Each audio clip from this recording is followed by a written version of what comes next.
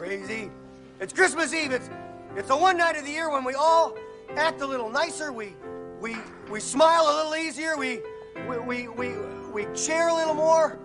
For a couple of hours out of the whole year, we are the people that we always hoped we would be. It's a miracle. It's really a sort of a miracle. You have to do something. You have to take a chance.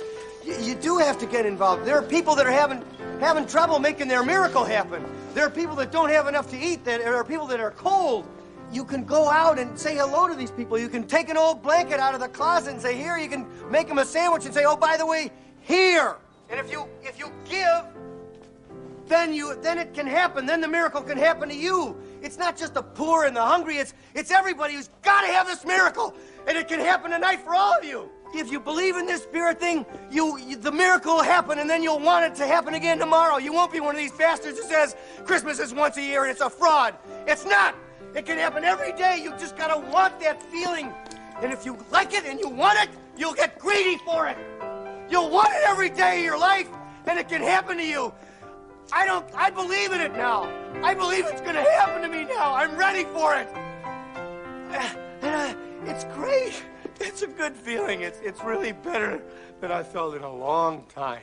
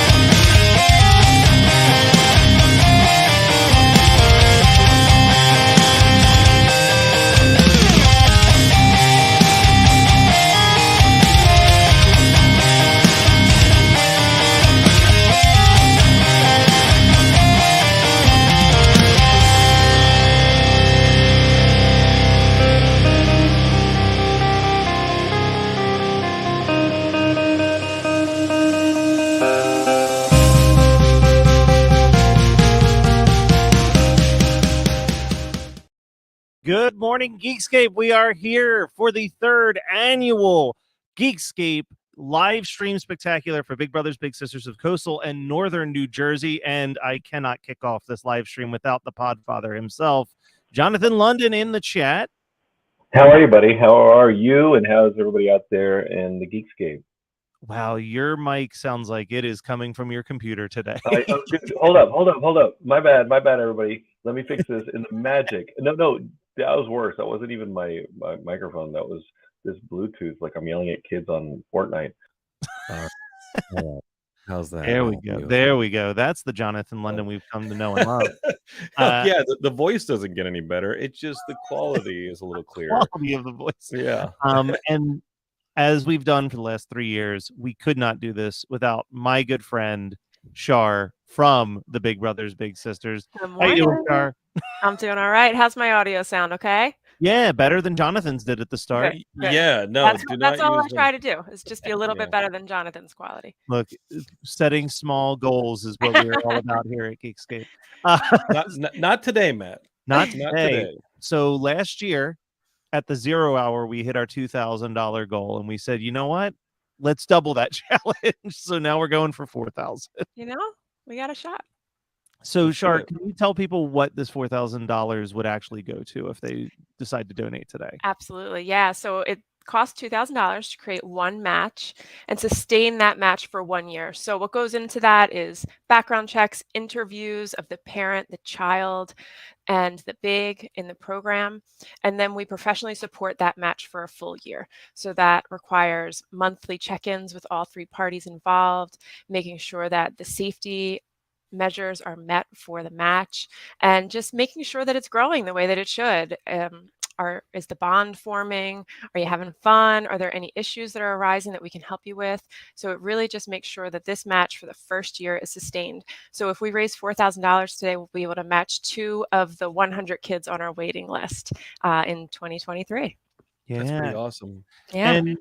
And Shar, if someone is sitting there and they're like, I really want to donate, I don't know if I can donate today, how long is our donation link active for?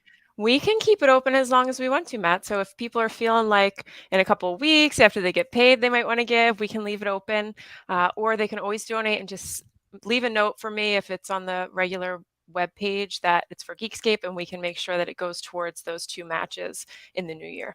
Awesome. All right. So everybody, you heard, we've got the link in all the descriptions. I'll be posting it regularly in the comment section of the Twitch channel. I also made a short URL link for us. So if you're looking at the bottom scroll, you'll see that pop up all day. I did go and check just a second ago, in the last that I saw, we were currently sitting at $280 of our $4,000 goal. It's a good start to kick off the day. Let's see if we can get all 4,000 today, though. That would be incredible. Sorry, do we have a update on our little from last year? Yes. So that was Liam, and he was matched with his big brother Elio in June. So they were matched in June, but they actually had their first outing in August for whatever reason, vacations or whatever was coming up. So they started hanging out in August.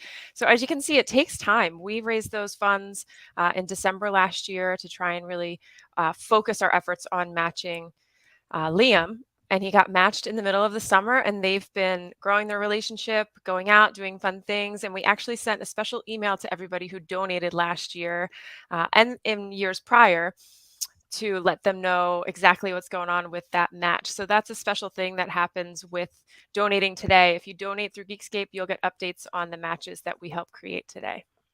I have an update on a little that I adopted back in, let's say, 2006. His name's Matthew Kelly. And his options were low. He did not have a direction. He did not really have any dreams. And look at him now, running our Geekscape holiday stream. Matt, where would you be right now without Geekscape? Can we, without putting in a different basement, probably. Okay. All right.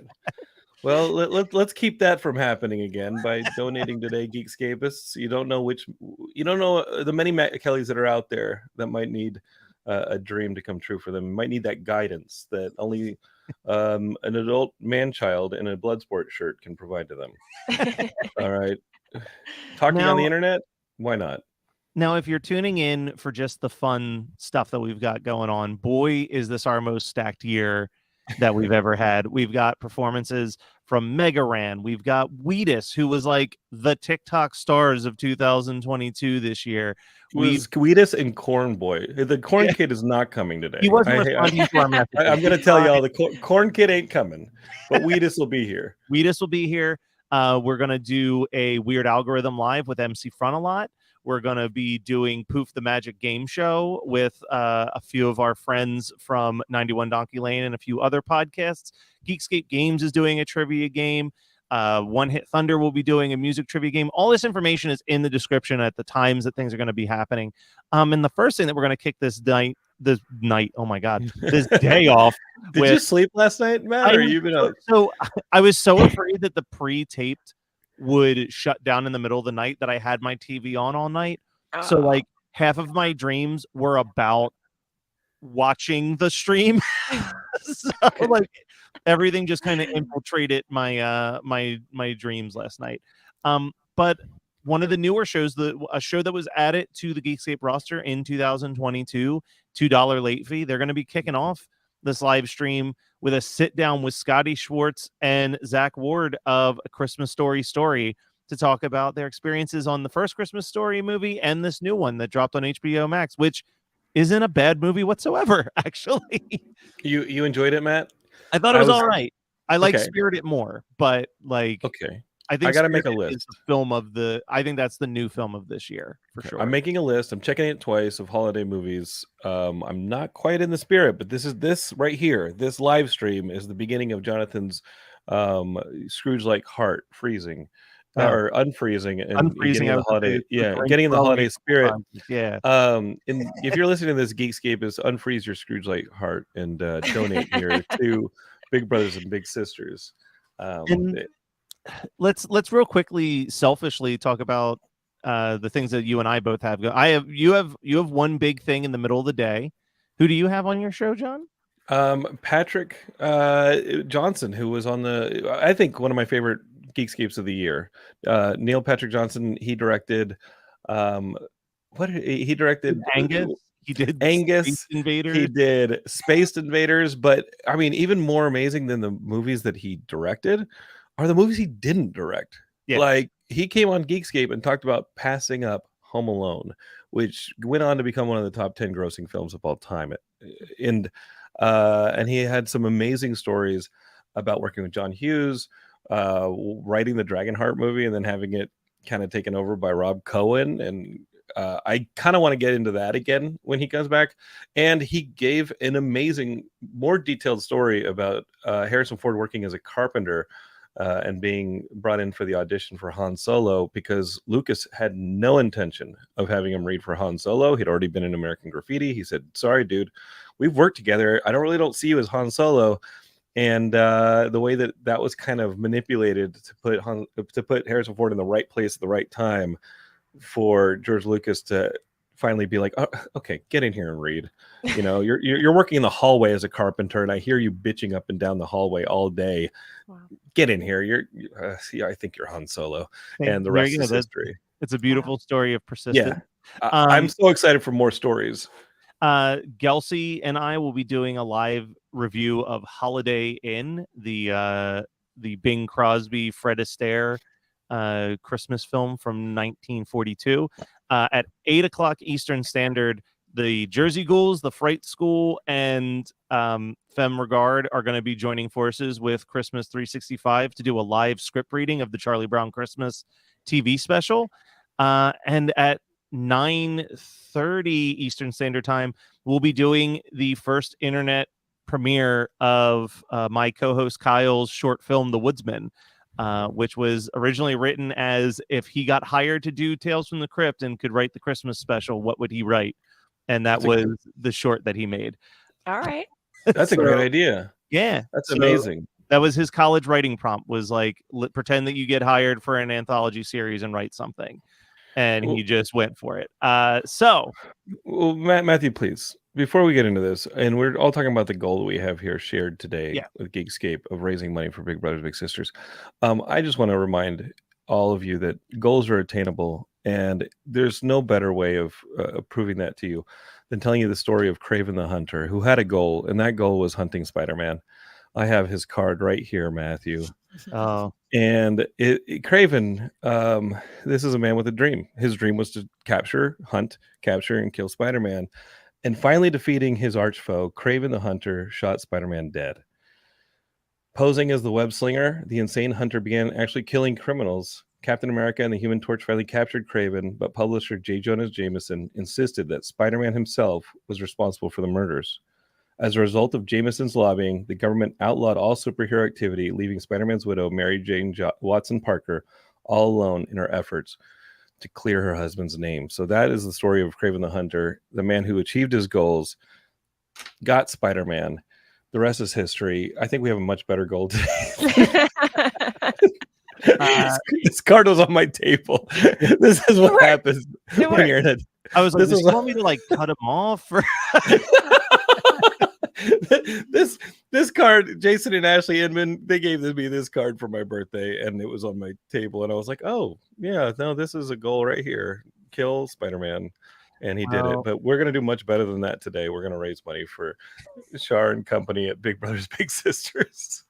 All right. Well, I do need to bring down the mood for just one quick second before we have a whole lot of fun. And I apologize for that. But we do have, in all sincerity, we have a lot of really cool musical performances. There's one person who unfortunately passed away this year that would have been at the top of my list to ask my best friend from high school, Meg. I got approval from her husband to play a performance of one of her songs that she had filmed shortly before her passing. And I'm going to play that before we kick off everything, because Meg, you should have been here. Shar, thank you so much for helping us kick this thing off. Yeah. And everybody, let's get ready to have a lot of fun tonight. All right. Have a great day, everybody. Thank you for your support.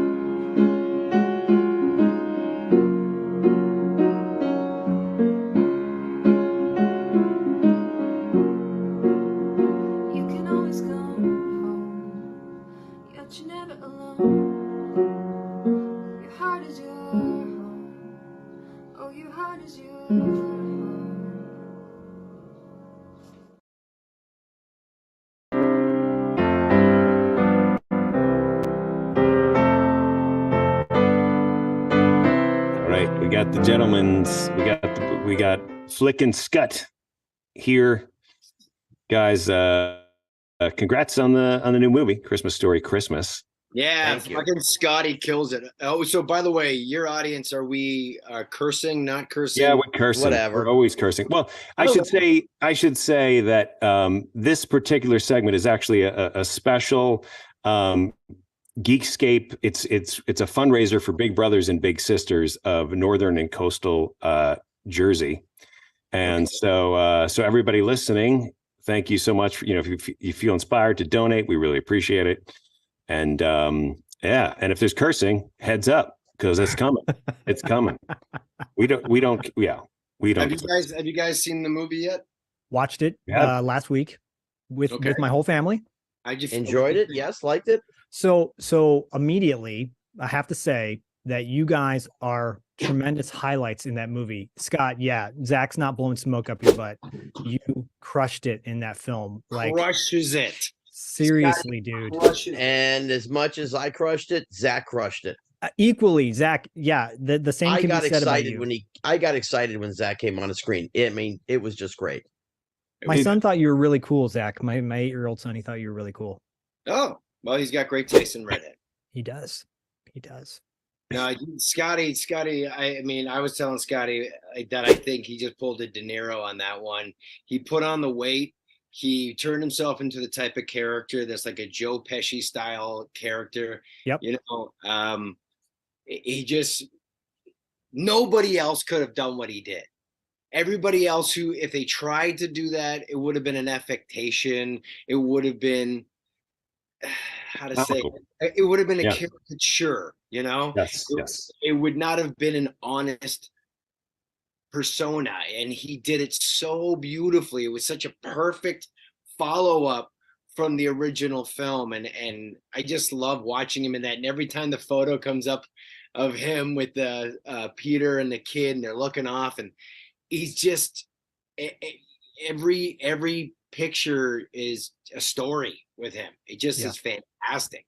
Yeah, I'm so proud of him, man. I'm so freaking proud. Cost me $500 a month for my PR guy, Zach Ward. It's okay. Can I just ask, was it a real mustache? Oh, that was all mine. Yeah. All right. You they had said it's going to take place in 1973, and I had 3 weeks to go, and I'm like, okay, fine. And Peter said, don't shave. But the minute he said it was 1973, I went right to Elvis Aloha in Hawaii. I got to do the chops. Yeah. And I got to do, the mustache. Yeah. And beautiful mustache. So that's 3 weeks. That's 3 weeks of growth for you. 3 weeks of growth. Yeah. I just let it grow in, didn't touch it. And, got to Bulgaria, and the makeup people wanted to touch this and touch that. I'm like, no, just give me a little color. So I get rid of the gray. Okay, fine. And Peter came in the trailer, and he goes, oh my God, they did a great job. I said, they did nothing. They did nothing. It's all mine. I'm like, it's mine, dude. Yeah. I don't want to spoil anything for anybody, so I won't obviously give any details about the movie because it just came out. But what I will say is what they do with Zach, your character Scut, it feels like a natural progression. It's not necessarily a surprise the direction his character goes in. However, you kind of see where it's going the whole time. You're like, oh, okay, I know where this is headed. But it's but it's so effective. And having you, we had you in the studio a couple years ago and got to know you then, and to see you on screen now, like, first of all, you haven't aged at all. You look the same, and you look great. Both of you guys fantastically. Like, I'm like, wow, these guys clean up really nice for the screen. You know, Age in reverse for some reason. but you did, Zach. You did a wonderful job, and just to keep blowing smoke, No, it's not blowing smoke. You know, it's true. It's a lot I of am not good. Yeah, a lot of work went into this. And everybody fought for every moment of it. Like, it wasn't just a walk in the park where you go, whatever, it doesn't matter. Like, it mattered to all of us. And you know, I know when it comes out, people just sort of digest it like a cookie and they go, okay, that's what it is. But for us, in the process of making this, it mattered so much, because we've been living with this film for 40 years, that you're not blowing smoke. I appreciate the compliments. I take it very seriously. I'm very grateful that people see the character that way. It was not done alone. It was the rest of the actors. It was Peter. It was the director. It was the writers. It was myself. It was a combination of everybody working together and really creatively making the micro decisions in their department. You know what I mean? So, so that the big machine would have strong cogs, and each one of those cogs would support each other, and then they would create more together. And I'm really proud of the film. And I say that, like, I don't have a huge role in the film. I think the role that I have is really good, and it's impactful, and I think it's great for the character of Scut and for me as an actor, sure. But ego aside, I think the film is a really good film. And I also think it's one of those movies, if you're an 8-year-old kid, you're going to laugh, you're going to enjoy the film. If you're a 20-year-old kid, you'll laugh, you like the film. If you're over 30, this is your life. Yeah. Because this has either happened in your life or is going to happen in your life. Yeah. And this film for audiences will build a legend of their life experience. And that's the thing that's so beautiful about the film, is that the characters have aged with the audience. The audience's lives have progressed, and they've gone through the different stages of their lives, and the film reflects that and makes it relevant. And I think it does it in such a beautiful way. And the fact that it all came together, I'm so grateful that it happened this way, and so happy to be part of it. It's awesome. Well, it's a really beautiful love letter to Darren McGavin, you know. And there were quite a few times when I got choked up, specifically at the end. And Darren McGavin plays Dad from the original, for anybody who's the old man. Yes, the old man. Yeah, and it's, you know, if anybody's ever lost a parent or someone close to them in that way, it's very relatable. The fact that it takes place in 73 and not now, it feels like a period piece on one hand, but like, you're right, Zach, it's relatable on the other, because there's so many things that are going on that we all can connect with, you know, getting older, being in our 40s, getting bullied as a kid, or continue to be bullied, and how you deal with that.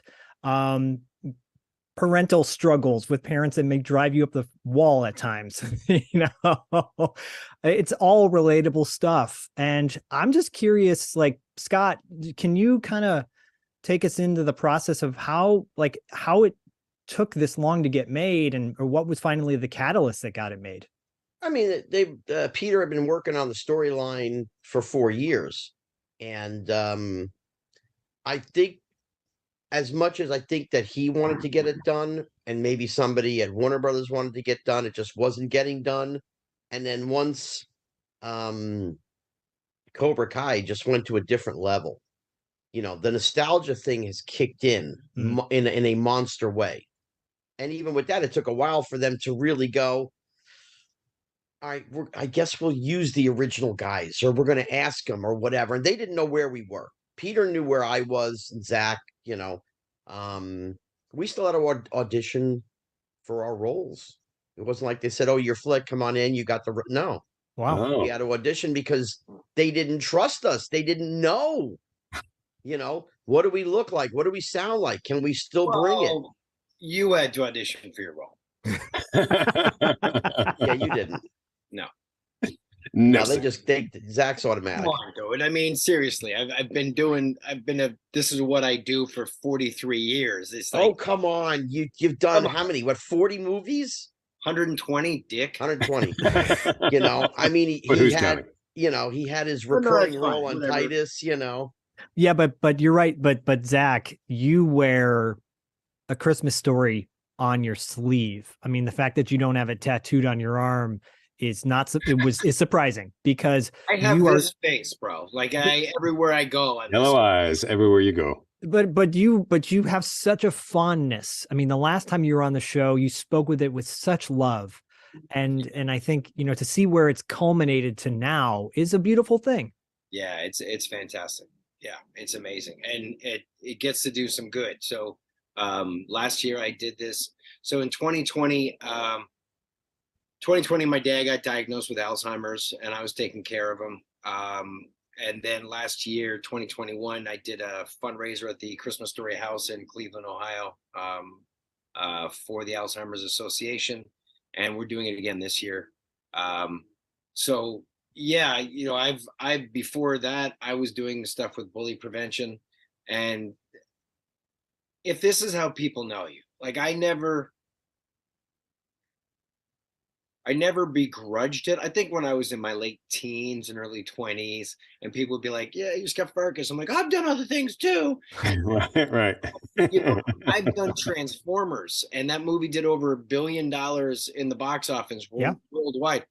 You know, they don't run a 24-hour marathon of Transformers and nobody walks up to me and goes, oh my God, I watch Transformers every year. It means so much to me. When Scorponok stabs you in the back and murders you in Qatar, like me and my family love it so much. Like, no, that's not what connects. So you do at a certain point realize that when you get to be part of something that's lightning in a bottle, be grateful, man, because it's not like I wrote, directed, produced, and acted in that film.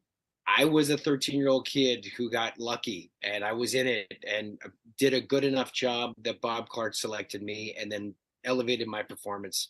And so, you know, be grateful for what you have and accept that. Does not mean that I sit on my laurels. Does not mean that I walk up to people and go, hi, I'm Scott Farkas. I mean, Zach Ward. Oh, you may know.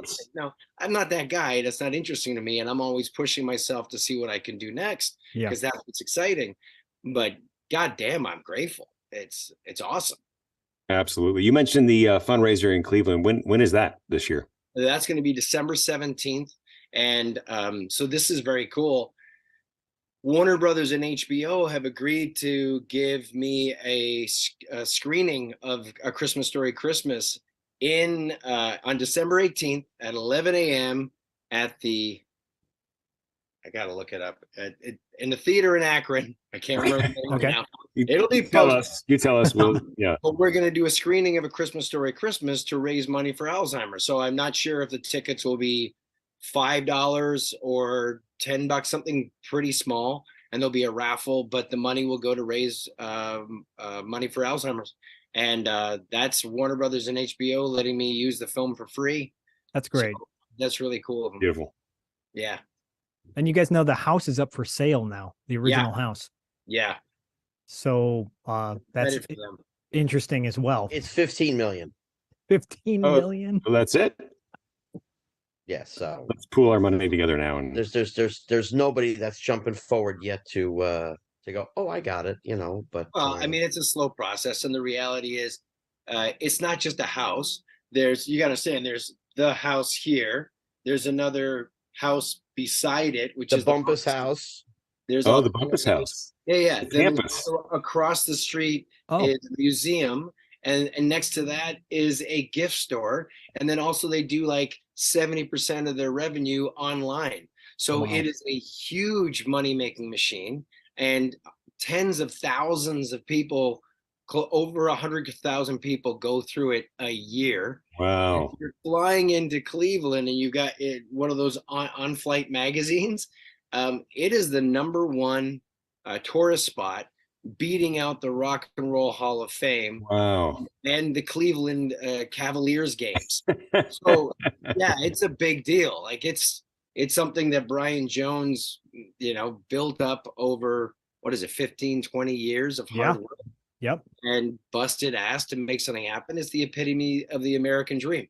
So whoever's going to buy that house is going to be buying into a very successful, beloved business that is going to continue having an audience for at least the next 20 years, with a fantastic infrastructure and incredible fan base. So whatever price it goes for, it'll be worth more than that. And whoever buys it, I'm happy to help them out, as I'm sure the rest of the cast. So yeah, that's happening, but it makes, I understand, Brian, when you work on something for that long and you want to have an exit strategy, good. That's what you're supposed to do. Totally. Yeah. When you guys sell your podcast to Spotify for $2 billion, I won't be making fun of you. I'll be happy for you. No, you Appreciate guys that. will both be on. Scott will be joining us. We'll be doing a wrestling podcast with Scott. Yeah. Primarily wrestling and a little bit of pop culture sprinkled in there. But and Zach will just talk about Transformers all the time. Oh yeah. Postal. Great. I want to know, Scott. So in the trailer, Flick is a bartender, and by the way, the storefront of the it looks fantastic. This was all shot in Bulgaria. Yeah. Is what you said. So Scott, did you have any input into, like, once you got the role, where your character was going to go, or was it pretty much it was on paper? No, I mean, pretty much written. I mean, there was a few things that had to be discussed and worked on and fought for and all those things, but for the most part, what they did originally is there. A few things I had to add, but that was fine. What's it like shooting in Bulgaria, of all places? Boring. Not much different than any place else. Yeah, kind of boring where we were. We were basically quarantined for 2 months. Oh, of course. I think you guys have seen the film. That Scotty and Artie have a lot of scenes that they do a bunch of stuff. It's so good. Yeah, it really is. They're so good. I love watching Scotty in the movie. He kills me. Triple dog dare ya. So good. And but like there was nothing to do. And ironically, he may have been the bartender, but Scotty's not a big drinker. I don't drink at all. I'm happily married. There were COVID restrictions. So what are you gonna go do? right? We had breakfast together, lunch together, then we go to a mall, the movies here and there, saw a couple of absolutely horrific films, whatever. Listen, you guys have to understand something, okay? We don't have it because they wouldn't let me do it. Zack and RD sitting at dinner, sitting in the cars, they had me rolling. Because they were coming up with some of the most hilarious shit you've ever heard, the two of them. And I'm like, somebody give me your phone camera. I have to shoot this. Look at 50 hours of footage. And I was just going to call it buddies. And it's basically just two guys either in the car or at a dinner. And it's just them bantering back and forth. And I almost peed myself several times with them because they were so funny. Wouldn't let me do it. It was like I've known Scotty better, and over this process, RD and I got to be very good friends. But in the beginning, I just wanted to murder him.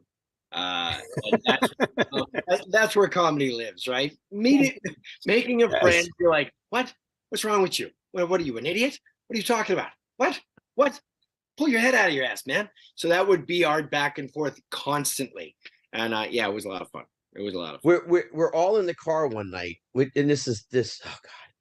And it's dark, and all of a sudden Zack sees what looks like ski slopes in the mountains, and it's all lit up. And Zack goes, "Oh, that's pretty cool. The lights, up there, the night skiers." And RD goes, "Who's skiing?" Zack's like, I don't know skiing, but they got lights up. Well, why are they skiing? Zack's like, I don't know. What the hell are you asking me these questions for? Oh no. Give it. But now they're skiing at night. What people? This went back and forth. Oh my God. It was like who's on first, Yep. third base. It was ridiculous. Yeah. But why? Why are they skiing? Why are they skiing? Nighttime. Who's skiing? How many people are skiing? And Zack is going bananas. Yeah. Zack is Oh, dude. the Costello to RD's Abbott. Yeah. It was just great stuff. Actually, Zach, if you grew a pencil mustache and you slicked your hair back and darkened it, you could totally pull off a Costello. Oh, I could, man. Yeah, that's a good call. You should do that. I will do that. Get RD Rob, in there, and RD Rob, by the way, for everyone wondering, he plays Schwartz, and he and Scotty are gold. It's Flick and Schwartz feels so authentic, that the performances you guys give in that movie. It doesn't feel like all this time has passed and we're having to get to know these characters. Yeah. You already know them and you know their banter. I'm so glad they didn't cast somebody else in your role, Scott. It would have been. They tried, eh? They tried. They tried. Yeah, they tried to. They tried to cast names in the roles, and it didn't work. And I mean, to think about it, dude. Like, somebody watches the Ryan Reynolds as Flick. You know, Right. Yeah, right. Yeah, that would be hilarious. But it's more like, imagine getting that audition as Flick or Schwartz, and then you watch the first one and they're children, and you now have to extrapolate that to modern times. That had to suck for those actors. And then they realized it just came off as really, It's a gimmick at that point. I mean, it came off as gaggy and heartless. And that's when they Schwartz, VRD Rob, yeah. He's here. Hashtag VRD Rob. Yeah. That's leave it alone, Scotty. That's an inside between me and Zach. Oh yeah. Okay. But yeah, they tried and it failed. And it works because all the original guys are there, and we all knew that because we deal with the fans all the time, and we love them, and we know that that's the interaction that they adore.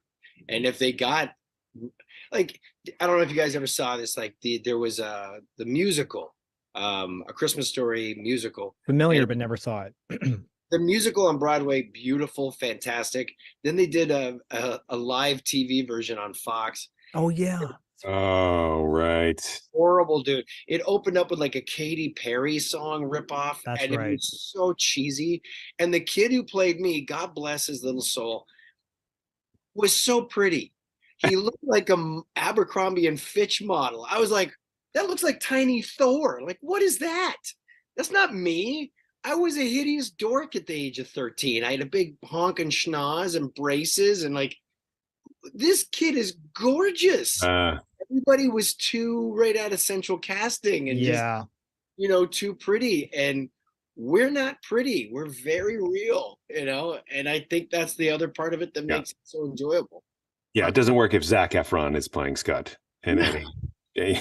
By the way, Jane Krakowski playing Miss Shields. No. Now, no offense. Listen, I've known Jane since she's a teenager, okay? And of course, seeing the character of Miss Shields in such a hot, sexy way, okay, which was certainly not Miss Shields. No. So the scene is on, and I had to call Teddy. So I called up to Toronto to Teddy Moore, who played Miss Shields in the movie. And I'm like, are you enjoying this? And she's like, well, yeah, but, I didn't really look like that. I said, Teddy, honey, I said, you never looked that hot your whole life, baby. This is great stuff, And I had her laughing on the phone because, have Jane Krakowski playing Miss Shields. Yeah. It was just horrible. It's when they try to polish it up and make it commercialized for everybody. And that's the other thing I love about the Christmas Story Christmas is it's not woke and it's not right-wing Republican. Yeah. It's not either extreme.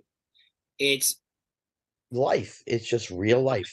And it's like, nowadays in movies, men are either jacked, muscly superheroes, fast-talking pretty boys, or buffoons. Well, none of those. Like, he has a great relationship with his wife and his kids. They all talk to each other with respect and love. He's a man who's making his shoulders wider to carry the burden of the pain that he's going through for his family. That's what a man does. That's what a woman does who loves her family. That's what a man does who loves their family. That's this heroic journey that we go on that never gets applause, that never gets a parade. No one gives a crap. And that's the reality of life. Yeah. And they capture that part of it.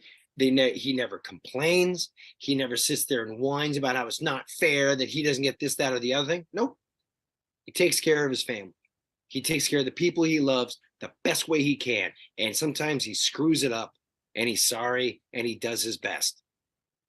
Beautiful, beautiful stuff. Real. Yeah.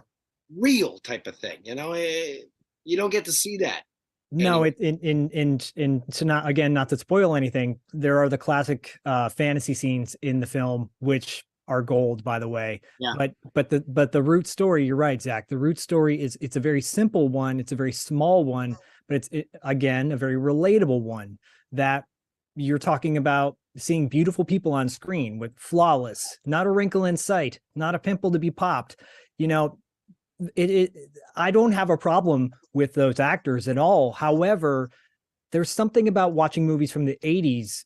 One of the many reasons we love it is because everybody looks normal, quote unquote, you know, and that's the beautiful thing. Like you guys, you aged, I told you, you look good. You look great for your age, quote unquote, whatever that means, whatever that expression is. It's my fancy way of saying you look good.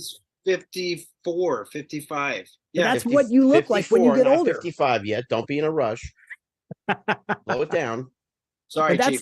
That's real though, you know, yeah. and that's important too. When you see a movie and go, hey, that guy looks like me. He's got wrinkles. You know, Peter Billingsley looks like Peter Billingsley now. You know, his face isn't stretched back. He's not like trying too hard or whatever. Yeah. But there's that little Ralphie. You see the little Ralphie still in there. You see the little Flick still in there. The eyes. The Ralphie eyes. The eyes of Ralphie. Yes. And that's a beautiful thing. Yes, I totally agree. It is. Can you guys comment? Were those Peter Billingsley? Were those his real sideburns? Yeah. No. Yes. Oh, we have two different conflicting. I thought they were. I thought they were. I think so. Oh, then they were makeup. Mine were fake too. I don't grow very good facial hair at all. I don't know. Scotty killed. But that was RD's real pompadour. His hair was killing me. It was so that good. hair was phenomenal. I was like, wow, what does it look like when there's no shoe polishing or like shellac or whatever the hell we put in that thing? It was awesome. So really quick, Julie Haggerty plays the mom in this, and who, by the way, if you guys haven't seen Julie Haggerty in years, like I hadn't seen her in a while, like she hasn't missed a beat from her comedic timing from like Airplane days. Airplane, what a pop-up. She's wonderful. She's so and naturally funny. Like you meet her in person and you're cracking up. Yeah. She was the mom in Just Friends, Zach, if you had been catching up. If you haven't seen In Just Friends with Ryan Reynolds? Yeah. No, I don't watch Ryan Reynolds movies. I don't watch his movies. Just Friends. Okay, so who's the guy who plays his younger brother in Just Friends? Because I was at an autograph convention recently and he was there, and that guy is freaking hilarious. That's one of my favorite parts in that movie. You got to see it, dude, is the relationship between Ryan Reynolds and his younger brother. Yes. Okay, I got to watch it. Oh, you do. I laugh just thinking about it. It's so funny. Very underrated comedy. Yeah. But I can't remember who the younger brother is. Yes. Marquette. That's Chris Marquette. Yeah, I gotta give him props. The guy is hilarious in that film, bro. I cry. He makes me laugh so hard. He's a talented, wonderful, very sweet guy. So if you ever have him on, please let him know I love him much. Yeah. Oh, okay. Sounds good. Deal. So Scott, you said it took you 3 weeks to grow that mustache out, right? Mm-hmm. Yeah. So any pointers? Because Dustin's been wanting me to grow a mustache out for the 3 years we've been doing this podcast. Yeah, become a little short, fat Jew, and you can grow it super fast. No, Zach, you don't need pointers. You just give up on it. Yeah. You just pull the ripcord. I do. It's hard. If you can't, you won't. If you can't, you won't. Okay, fair. That's fair. the slogan for everything. Fair. So Scott, Zach just threw you under the bus. So Oh, now it's your totally. chance. Now it's your chance to throw him under. No, I never throw him under the I'm kidding. bus. You guys, Over you the guys bus. have known each other since the movie A Christmas Story, but and Zach, you were saying that you and Scott have a tight relationship. Have you guys? Do you continue to hang out through the 80s and the 90s and the 2000s? The 80s, I think late 80s. Late 80s. We met up again. Yeah, we met up again. I think you had Kidco coming out. Kidco, Dickie. Wow. You and I and my Dickie. mom and your uncle went to a movie theater in Toronto, Scotty. Yeah. And there was, and then in 94, something like that, Scotty called me. I was doing a TV show called Boogie's Diner. I get called by production to come to the production office, and there's a phone call for me. I'm like, hello. He's like, hey, buddy, it's Zack. It's Scotty. How are you? What's going on? And he had seen a picture of, you see my picture in a newspaper or something about the TV series, and he just got it because Scotty will do this. Just reach out, get the information, called me, and then I moved to LA in '95, and then shortly, not too long after that, I got in touch with him, and then we would start to hang out every once in a while, and our lives would go, back and forth as we had different experiences, and this, that, and the other thing happened. But we've known each other now for 40 years. Almost 40 years. Yeah. This is my photo on Zach's phone. Wow. I don't know why you tell people this. You're just making it hard. Because you said the short, fat, whatever, and you love to do That was that. funny. So You couldn't let it go. It was about the mustache. Come on. So I think that's hysterical. And That but was a- people should also know this. If you look at the movie, Scotty put on about 20 pounds for the role, and now has taken off about 20 pounds. Like, nobody asked him to do Over that. 20. We had Right. talked about it in the Awesome. Over beginning. 20. Amazing. When he got the role, and we were discussing going out for it and all, going out to shoot it, and we were talking about the type of characters and how to look for it and back and forth. And he wanted to put on the size, and I wanted to put on size as well, but not chub, because as the character I'm playing, not to give any spoilers away, the musculature would come across in the face and the neck and so forth. Yeah. So I was lifting every day while I was out in Bulgaria, and he was eating. So they were both Got the better deal. They were both commitment. And he has taken the 20 pounds off. And within the year, within like 5 months after he got back, it's pretty legendary. So That's Yeah, fantastic. I stopped eating the pasta every day, having the pasta and the sugars and the candies and the cakes and the sodas. And I've dropped 25 and, still going and feel good. And, but listen, as much as Zack compliments me, I compliment him. We are, a band of brothers, and we support each other. We love each other. We care about each other. We give a shit, as they say, and I always appreciate when he gives me the compliments, and, he knows that. And I think he's wonderful in this as well. There's nobody that could do it like him. And for those that couldn't see the photo, that looked like a well-endowed mini horse. Yes. Okay. Yes, that is Zach's favorite photo of me. Absolutely. that's his avatar on my phone. Well, because the doctor told me he was as healthy as a horse. No, I said that. No, you told me that the doctor, because I was making fun of you for putting on the fat, because we're boys. Look, this is what boys do with each other privately. Scotty's the one who then airs this publicly, and now I have to explain this. Wow. He's throwing me Wow. under a bus. He's Listen, throwing me under the bus. I gave him the opportunity. Guy shit, okay? So then he tells me, I'm like, you put on the weight. I don't want you to be unhealthy. He's like, oh, no. Doctor said I was as healthy as a horse. I'm like, well, there are a lot of horses. Let me see. I think you're as healthy as this horse. Yep. Look, Scott, I And gave I you the take pride in opportunity. I that. wanted you to. Yeah. I listen, I take pride in the fact that he found such a wonderful photo of, of my, you know, my stunt double. It's great, you know. Well, what you just said, what both of you just said resonates though, because when you guys have known each other as bros for so long and that love is so genuine, it is all about that. It's all about the goofing on each other. It's all about the ribbing on each other. Throw out the political whatever, who cares? It's all about that love. It feels so palpable. I mean, the energy, I know we're Zoom screens away, but you can feel the energy with you guys. It's on fire. Listen, we go back and forth, not in any negative manner whatsoever, but we banter.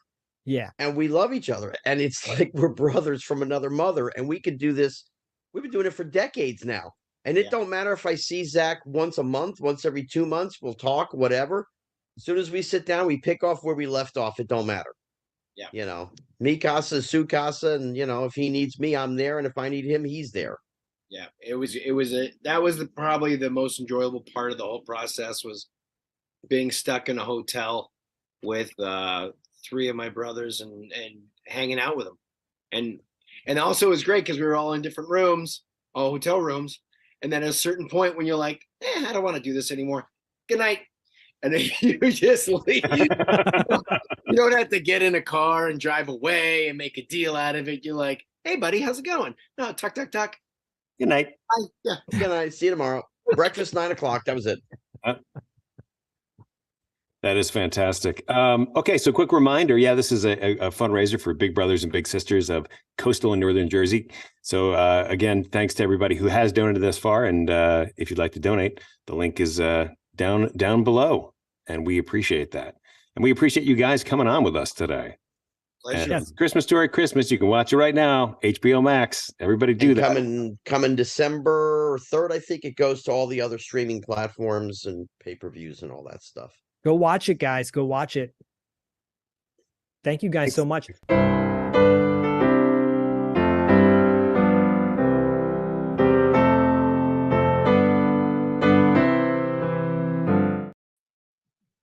All right, everybody. That was the good friends at $2 Late Fee who threw together that awesome interview.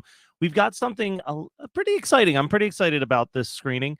When I went to LA for the very first time, I met a dude named Sam Weller, and he was one of my favorite people. He was just a very funny, goofy, strange guy, and I frankly adore him with all of my heart. And he has been working on a animation pilot. This is a 5-minute approximately rough, like done in Flash animation version of the pilot that he sent us to screen. I'm so thrilled that he sent this along. And then immediately following this, we will have a live performance from Only on Weekends. And then I'll pop back on here to tell you what more you can look forward to.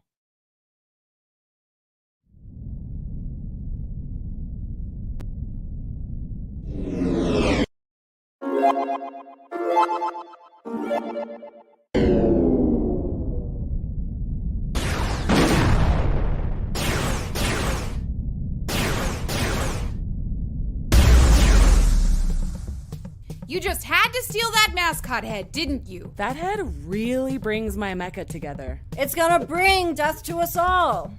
Hi, I'm Palm, Science Kitty. The captain found me eating crusts out of a trash can on College Planet. Kinda had no choice but to go with her and make some cash. Because of all the money I owe, my would-be alma mater is holding my diploma hostage, and the stable molecules of my left paw.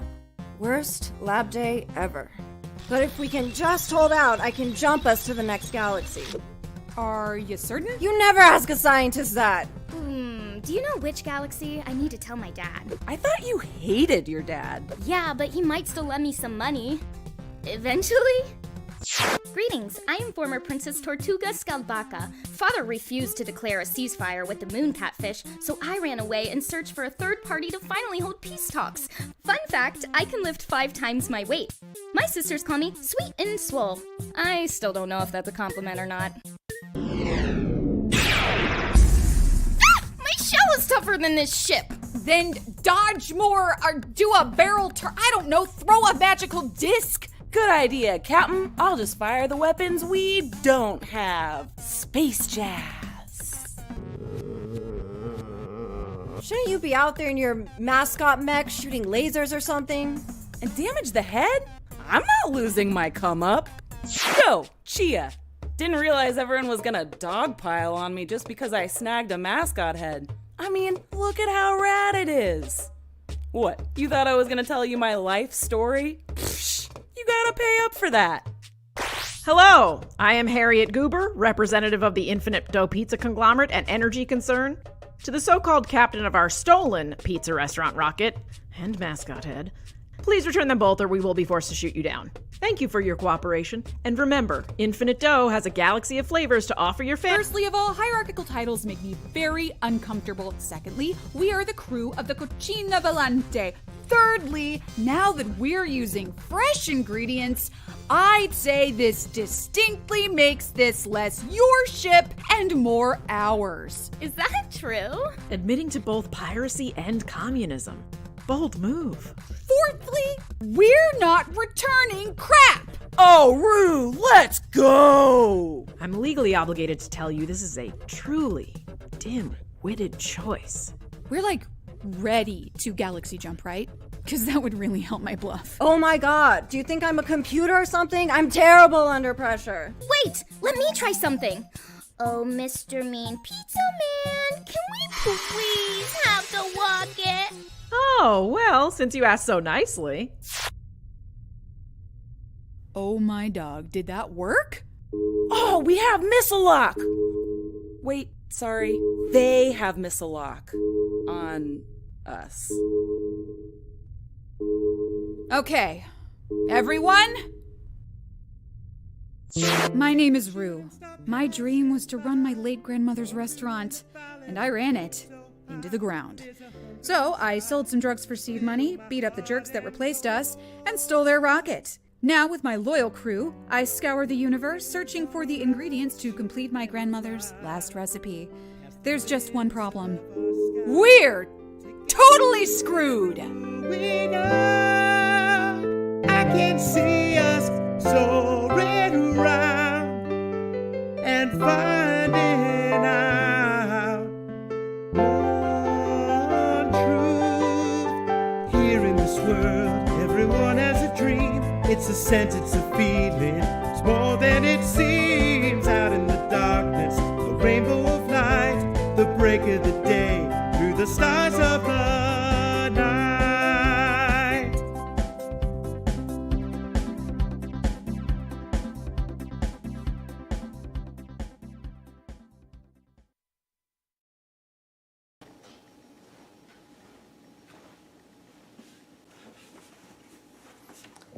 Hey guys, my name's Harry. I'm from the band Only on Weekends, and I want to play some songs for you.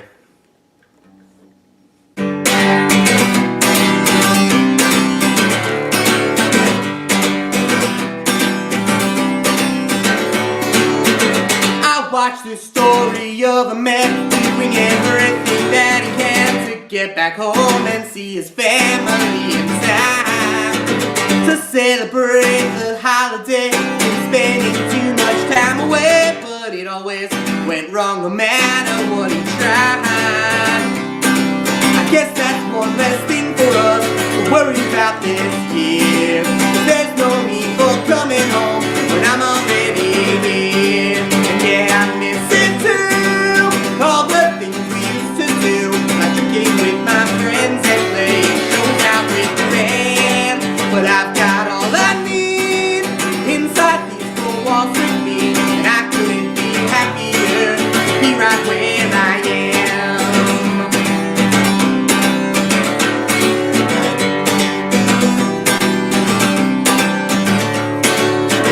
He met this guy along the way, had a big mouth and much to say, a lonely salesman, hawking shower, couldn't breathe.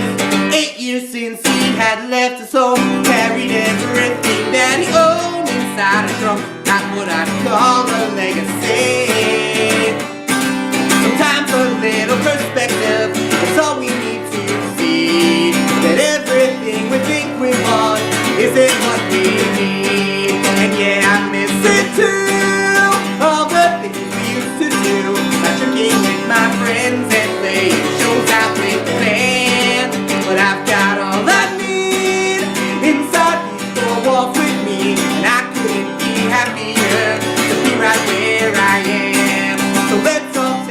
break from always worrying about all the unimportant stuff that we can do without. And be a bit more thankful in the last 2 months this year. One day we'll do this all again. For now I'm happy being here. And yeah, I miss it too. All the things we used to do, like drinking with my friends and playing shows out with the band. But I've got all I need inside these four walls with me, and I couldn't be happier to be right where I am. To be right where I am. To be right where I am. To be right where I am.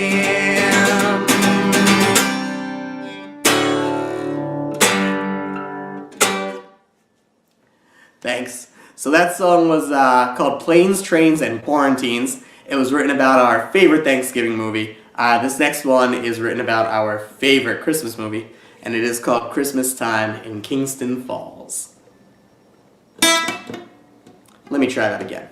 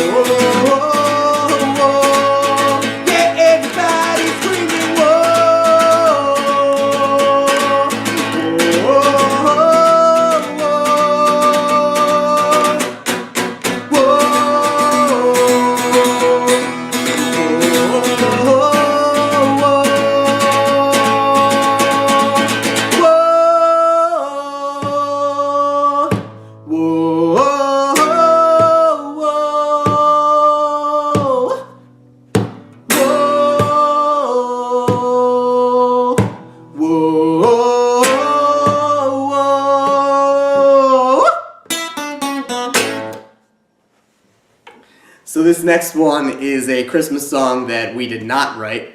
It's by a band called Fountains of Wayne. My kids recently discovered it and they love this song a lot. So do I. So I learned this one for them. This year for Christmas there is something I'd really like. So if you're out there somewhere, Santa, please don't bring me another bag. I don't want any of these sweaters, and I don't play much basketball. But there's one thing kinda special, yeah, that I'd like most of all. I want an alien for Christmas, bring me an alien this year. I want a little green guy about 3 feet high with 17 eyes who knows how to fly. I want an alien for Christmas this year.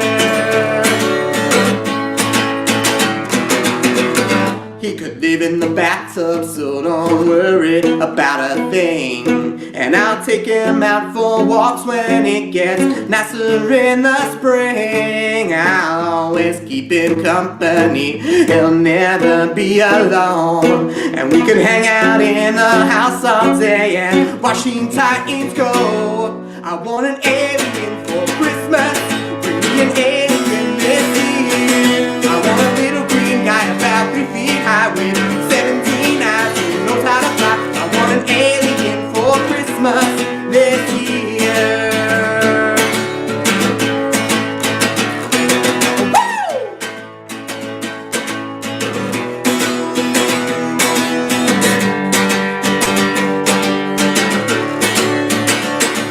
I want an alien for Christmas, be an alien this year. I want a little green guy about 3 feet high with 17 eyes who knows how to fly. I want an alien for Christmas this year. Bring me an alien for Christmas this year. Alright, I've got one more for you guys. This next one is called Always Greener. It's off of our full length Another Wasted Night, which I got right here. So if you like it, check it out. We're streaming everywhere, and come see us at a show sometime. We've got some stuff that we're planning for 2023, so we hope to see you soon. Whoa, whoa, whoa, whoa, whoa, whoa, whoa, whoa,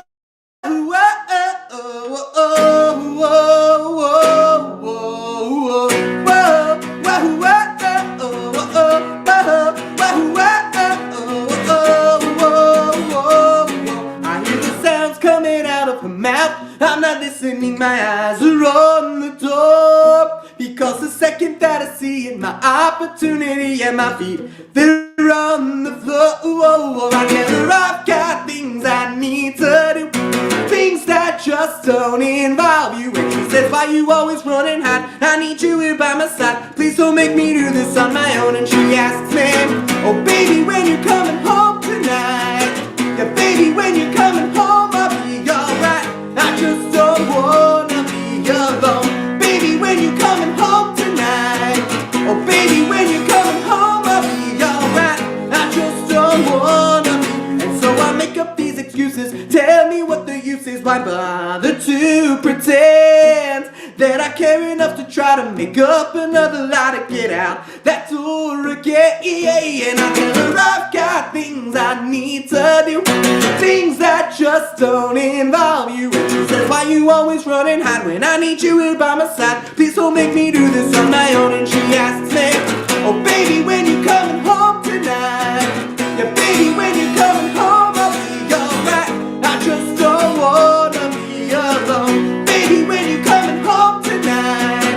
Oh baby, when you coming home, I'll be alright. I just don't wanna be alone.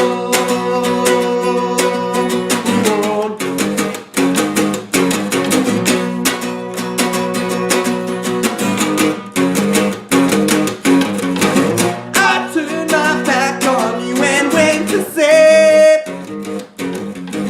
if there was something better meant for me. But when things don't pan out like I'd like them to, I'll be asking you, baby, when you coming home tonight? Baby, when you're coming home, I'll be alright. I just don't wanna be alone. Baby, when you're coming home tonight? Oh baby, when you're coming home, I'll be alright. I just don't wanna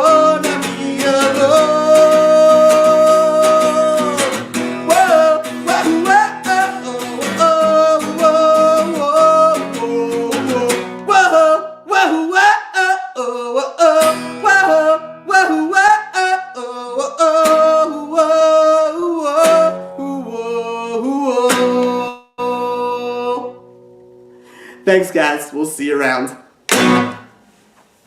All right, and that was Harry Rose from the band Only on Weekends, a band that I have booked many a times. Great dudes, great songs. I mean, come on, making Gizmo's little song, the whoa chorus in a song, absolutely genius. Great work, as always.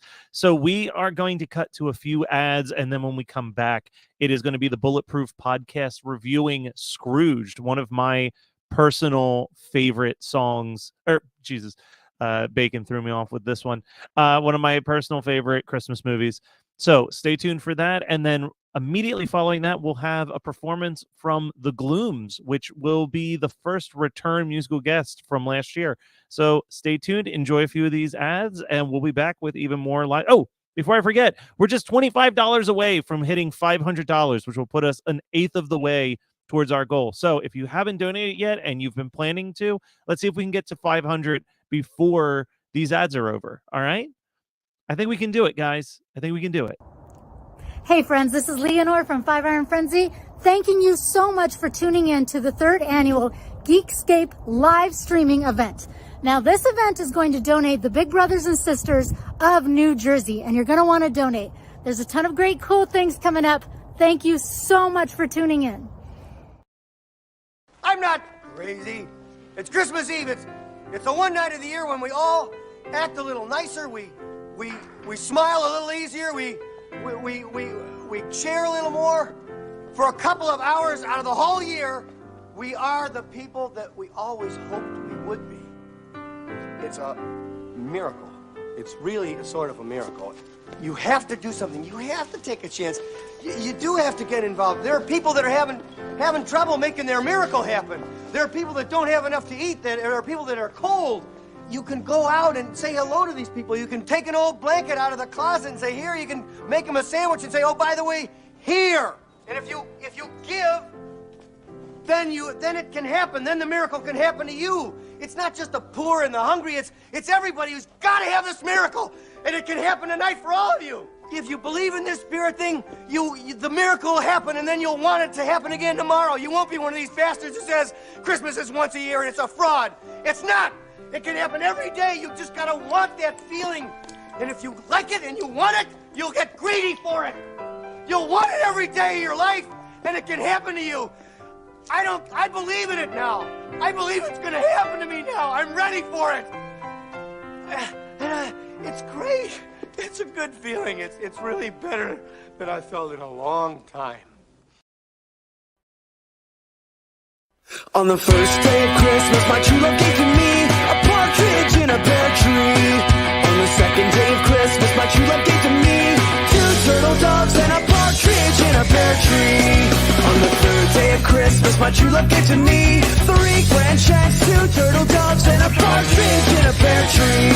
On the fourth day of Christmas, my true love gave to me 4 calling birds, 3 French hens, 2 turtle doves and a partridge in a pear tree. On the 5th day of Christmas, my true love gave to me 5. Christmas fanatics, welcome to a very special edition of the Bulletproof podcast, because it is that time of year once again. It is the 3rd annual Geekscape Holiday LiveStreamSpectacular, and I am your host, Chris the Brain, and joining me, my colleague, as always, Chad Cruz. Chad, good to see you here on this very special edition of the Bulletproof podcast. It's good to actually see me, right? And not just hear my voice, right? So that's absolutely correct. And another man you see on your screen right now, it is Ryan Campbell. Ryan, happy holidays to you. We're on the countdown to Christmas, as they say on one of those channels. Yes, exciting. 3rd straight year doing this, which is fun. We're always happy to be a part of it, especially with what we're talking about today, which we're all fans of. But yes, I've just about got all my shopping done. The anxiety hit me pretty heavily. I actually started shopping on Halloween night while watching the movie we're about to talk about. So it was all all kind of worked out right. And I want to remind everybody, of course, this live streamtacular, it's all about raising money for big brothers and big sisters, and we are happy to do our part. And of course, as always, I encourage you, if you're watching us right now, I want the numbers to go up when our pod is on. So check the link on the screen and give, even if it's a couple bucks, it all adds up, Chad Cruz. Yeah, if the numbers don't go up, I'll take it personally.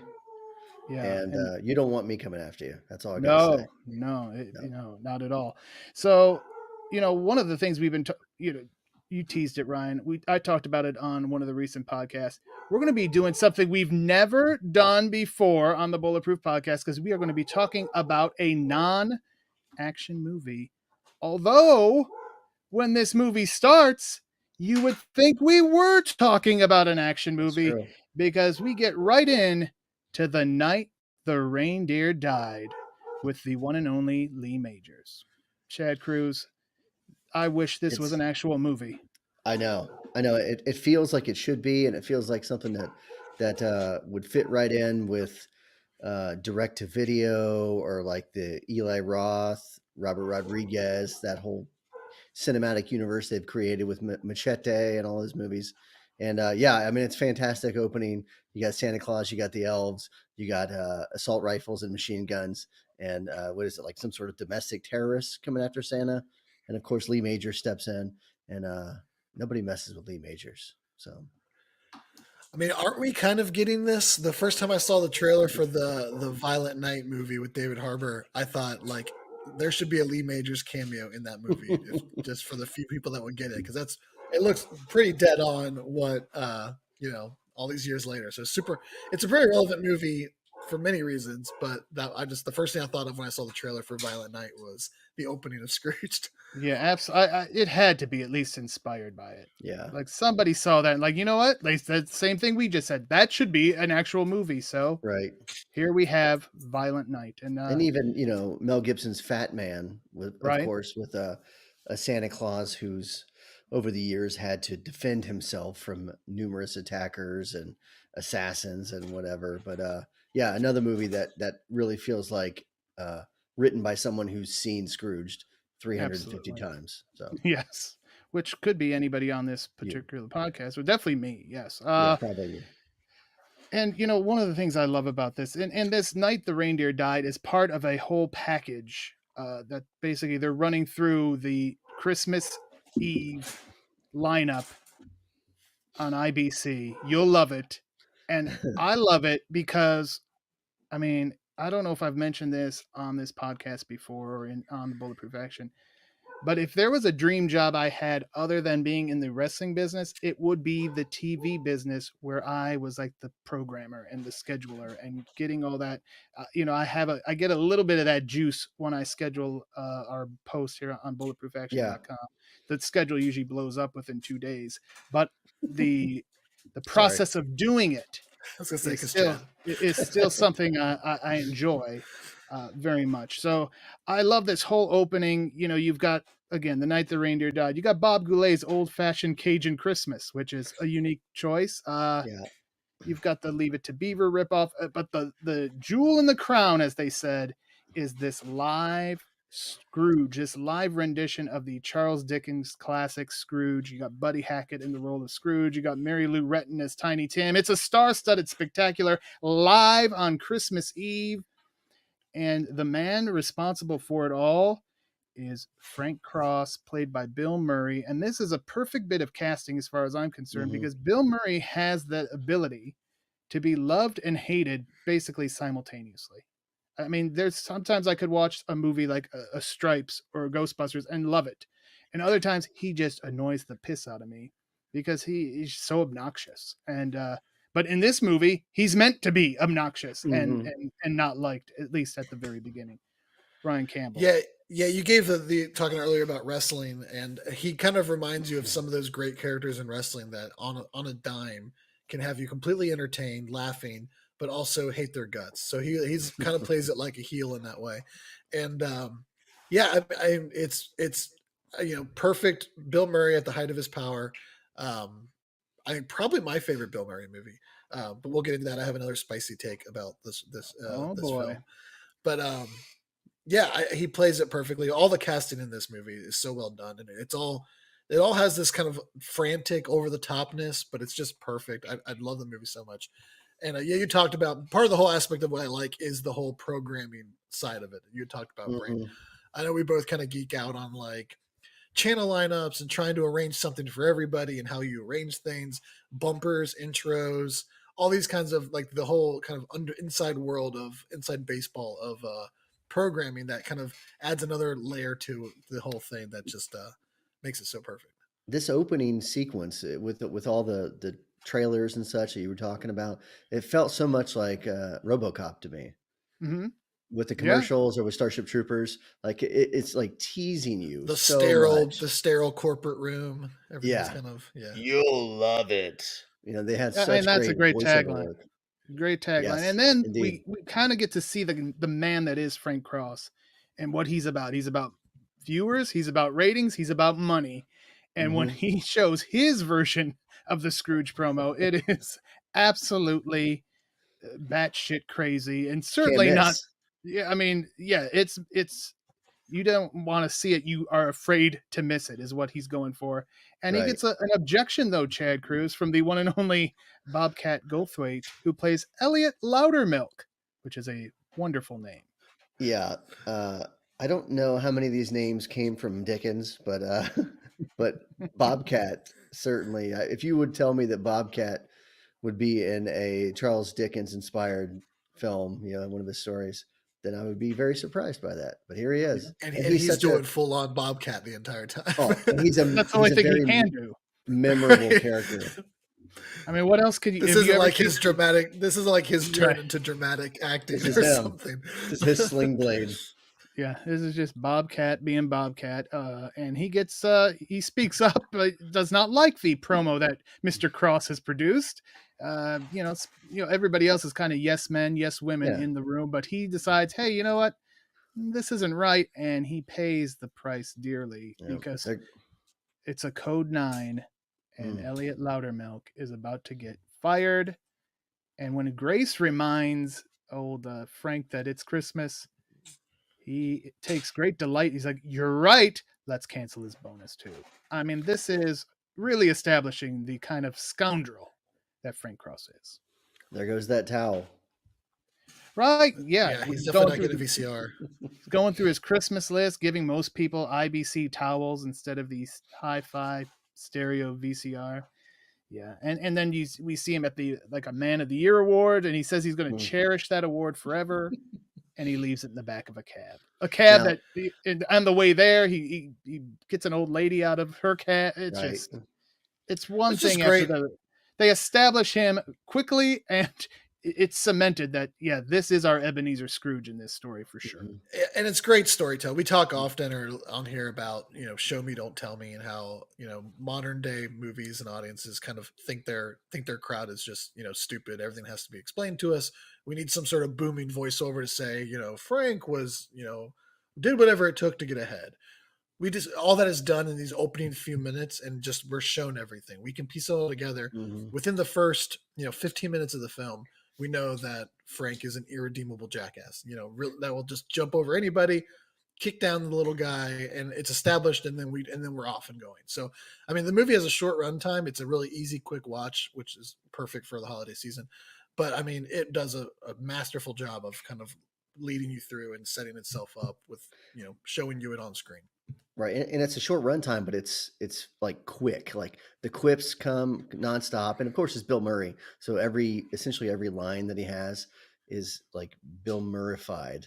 So whether it was written that way or not, I don't know, but his delivery is pure Bill Murray. And when you think of, Bill Murray, like popular Bill Murray movies, Caddyshack or Groundhog Day or stuff like that, like this is him at his most Murray, I think, because he is just like an abysmal person. But at the same time, like you said, he's like charismatic, and there's like a likable quality in the fact that he is who he is, and he's just a terrible person. And I do want one of those towels. And I think if I find one of those towels, I'm going to gift it to you, Brain. Oh, they probably have them on Etsy. I bet you can get them on Etsy.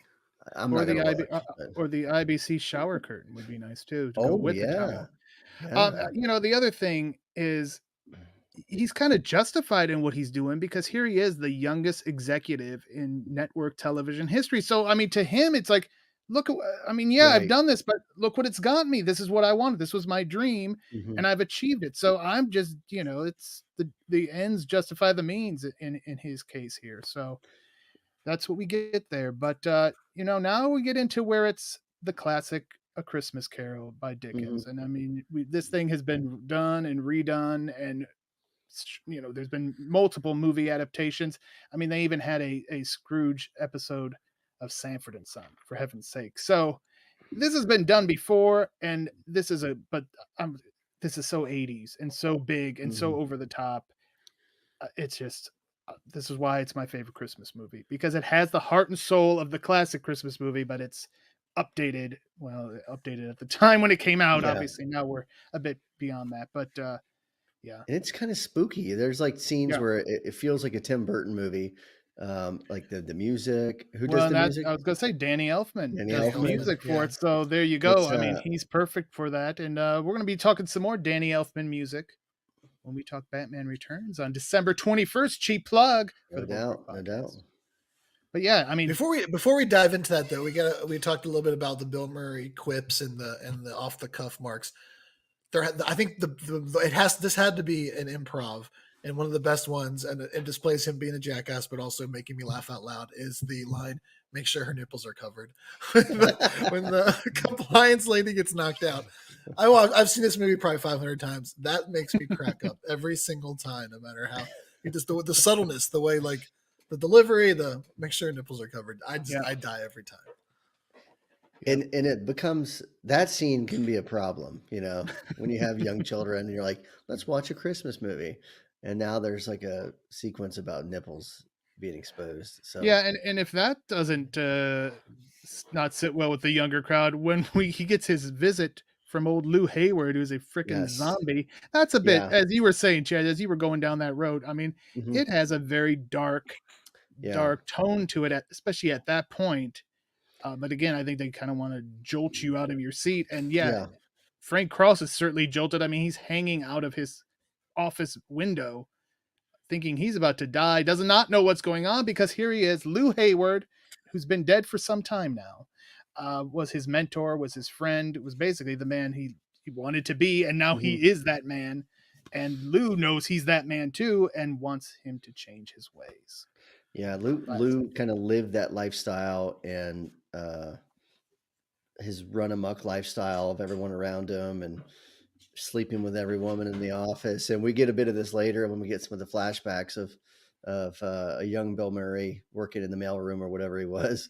And it's kind of debauchery and it's wild Christmas parties, and Lou is kind of at the center of all of them. But now, it's definitely got like that Mad Men type vibe before there was a Mad Man type vibe because it wasn't out there. Men were men. John Forsythe, of course, was Lou, who famously was in Dynasty and was the voice of Charlie on Charlie's Angels as well.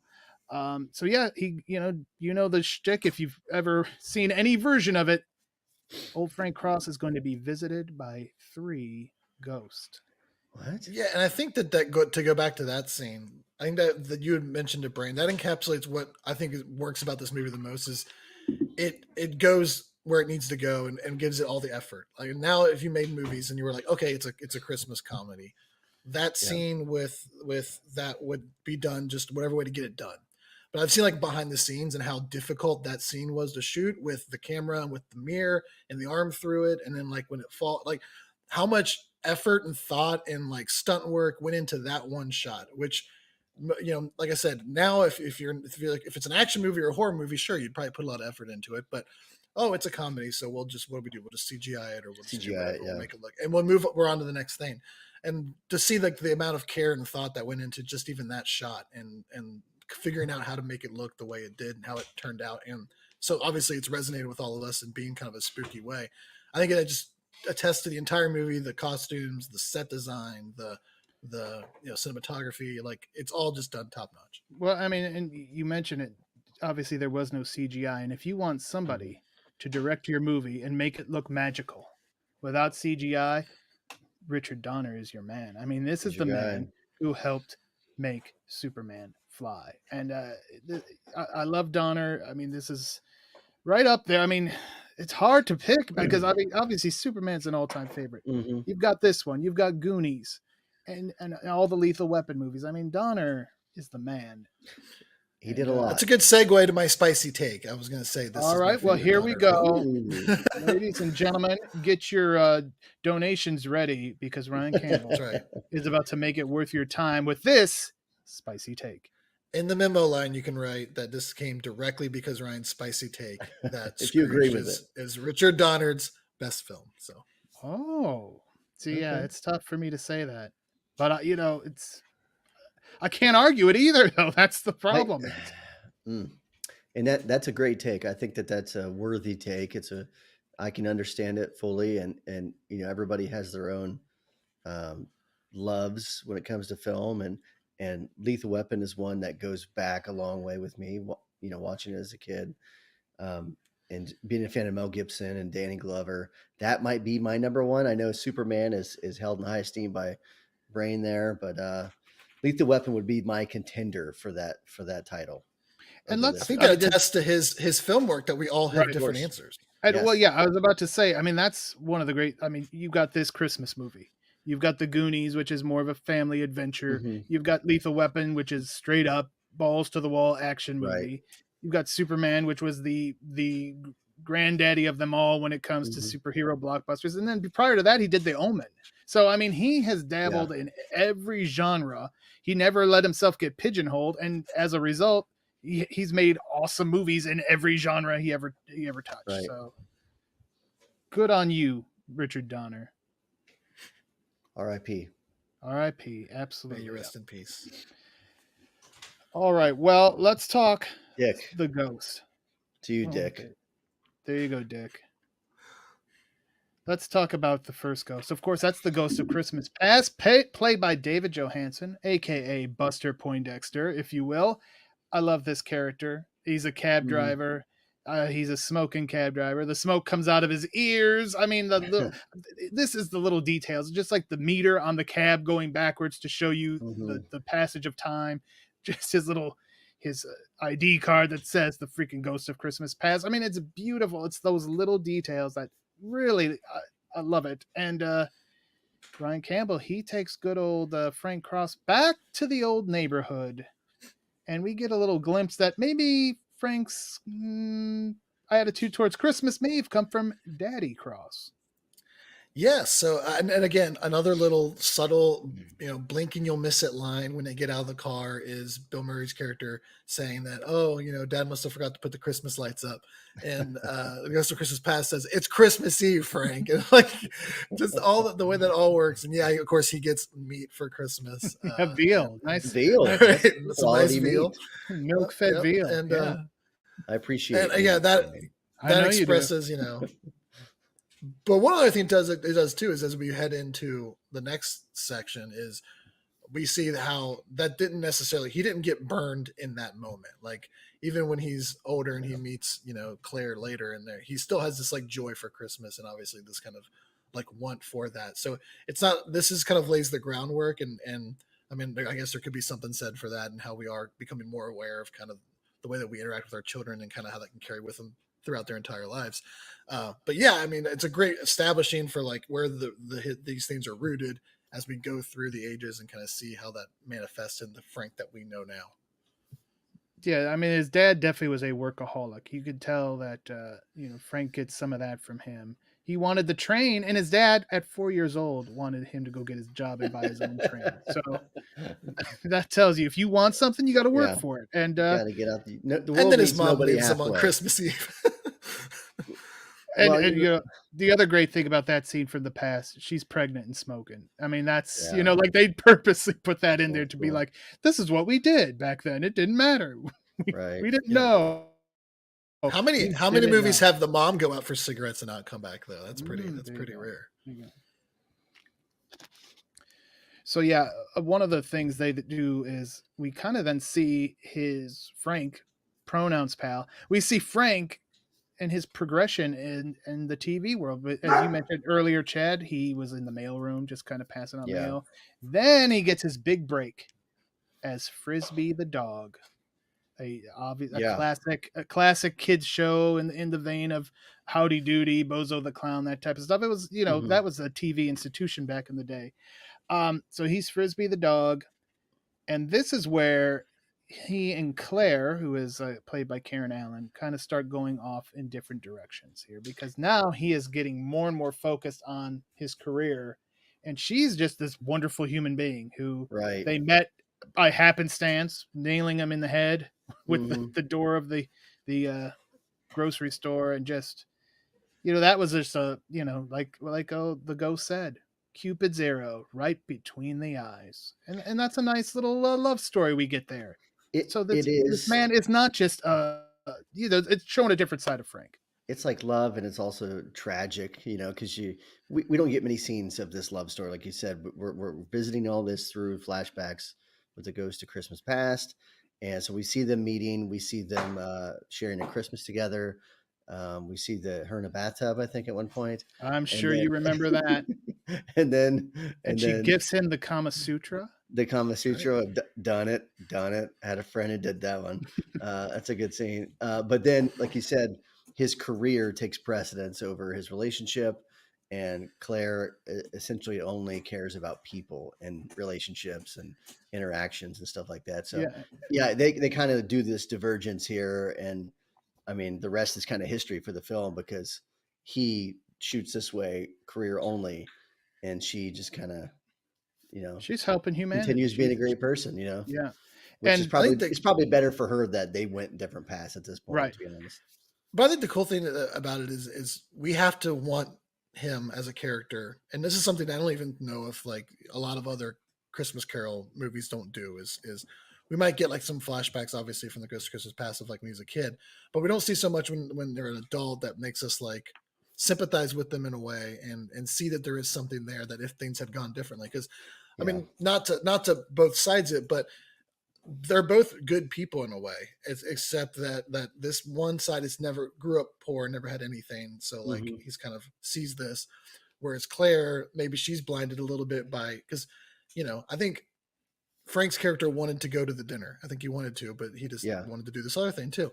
And obviously she wanted to, like, there was no attempt to compromise. So they both just kind of, so they're both kind of at blame here. And you kind of see where, you know, if things have gone differently, it could have been a completely different story. He could be a completely different person 10 years from now, 10, 15 years from now. So that gives us that kind of like just missed it moment that we're kind of, now we're rooting for him to turn back. And even though we know the Christmas Carol story, we know what's going to happen, we're invested at this point. Yeah, and Lou, you'd probably get this analogy. Ryan Campbell, obviously Chad would too, but Ryan would especially. He's kind of Frank's Palpatine. He's kind of one, you know, he's like his mentor who's leading him to the dark side, whether he realizes it or not. He doesn't think he is. He's just like, you know, this kid's got some ambition. He's working hard. He was busting his butt as we were having a Christmas party. He was still doing his job, delivering mail. And, you know, here he is as Frisbee the dog, not the most glamorous position in entertainment, but hey, he's willing to do it, and he's putting it his all. It's like when you saddle a guy with a crazy gimmick, as long as he completely embraces that gimmick, he can get it over. If you fight it, then you got yourself a red rooster on your hands, and it's just a flop. So yeah, he even kind of looked like Palpatine in the zombie scene. But and the one other thing too is once you've got, like you mentioned, the gimmick thing, Brain, if you don't have a responsible booker that is willing to see, okay, this guy will buy in, now we can work with that, and instead they just keep keeping them pigeonholed or manipulated or whatever, it can corrupt that person. So I think that's what we're seeing here is he wasn't very, you know, that's great that he's willing to take what he's given and dive in all in and go all in, but then that wasn't nurtured further beyond that point to make him a healthy individual, I guess. Right. I mean, he obviously sees success in life as how much money you make or how much money you earn or what things you own. And, you know, like we said, it developed probably at an early age from growing up poor and never getting any gifts and being told at 4 years old to get a job. So, you know, if your success in life is how much money you make and how much money you earn, then you're going to, you know, shoot towards that more than anything else. And that's obviously what he's doing. He's throwing away literally to him a perfect woman. Right. So the love of his life, and he's willing to give that up for fame and fortune. So yeah, that that pretty much concludes our trip with the Ghost from Christmas Past. The movie bounces back and forth, obviously, between Frank's encounters with the ghost, and then we've got him trying to deal with this major production that's about to go down. And let's talk about John Glover for a moment, because he plays an LA slimeball, Bryce Cummings. And John Glover, he's one of those guys, you put him in, he's going to make your movie better. Yeah, and he's done that in many movies and television shows. And this film, I mean, whoever, I don't know who the casting director was for it, but they deserve a massive Christmas bonus, because yes. They did a phenomenal job. I mean, every scene has a character actor or an actor that was a big star in some other film or series that you've heard of, whether it was, Dallas or something like that. Like there's big stars in every scene. And John Glover, like he eats away at every scene that he's in. And you kind of like want to see more at the same time that you want to see Frank like get after it with them. You know what I mean? You want to see him butt heads, because they're both such different people, and they're so fun at the same time. Yeah, it's that East Coast West Coast rivalry TV edition. So yeah, and it's also I think Frank obviously seeing a little bit of himself in him, that he's the new younger up and coming, will do anything to get ahead, and threatening him. But like you said, Chad, the amount of screen time, if you added it up, that he's in this movie is probably, I don't know, maybe 5 or 6 minutes. It's not a ton of screen time. And what he's able to do with that has a last impression, and you want to see this smug asshole get his, again, speaks to how well everything is laid out. This movie knows what it is. Everybody plays their part perfectly. They're like the Bloodline. Right. They no wasted movement. Everything's perfect. And, he plays the smug asshole perfectly. And he kind of evolves too, because, as he sees Frank unraveling more and more, he's like, oh, this is definitely my opening. So he's going harder and harder, because he's like, I'm going to be Frank Cross before the new year, basically, because that's I think another good thing with it is this high pressure live show. You could understand, like, okay, that's what must be bothering Frank. Nobody's like, oh, did you see a ghost last? No, they're not even thinking that. Right. They're just thinking the stress is getting to him, and he's burning out. Simulcasted across like 3 countries. The amount of characters in this movie, it like does a huge service towards other films too, because when you watch this, what was the name of the taxi driver? Ghost of Christmas Past. David Johansen. David Johansen. What the hell was I thinking? He, one of my favorite movies of all time, Let It Ride. He plays a big part in that movie, and this just watching this makes me want to watch Let It Ride more. So like, I watch John Glover. I want to watch more John Glover. Right? Gremlins 2, baby. Gremlins, yeah, that's right. Are you putting in Batman Forever after watching this? I'm gonna put in. Or which one was that? Batman or Robin? He was in Batman or Robin. Wasn't he in Smallville? Wasn't John Glover in Smallville? He was Lex Luthor. Yeah. Has he ever played he was Lex Luthor. Lionel Luthor. Lionel Luthor. Yeah. So. He has a brief part in RoboCop 2 at the beginning as well. He's got gray hair too. Great hair. Okay. Well, and I know you respect the hell out of that. Ryan Campbell, not so much. All right. Robert Mitchum is another. Robert Mitchum is another one of those great actors who's the head of IBC, Frank's boss. He's in there. Alfre Woodward plays Grace, Frank's secretary, personal assistant. So like you said, Chad, all these great character actors, and just but we're going to get another great one, because we're going to meet the ghost of Christmas Present, played by Carol Kane, and she, Chad, may not look like it, but she's a badass. She's a firecracker, no doubt about it. She's very unique. She takes over quickly, and she's what's great, the ghosts are all very different from one another. So not only are the past, present, and future, but they go about things in very different ways. So she grabs him by the balls and basically drags him to these parties and such to show him what's going on. And it takes him for a loop, I think. Would you say she has the hardest job of the 3 ghosts? Because Ghost of Christmas Past, you get nostalgia. You get, he even talks about crying, in the waterworks. And the Ghost of Christmas Future, obviously, you get to show somebody their death. That automatically puts them in their place. So Yeah. I would say Ghost of Christmas Present probably has the hardest job and probably needs to bring I the think most tough love. Yeah, that's why she had to nail him with a toaster. She hits him with all kinds of things. Yeah, she sure does. And she hits him, with the reality of this is what your secretary, you're this high paid super executive, and your secretary, you gave her a towel. She can't even afford a Christmas tree for her family. And her son's having some sort of psychological problems that have prevented him from speaking.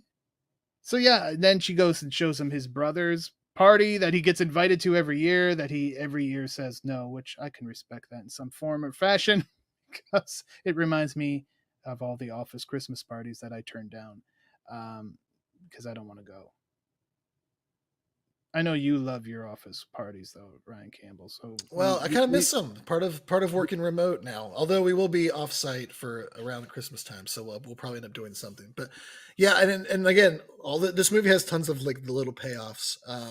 One of them we briefly was for whatever reason Preston's obsession with dog or pet focused programming that just has like a little payoff with the mouse and stapling the antlers and everything. But and then another kind of payoff is his brother in the party, and they're playing the trivia, and then he gets to deliver the answer later. That kind of shocks everybody. So all these kind of little moments that are paying off further as we go throughout the rest of the film. But yeah, it's this is the moment, and then of course leading into seeing Claire and the people down at the as things start to turn and become a little bit more real. This is where we start to kind of see him start to change a little bit. Yeah, especially when he ends up with the bum in the sewer and just sees him dead. That's an eye opener. You just saw that guy a couple days ago, or maybe even earlier that day, drinking away with Mama Fratelli, and here he was dead. Herman, I believe, was his name. Poor Herman. That's right. Poor Herman. Dead bums really have a way of bringing out bringing your perspective, changing it a bit. I'm glad. I think you're gonna say dead bums really have the way of bringing out the Christmas spirit. That's where you're gonna go with that. They do that as well. There you go. Especially if they're wearing a Santa hat. Well, yeah, that's all it takes, really. That'll bring the spirit out of anybody. So we get the Ghost of Christmas Present, and to your point, I think that is a tough job for that ghost, Ryan. But I think the scene with hitting him with that toaster is one of my favorite scenes in the movie. So there's that, and now there's only one ghost left, and this isn't really played by any actor, but what effects they use here with this giant Grim Reaper. Mm-hmm. I mean, this is the classic ghost from Christmas Future, and but there's some real life danger too, Chad, because we have a very disgruntled Elliot Loudermilk who shows up with a shotgun, and if the Ghost of Christmas Future doesn't kill him, Elliot sure as hell is determined to. He scares off the Ghost of Christmas Future. That's pretty impressive. Yeah, that is impressive. He was probably like, "Oh, real fear." He's like, "Well, my job here is done." Little late. Showed up a little too late here. It's becoming present, right? It's becoming the Ghost of Christmas Present. Yeah. I mean, the like you said, the effects are really cool. It's certainly different. Like we said, the three are very different from one another. And the Ghost of Christmas Future is like all about that fear. Here's your death. Here's the end. And here's what you have at the end if you continue this lifestyle and this arc of your character. And then, like you said, Elliot Loudermilk comes in and threatens to kind of bring that in much, much sooner. So, and he's a complete, that's a reaction to the way that he's been treated. So it's like, you feel bad for the guy. I mean, that's obviously not the right way to go about things. No. You can't say that's good, but you also say like, oh, maybe you shouldn't have screwed this guy over so bad. He wouldn't be brandishing his shotgun. Right. But again, in a visual storytelling way, throughout the movie, we've caught up with him 3 or 4 different times. We've seen that his wife left him. We've seen him drunk on the street. We've seen him lose every last time. So like, and it's all been subtle. Again, probably no more than a minute compiled of screen time throughout the movie of seeing his journey from being fired till the end. But by the time he shows up, again, we get it in a way. Of course, we don't condone it, but we totally see it's not like he just gets fired and shows up at the end of the shotgun, you know. Right. He's very pitiful. Again, no waste. Yeah, everything's utilized. We're along for the ride. We've seen him develop, and this is the payoff. Yeah, and again, the Ghost of Christmas Future shows him his death, which is obviously the most jarring. But we see that Grace had to put her son in an institution because he never got better. We see that Claire has given up her charitable work and is now just a rich C-word and with her friends and just, you know. Christmas. Exactly.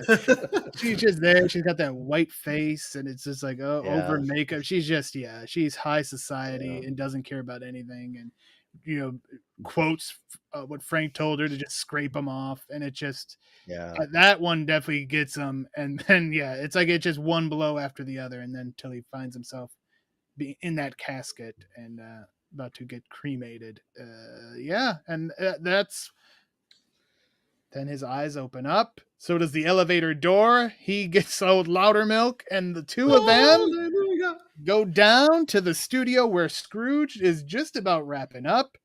And what a finale we get here where Frank just crashes the whole thing and breaks the fourth wall, talking to the people at home. Old Preston is pissed off, kicks a cat. I mean, he's angry that Frank is basically denouncing television on Christmas Eve, but in his own way, making some of the most compelling television that probably ever was. It's just a great finale. And he's dancing by the end with his wife, so it all turned out good. And then you get the scene where, you know, he talks to Claire. Claire's watching at her outreach mission, and, you know, he's like, "Hey, Claire, you know, I'm sorry." She wants to get there. And that's we get David Johansen back. Can you get me Great to payoff. Can you get me to the IBC in 3 minutes? What floor? And boom, she's there like magic. It's just amazing. I love that movie. I just got chills reliving that scene in my mind. I mean, it's just, again, my favorite Christmas movie of all time. That and finale, the way it plays off your expectations. It's yes, exactly. In the Tiny Tim part, the playoff. It's like we've seen this story done a million times. We all know it. We know where it's going. And when that little boy says, "You forgot," you know, God bless us everyone.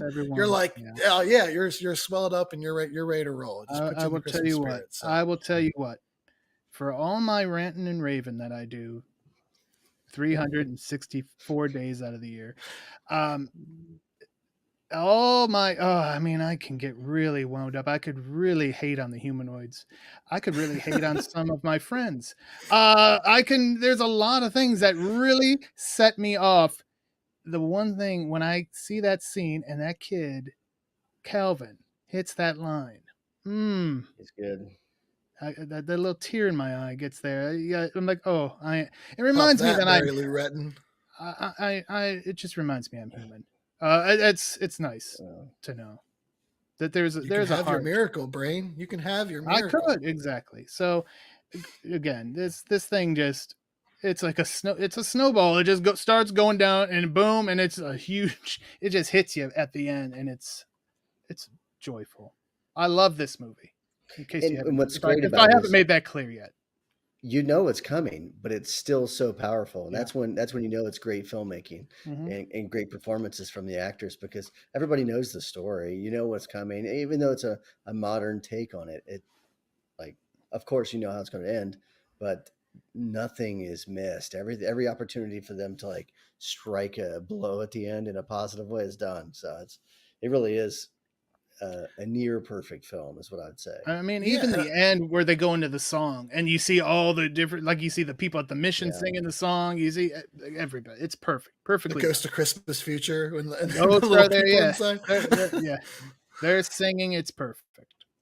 I think, and one thing I think it even improves on the original story is obviously, you know, we're kind of led to believe Scrooge sees his own tombstone or whatever, and you can almost say him changing his ways is even in a way selfishly a way to save himself. But what this does, when it shows us the people he impacts the most, because it's probably either Frank probably believes that like he's a loner, no one really cares what, so I'm just gonna live for myself because what's it matter anyway. But when he sees like how much his brother and like his sister-in-law care about him, obviously how his decisions affect Claire.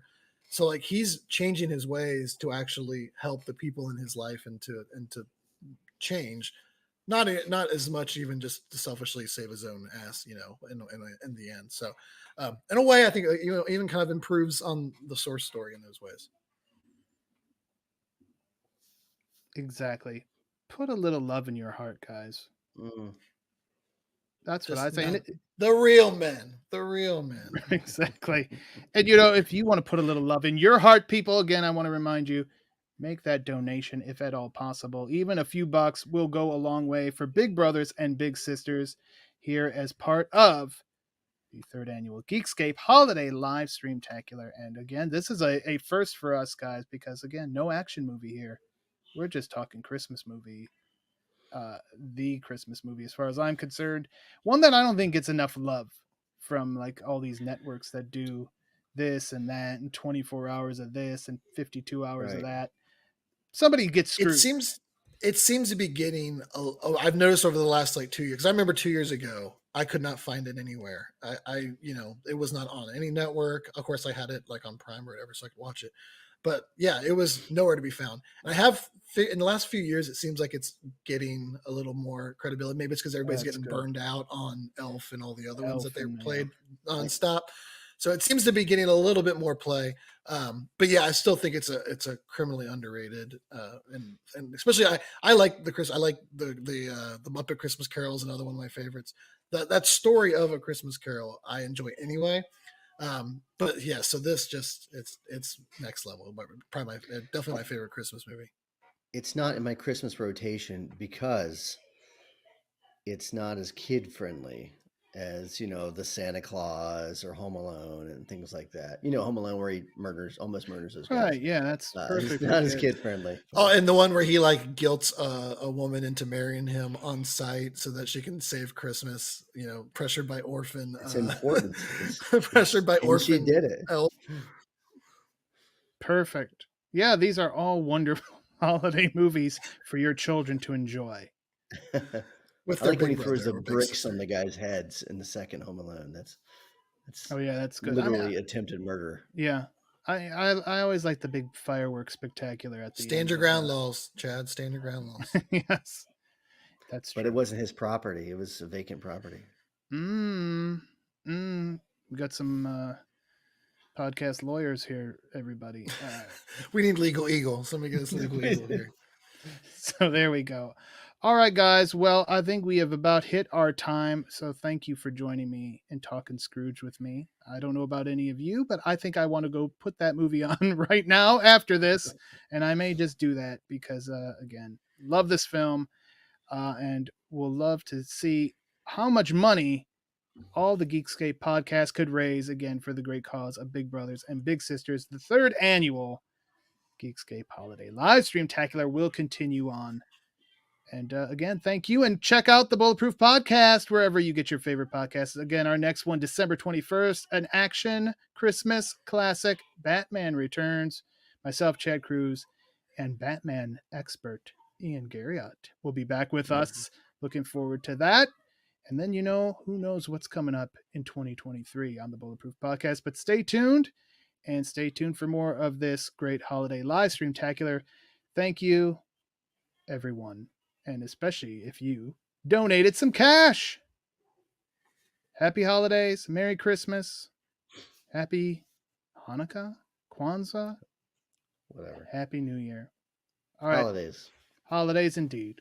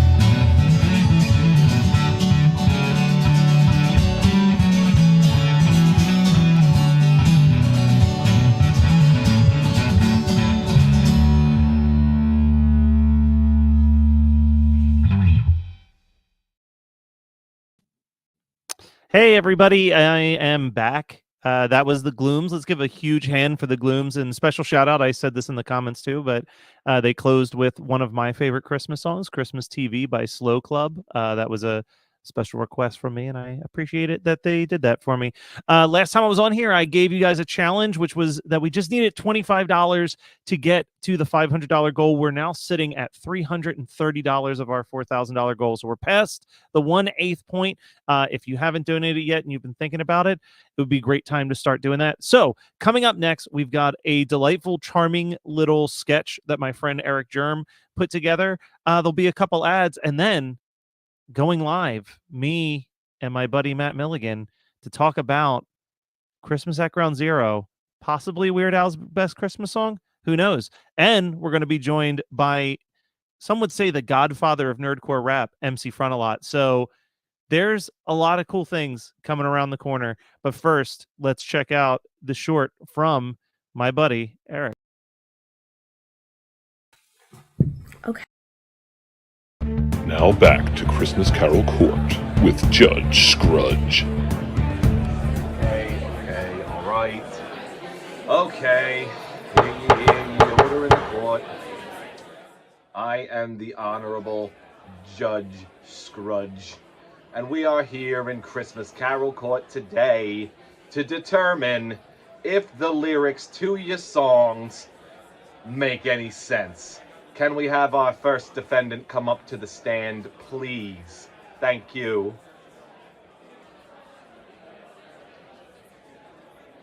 Coming up first to the stand is one Howard Andrew Williams. So your name is Howard. Hello, yes, I'm Andy Williams. Okay, well, the paper that I have right here says that your name is Howard. Well, I go by Andy, not Howard. Okay, okay. A little bizarre, but okay. It's not really that strange. A lot of people choose stage names. I don't think there's quite an issue here. All right, Mr. Howard, it says here that you have written in your song, "It's the most wonderful time of the year. There will be scary ghost stories and tales of the glory." Now, seriously, Mr. Howard, there has got to be something else that rhymes with glories than ghost stories. I don't see a problem with that. You don't see a problem with scary ghost stories at Christmas time? I don't think so, pal. And more so, you don't seem to show any remorse. Take him to jail. Next up. All right. Next up, coming to the stand, we've got one Robert, quote, Bobby Helms. Why, yes, I'm Bobby Helms. Well, Mr. Robert Bobby Helms, you are here because you have written a song called Jingle Bell Rock. Can you see any issues with that song, sir? No, don't see anything wrong with it. Have you ever heard rock and roll before, Mr. Helms? Because that is not what this is. Just what in the hell is rock and roll? Okay, well, guilty, guilty. Get him out of my courtroom. The hell out of here. All right, next up at Christmas Carol Court, we've got Michael Bublé. Michael Bublé, I am familiar with you, sir. Boop, boop, shabbat, bow, boom. Hello, Your Honor, ba-bow. Why are you here today? No, I'm actually not sure why I'm here today. Boom, boom, ba-bow. That's okay, I got my paper right here. It says you're here today because you have changed the words to Santa Baby to make them Santa Buddy. That's right, I did Santa Buddy. Boo, boo, boo, boo, boo, boo, boo, boo, boo, boo, boo. Did you really need to do the song Santa Baby so badly that you have to change baby to buddy? What? I don't know, Mr. Bublé. You are very talented, but that is not a cool song. I don't like hearing it, and I don't want it here in my courtroom today. Guilty. Okay, here we got a Mr. Josh Groban. Hello, Your Honor, how are you? Mr. Groban, you don't have any specific lyrics here, but it seems that you only appear every year around Christmas, and then you disappear for another 11 months. Mr. Groban, I hereby move that you should do more throughout the year because you're a very talented young man, sir. Thank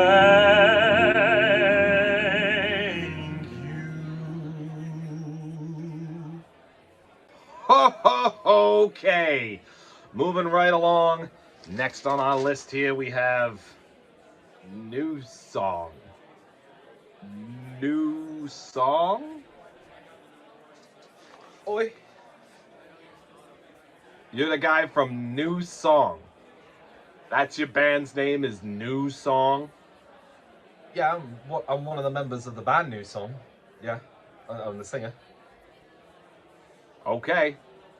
I don't have a specific lyric on here. I don't quite understand what I'm seeing. What are you in today for, Mr. New Song? We wrote the song and performed the song, Christmas Shoes. Oh, you're the one who wrote Christmas Shoes. Christmas Shoes, yeah, it was actually made into a movie with Rob Lowe.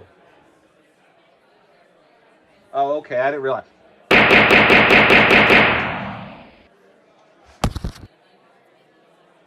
Anybody have any objections to what just occurred in the Christmas Carol courtroom today?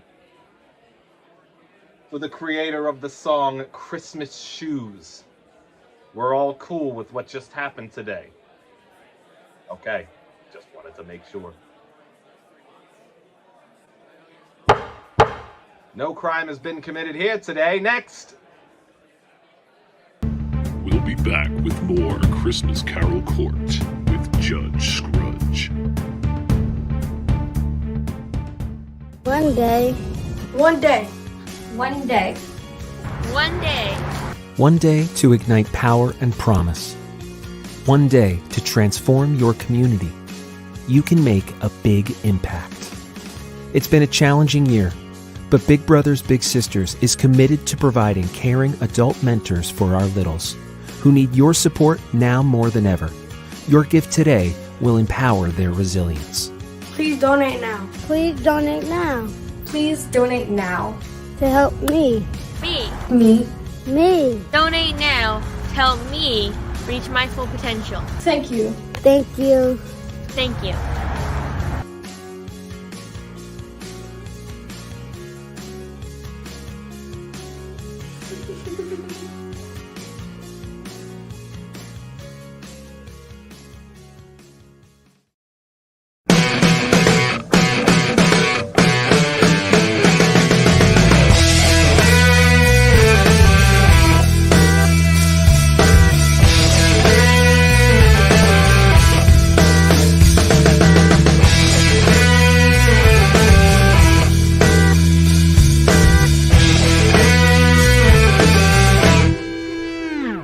Christmas, bitch.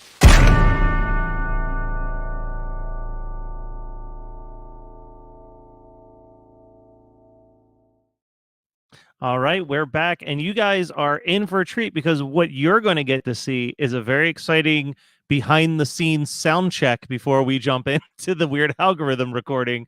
So let me bring in my co-host Matt and our guest MC Frontalot, and let's just check. Matt sounds good. Is this microphone working? Yeah, that sounds awesome. All right, Sure is. so are we all recording locally? Wish every sound check was exactly like that. No, let's press that button. Yeah, let's get recording. We are recording. All right. Count on three, we'll clap, and then we'll start this. That makes no sense. Let's do it. All of us. Here we go. 1, 2, 3. That was pretty good. All right. You'll be back in just a second, Front. All right, Matt, we are here. We've come to the end of the Polka Party album. Yes. We're what doing a journey. What a journey it has been. Thing right here. I mean, some magic is about to happen. I am so excited for this guest. This is a friend of yours. Yes. I think I've interviewed him once years ago, but I've been a longtime fan of his music, so this is very exciting. to have MC Frontalot jumping on here to talk about Christmas at Ground Zero, a song that you asked to talk about specifically. Is there a reason why you chose this of all the Al songs? Who, me? Yeah, you. Yeah, my 7 other favorite ones were already taken by goddamn greedy ass podcast guests. This one, it stuck with me all these years. I also certainly, like all of them from that era, listened to it a lot at a certain age. But it would come around on MTV and remind me of itself every year around Christmas time. Are you another one of the guests that desperately wanted to talk about something on the first album that Matt and I foolishly were like, no one wants to talk about these songs? Actually, I'm not sure what I would have picked, but I did throw a couple over. Probably I asked for Yoda, right? You did ask for Yoda, and of course, our friend Brendan got Yoda. He claimed that early on, yes. Yeah, Matt chose nepotism on that one. I did. Always first in line, that guy. I know, it's save some space for the rest of us, Brendan. I can tell you this. I have always loved this song, so I'm excited to talk about this.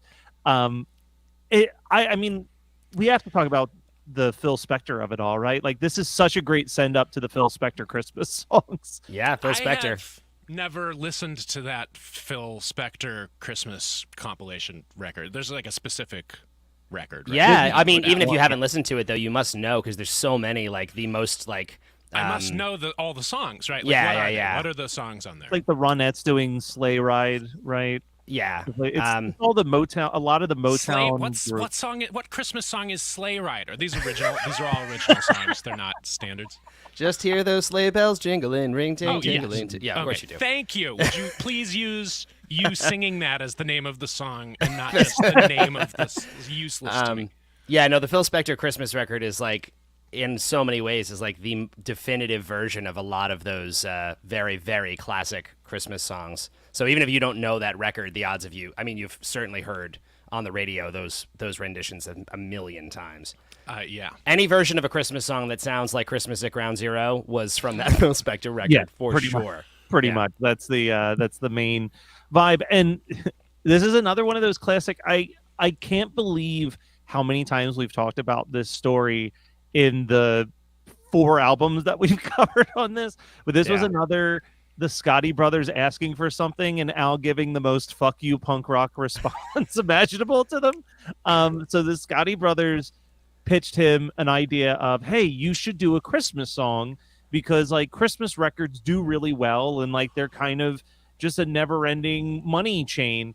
And Al decided to write a cheery little Christmas song about death, destruction, and the end of the world, which the Scotti brothers were like, we can't put this out. I was reading the I don't have the depth of historical knowledge that you two must have, but I was reading the Wikipedia page about the song, and there was sort of a reverse fuck you also, because once he gave it to them, they were like, oh man, tried to put it under the edge of the carpet, would not make a video for it. And then, so he made his own video out of pocket, directed it himself, his directorial debut. And then, I don't know whether he just mailed it to MTV using his own stamps, or once they saw it, they were like, well, we've never turned our nose up at a free video asset. We have spoken before on this show about it. Seems like a consistent thing for Al on his records that he has like one video with a real budget, and then the second video is very, very, very cheap. And this is the cheapest one by far. I mean, it's all stock footage except for one shot at the end of him with the carolers in gas masks, which apparently he shot in the Bronx because that was the most destructive looking area they could find to emulate Ground Zero. Well, and the other thing that I think that the video works out best because it's so cheap. Oh, the video is really effective considering what it is. It's really effective. It's much like a video one would have to produce after society had collapsed. Exactly. The availability of production resources was slim. Exactly. And the gold mine of, like, can you imagine you're Weird Al Yankovic? You're sitting there, you're making this music video for Christmas at Ground Zero, which for historical noting, I threw this in here, that this is like 2 or 3 years after the day after plays, and everyone is terrified of like nuclear fallout. So it's a pretty hot topic at the time that he's doing this, right? To go through all this stock footage and you find that clip of Ronald Reagan saying, "Oh well, the big day is finally here." Like, you must have just been like, whole video. I've got this is like the closest thing to like a legitimate political statement Al has ever made in the middle of a music video, and I love it. I think that's why I went to this one for my. Yeah, I had not seen this video in a long time, and when I rewatched it for this, and Reagan appeared with audio, I literally gasped. I couldn't believe that he put that in this song. And I mean, of course, the song is full of all of this. Like, you know, it's a very, very political song for him. But to add the audio to the video, I was like, wow, that's really, for Al, that's very, very on the nose political. These days, you wouldn't, blink an eye. No. If Trump or Biden or Obama or someone showed up in the middle of a music video. But then, when Reagan was in office, like, things like spitting image were scandalous. Like, people would clutch their pearls if you, maligned the office of the presidency with some kind of satirical material on network television. Yeah. Like Saturday Night Live has always been allowed to do that, and I feel like record companies were very hands-off with anything. And it's another element, we use president. this... Yeah, we use this term on the Girls Just Want to Have Lunch episode. Levi gave it to us, but Al is a big fan of the malicious compliance. And this song is very much malicious compliance to the Christmas song and to the video. Even to that, like them being like, well, we're not going to pay for a video. So he did it himself and gave them this. And of course, it's this great feeling of like, well, we should probably use it. Because it's a video that was given to us. I'm not sure that I believe. I think to add another very thin layer of punk rockiness to it. Yeah. I'm not sure that I believe all of those clips in the video are public domain. I think that Clarabelle the Clown clip. Yeah. I think somebody still maintains ownership over that IP in 1986. I think. I was thinking that too. When you said it's all stock footage, I'm like, I don't know. There's some like Disney and Looney Tunes animation clips that made their way into this as well. It's true. And if Al was paying out of pocket, I can't imagine he was licensing. No, he definitely grabbed all of that out of the 16mm clip jar down at the branch library. I was going to say, yeah. Also a good reminder of how that is a lot harder back then to do this than now, just going on YouTube and downloading footage and making a video together. This was still a good amount of effort from Al to make this happen. This must have been important to him. Footage collection effort. That's footage just collection like a concept that doesn't exist anymore. It's so true. This is definitely like watching the video now. That's a good point to point, because when I was watching this, I was like, I could assemble this. This isn't that far off from like the bumpers that we play on this, but you're right. We have the aid of YouTube. Now it's so easy. I can just be like, oh yeah, these are the clips I want. I want to pull some footage from like old Christmas movies and throw like a punk rock Christmas cover over top of it and turn it into a 30-second bumper, no problem. He had to go and track down as all of these clips, and then this is when you're still editing with like film and a razor blades. Yeah, exactly. Chain it together. Razor blade. Dear cellular God. blade. So, I mean, talking about the song again for a moment. I had this thought just as we were getting ready to start recording. The melody of this song, in my mind, is so completely Christmassy. Like, it has all of the markers. Like, the melody of the song is such a Christmas melody that for a moment I thought maybe he lifted this in some way, or it was referencing something else, but I don't think it is. It's not. He handcrafted something for the American Songbook. I mean, that's amazing. Right there. Because it really feels like it feels so fundamental. And I don't even know how to obviously the production of the song has the jingle bells and all this kind of stuff that feels very Christmassy. But I don't know how the melody of the song feels Christmassy to me. It's evocative of the have a hot, jolly Christmas, whatever sort of Christmas you're meant to have in that song. But it's not a lift, I wouldn't say. It's not a lift, no, and he is the sole credited writer of this track. yeah, it's just amazing to me how much this just feels like it could have been a parody of an actual Christmas song, but is not. Once again, Al, the style parody, his ability to replicate an existing style is stunning to a degree that I second guess myself hearing it. I'm like, wait a minute, is this actually referencing another thing that I'm forgetting? Well, I But think it's not. a big part of that has got to be, like we said, with some of these Phil Spector Christmas songs are so embedded into our brains because they're inescapable on the radio at this time of the year. And a big element of that is, you already mentioned the bells. The bells like kind of just coming in as like pseudo bell solos in the middle of songs. But the big thing for me is that horn part that's playing in the background is The like air raid siren? Well, no, not that. I mean, that's a nice, but just a bump, ba-da, horn piece. Oh, the actual horn. Yeah. That is such like a, when you just play me that with no lyrics, I'm like, okay, yeah, this is probably like a 1960s Christmas song. Like it just has that vibe to it right out the gate. Totally. Do you guys not play the week's song in question for the audience at the beginning here? Oh, we do. They'll hear it. They'll hear it in my editing. Yes. Yeah. Oh, there's going to be editing. Yeah, for these people who are watching us experience it live, they're not getting the song before the thing, but in the podcast, they were you'll have expected to have guessed what this week's song was, reviewed ahead of time, and arrived at class prepared. We expect a lot from the live audience, We do, and you know what? Someone that's in the chat, Chris Afayos, he has informed me. This filled me with joy that he literally, before he listens to our podcast, will pull up the song that we're discussing that day and listen to it once on a streaming app, and then listen to the episode. There you go. Discussing it. There you go. I don't know if he sits down and watches all of the Al TVs before.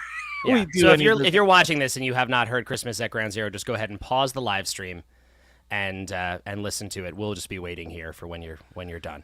Yeah. Don't worry. And if you would like to listen to the other at Ground Zero hit of that immediate time period, switch over to Fishbone right after. Yes, Party at Ground Zero. Yeah, That's have a right. little You're bit of feeling Christmas and then a really party. enterprising. Get out your Ableton and make a mashup and create Christmas Party at Ground Zero. I forgot about that one. And post it in the comments. Yeah. Well, I am never not thinking about a party at Ground Zero. Oh my God. Speaking of Ground Zero, I was gonna say, yeah, there you this go. is probably one of the first Al songs to have a slight controversial radio band. Many years after the fact, but this was part of that almost bordering on hilarious list of songs that we were not allowed to play on the radio following September 11th. That list, if you look at the full list, is absolutely insane. Yeah. With some of the stuff that gets included. But at the time, I get it. But yeah, this was... I don't think you'll turn on the radio and hear Weird Al's Christmas at Ground Zero anymore. I don't think he plays it, or for a long time he didn't play it. He did start playing it again on the Vanity Tour. Yeah. He stopped for a very, very long time. It's so interesting that Ground Zero has become synonymous with September 11th when it is just, in fact, a term for I guess it's a blast site or right? Isn't that the actual definition, or am I oversimplifying it? Yeah, I think it's the same as like a patient zero, like where the destruction took place. Yeah, or like yeah. It's the destruction epicenter of exactly the nuclear blast, because Exactly. the nuclear blast is wide ranging. Right. So you need to pinpoint. As someone who literally for research watched the day after to prepare for this podcast. Did you also watch Testament? I did not. I didn't get around to that. I did watch, but man, day after is wild. Milligan, you're too young. There were two competing nuclear annihilation TV movie of the week event films that the whole country was expected to watch. Day After won the ratings battle. Yeah. But at the time, it was like, the cover of Newsweek's like, what will America watch while contemplating their own mass mortality? My favorite thing about the day after is when you're doing research on it, and there's like a quote from Reagan that's like, when I watched that, I thought, man, this could be some serious stuff. And I'm like, that's what made you realize it could be some serious And if we did not understand the dangers of having a TV president, oh boy, at that moment, then it was clear we would never learn. At least we all learned a valuable lesson. Yeah. Yeah, we never voted We never in made a that mistake celebrity again. TV president again. I wish we could skip the TV phony personality smiling garbage person era of democracy and move into the just get the professional wrestlers. like in the movie, in Idiocracy, exactly. Yeah, just shooting the machine gun in the air, and you do a couple of bumps and tumble off, go through a table or whatever, hit somebody with a chair, and that's the whole job. Look, I will take the professional wrestler over the smiling TV guy any day, because even Macho Man has that incredible, what is it, a 40-second speech on Arsenio Hall. When Arsenio's like, but does the Macho Man cry? And he's like, part of being macho is being able to cry. That's what I want. He's at least in touch with his emotions more so than the frozen smiley face on television. Yeah. There was a review that I saw about this song, because it was a pretty, even when people were absolutely dunking on Polka Party at its release, this was usually one of the two songs that they'd be like, but this song was okay. I did not realize this record was not a hit. To me, in 6th grade when this record came out, anything Weird Al did was literally the greatest new music available to humanity, and the idea that one could prize some other album, one of his, even above the 50% mark, and this one below, that was a foreign idea to me. The critics didn't like it, the public didn't like it. Is that what happened? Kind of both, yeah. The thing that's been the weirdest thing to learn while doing this podcast is, especially in the 80s, how many critics were like, ugh, but these originals. And now I feel like those are the ones that people cling to with way more nostalgia. Case in point, not to fanboy too much, but literally this morning I listened to your cover of Please Don't Wear These Shoes. I am. But the diehard fans love the originals almost more than most of the parodies at this point. Yeah. Because there's something super special about those originals. But at the time of the release, the critics were like, why is he wasting any energy writing original music? This should just be a 5-song parody EP. And how quickly his career would have collapsed if he had followed that route. Polka Party's half and half, yeah? It's about half and half. And we've talked before about... Yeah. Is that heavy on the originals, or no? It's usually heavier on the originals than the parodies ultimately. It's usually... If it's not half and half, if it ever does lean more into a higher percentage, it's usually a higher percentage of originals than parodies, ultimately. Which I think he said before is purely financial from his perspective. If the more originals on his record, the more money he's going to actually make from sales. At a certain point, too many parodies, and it becomes really hard for him to, start making money on his records. Yeah, and I mean the polkas alone, I'm sure tank the overhead of those albums right out the gate. But what I was going to say is this review that I found. The polkas he's paying Fox agency compulsories on the cover, right? He doesn't have to. He has to be, but new title the way he does with the song parodies, right? He shouldn't have to, but it is complicated because of the nature of to be honest, I don't know the exact ins and outs of how he licenses the polkas, but because he's using such a small section, and in some cases is changing the music underneath the original, he's using the lyric and the melody, but he's recomposing. He is credited as a writer in all of the polkas because of all the interstitial stuff that he does. So it is indeed a split between all of these people. So maybe he's credited as a writer in a medley that credits the other writers, and he's still not claiming a new title on any of that material. Basically, if you look at every one of the polkas, it'll have a list of all of the artists and their copyrights, and then it will say the Ear Booger Polka by Weird Al Yankovic, and he said that literally covers any piece where he is not singing a lyric written by somebody else as part of the Ear Booger Polka by Weird Al Yankovic. But yeah, the one review I wanted to call out, because I kind of agree with this, is the critic said, while Grandma Got Run Over by a Reindeer was old even decades ago, this musical dose of sick holiday humor has not lost its novelty one bit. And then in the book The Weird and Wonderful Christmas, the author Joey Green ranked this the weirdest Christmas song of all time.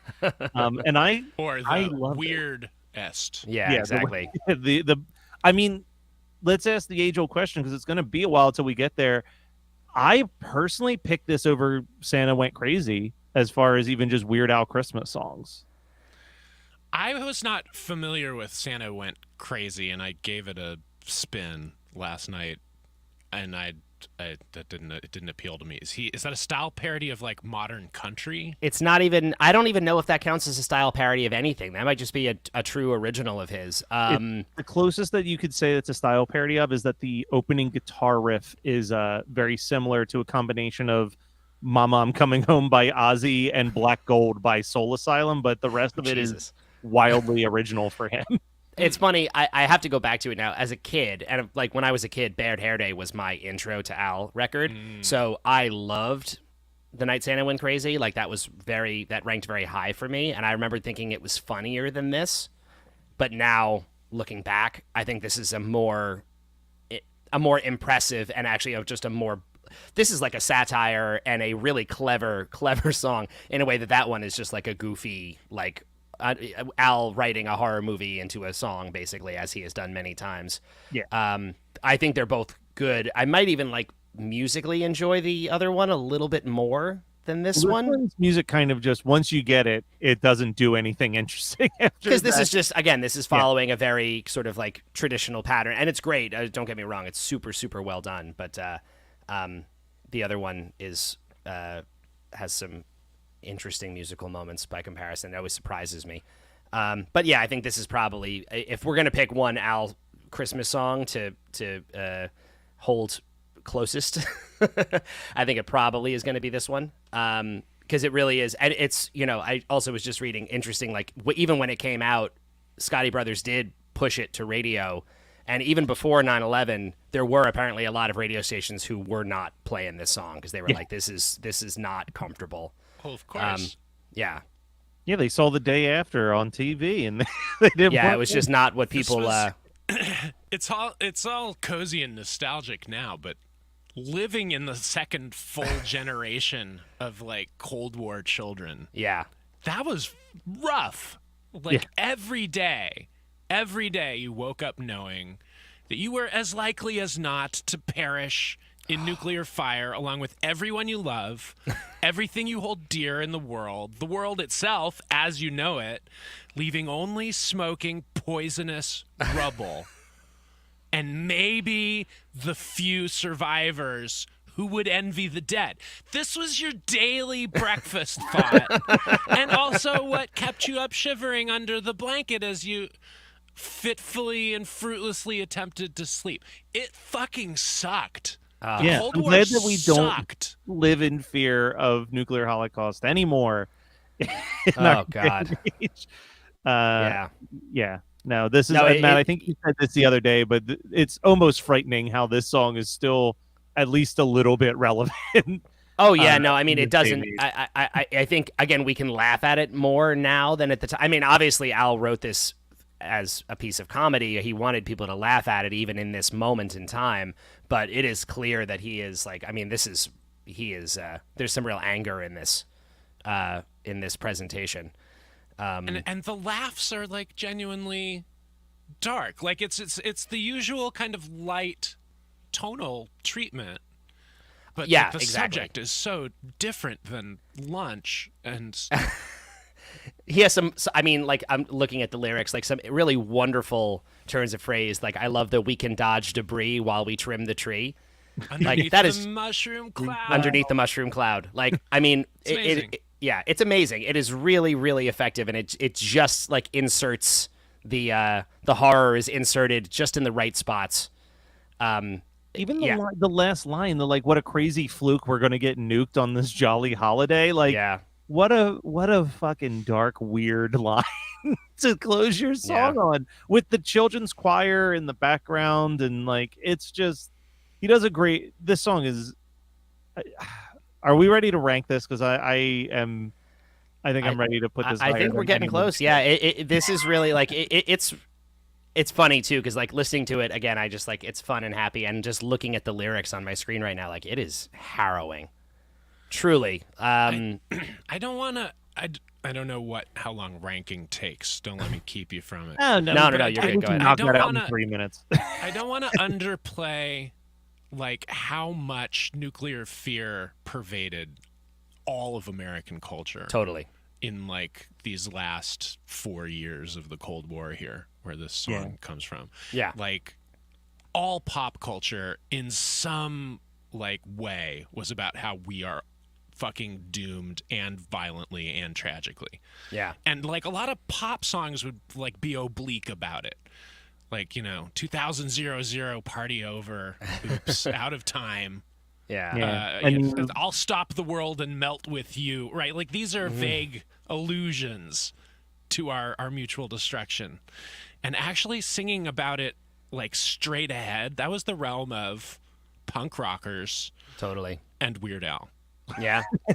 Just further points to the Weird Al's punk as fuck argument that we've been making on this podcast from episode 1. He is punk. And also another thing, just to I think he does not get enough credit for the social commentary that he inserts into his music. Because it's not all the time. Al will just sing a song about lunch. But he will also regularly really have something to say and do it through these, again, this is very outwardly political, especially with the Reagan line being dropped in there. But if you really look at Al's lyrics and the sentiments he puts in his songs, it's not that surprising. Like his politics and his beliefs about the world are very much in there if you're willing to look and give a listen to deep cuts. Like, I guess this is a deep cut. I don't know. It was a single, but fan favorite more than a hit. It's there you go. I'll tell you the one that surprised me a little by how overtly and specifically political it was in more recent years was Party in the CIA. Yes. Yeah. It's like, wow, you're talking about our nation's war crimes. Totally. Party at the CIA is over a Dr. Luke jam. That was really, really tough. And coming up in a few years, he has the song Trigger Happy. Yeah. Which is really tough. I actually heard that he had been they had rehearsed that for the Vanity tour. And right before the tour started, I don't even remember which one it was, there was another shooting. And he was like, I don't feel good about doing this. Well, because he even says in that Weird Al Seriously book, he talks about like the amount of people who came up to him and was like, I'm just so glad you wrote a song about guns because like I love guns and no one writes songs about them. And he's like, are you not getting that the lyrics are not about how great it is to walk around packing at all times? Like, yeah. Never make anything for a general audience that you hope they'll have to understand. Before they talk. It's so true. That's people who specialize in satire. It is a dangerous game. There was a line. I was listening to an episode of the Gilmore Guys, and Kevin from the Gilmore Guys says like, "I hate when my satire is interpreted as racist." Like it's like there is this weird horrible line where it's like you are trying to be comedic and thought-provoking, but like someone somewhere is going to listen to it and just be like, oh, that's one of my guys. Like they're just like it's gonna go right over their head, and you've suddenly aligned yourself with the very people you're trying to mock subtly. Isn't it great? All right. We ready to rank this, Matt? Yeah, I think so. How does the ranking work? What's going on here? We're gonna rank it for ourselves because we have a list. We're ranking parodies versus originals, all this stuff. But then you are gonna have something to rank. There's Frontalot, yes. many lists. Yeah, we actually have quite a few things. Yeah, we got a couple here for this one. But Matt, I've picked my spot for this. Christmas at Ground Zero is in my top 10 right now. I put it right between Checks in the Mail and Slime Creatures from Outer Space. Okay. Yeah, so that's good. That's a solid ranking for this song. I like it. Yeah, so the things I put above it thus far in his career: Checks in the Mail, One More Minute, Dog Eat Dog, This Is the Life, Nature Trail to Hell, and Dare to Be Stupid are the originals I've ranked above it. I will always admire your affinity for the Checks in the Mail. It's a great song. I think I'm actually gonna put this in a very, very similar spot to you. I'm gonna rank it fairly high as well, and I think I'm going to put it in between This Is the Life and Midnight Star. Okay, there we go. So you've got it just below Midnight Star, Mr. Popeil, I'll Be Mellow When I'm Dead, Dog Eat Dog, Nature Trail to Hell, and Dare to Be Stupid. Where do we want to put the music video on our individual lists? The music video. This is such a weird one to rank because I actually really think this is a very effective music video. Considering, well, again, we were talking about like how cheaply made it was, but then I also feel like it's not as, it's harder to have made than we're appreciating, really. Excuse me. I got crazy. I put it in my number 2 slot right below Dare to Be Stupid. Wow. Dare to Be Holy Stupid, cow. Christmas at Ground Zero. I put it above Eat It, above Like a Surgeon, like above Ricky, my beloved Ricky. I think that the amount of work that was put into this and how effective it is for something that took only one shot of new footage is wildly impressive, and this should be taught in film classes when they're doing their music video session on like how to do a lot with a little. Wow, that's very impressive. Okay, I'm not going to rank it that high, but I'm going to put it in between. I'm going to put it above This Is the Life and just below Like a Surgeon. All right, so that's not too bad. You put it above the other video that's made up of a lot of stock footage. Exactly. Yeah, This Is the Life, the Johnny Dangerously music video. And then the very last thing before we let Frontalot do some rankings is, where are you putting Polka Party ultimately on your weird albums list? Oh, right. We have to rank the whole album. Oh, my God. So much work. How many... There were no, like, super giant hits that got parodied on this record. That was its problem. That was a huge strike. Yeah. The biggest parody on this record was Living with a Hernia. Yeah. Which, Living in America, he didn't write that for Rocky 4 or 3 or whatever, did he? Oh, I think he did. I think he did. Well, actually, James Brown didn't write that song. That was written for him by someone else, yeah. So that's 2 movie soundtrack minor hits that got parodied on the same record? There's a lot he of... was really playing with fire. Almost the entire Polka Party album is movie soundtrack songs, with the exception of Addicted to Spuds. Because he thought, oh, well, this Ruthless People movie will probably take off. So he did a parody of that with Toothless People. And I forget what the other one. Oh, Here's Johnny. He thought the song Here's Johnny. That's another one. Good Lord. These are all...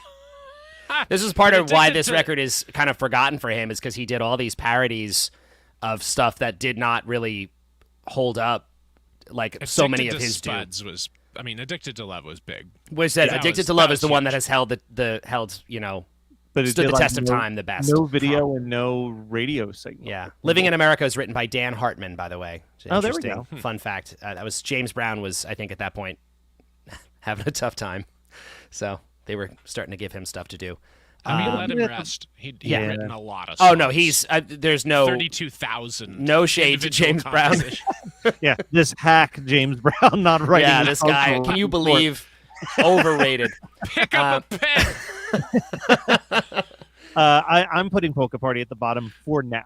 And that is the main thing I'm going to stress on this, is that... Yeah, I think I have to as well. I think I have to put this at the ranking the lowest of the 4, but I do think this record is... Considering it's, front, we said in a previous episode, Al has publicly stated that he thinks Polka Party is his worst album of his whole career. Well, then you won't offend him with your current rankings. Yeah, exactly. But I think it's underrated, honestly, in the grand scheme of his stuff. I think the originals on this record especially are quite good. Dog Eat Dog is like top tier original Al. We talked about Good Enough for Now is really good.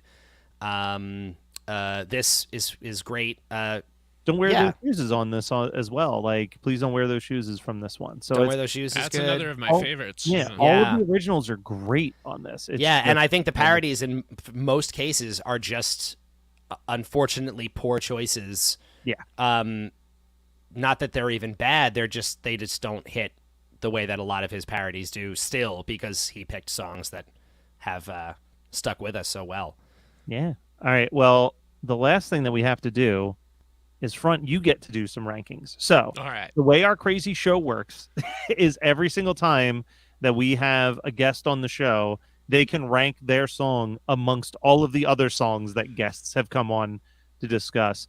I As believe though your guests share a hive taste. Hive taste.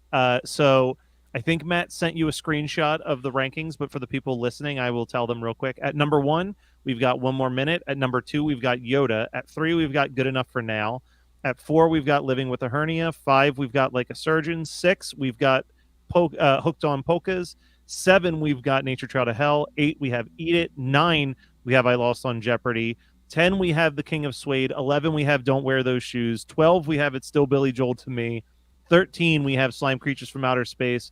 And at 14, we have Girls Just Want to Have Lunch. So, Front, you get to do 2 things. First, you get to place Christmas at Ground Zero wherever you want. And then you can take any song on that list and re-rank it to where you think it deserves to be. Tricky. All right. Yeah. Why doesn't everyone just put their episode's song first in the hopes that the archive audience will then go and view them? That often happens, but every once in a while, someone will just be really honest and put their song that they picked and love. Like, they're like, well, it's definitely not better than I Lost on Jeopardy, so they'll put it down below.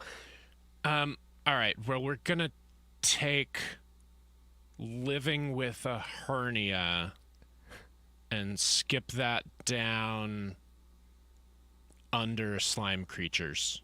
Okay, under Slime Creatures. And where are you putting the Christmas at Ground Zero? After Like a Surgeon. So it's in the new 4 position. So One More Minute, Yoda, Good Enough for Now, Christmas at Ground Zero? Yep. I love it. All right, it's in there. It's locked in. That's a very respectable, and I agree with you, Bump. I don't know why Living with a Hernia was that high for that long. That's confusing. It's nice that it has that the whole thing is like a meta joke about how about the famous trademark singing of James Brown, right? Yes. He sounds like something just really, really hurt his back. I'll have to figure out what happened when I start editing the Polka Party episodes. I will figure out what happened, but I'm pretty sure that our guest who did that episode put it at the bottom of the list. So someone moved it higher up on it. It was a rescue. I think that's right. Yeah, that sounds it's like right. Getting a dog from the pound. Because I remember that was like our favorite thing was that he was like, yeah, put it at the bottom. Yeah, I like the honesty of someone putting their pick way at the bottom. right. Hey, for the live viewers here, can I plug something real quick? Of course you can. I was literally just about to say, hey, let's do some quick plugs before the next segment. I and some of my nerdcore pals, MC Lars, Mega Ran, and Schaefer the Dark Lord, we have one of our famous streaming concerts that we do a few of every year. It's our Boxing Day, our 3rd annual Boxing Day show, so it's on December 26th. Tickets start at $5, but if you want, you can spend $5,000 on a ticket. All these different kinds of tickets. They got VIP shit. You get like a free T-shirt, or we'll write a song about your mom. Whatever you want.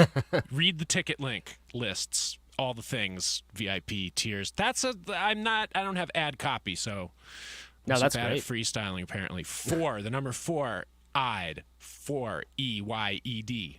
.square.site. That's where the tickets are, and we are the Four-Eyed Horsemen collectively. I love it. As someone who has purchased a ticket to one of their events before, I can vouch for the fact that they put on a spectacular live stream show.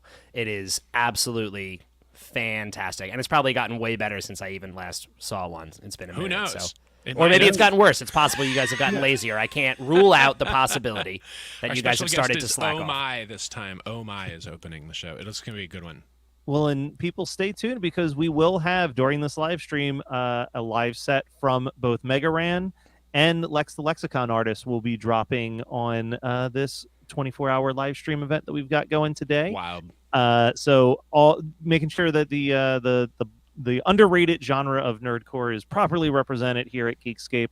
As always, thank you so much, Front, for joining us. Thanks for having me. Yeah, and thanks, among man. other performances that are coming up, Matt, we'll see you again around like 4:15 during the Weillers set, correct? Oh yes, the Weillers is also getting together today to do a live stream for this very special event. It's going to be fun. 4 o'clock, you say, right? Yeah, 4:15. It's a live event, so we use margin of error here, but we're going to say 4 o'clock. All right, perfect. And guys, I'm going to drop Matt off. Nice seeing you again. We are going to cut to a quick live performance from a friend of mine. Oh my God, I just blanked on what I was about to say. Adina V. She has a TikTok. She's a very popular TikTok musician right now. We'll cut to a couple ads, and then we'll be back with a weird little game that the Maximum Mediocrity people kicked around, in which they are going to be drinking holiday alcoholic drinks and trying to guess all of the ingredients. So stay tuned for that coming up in just a few minutes.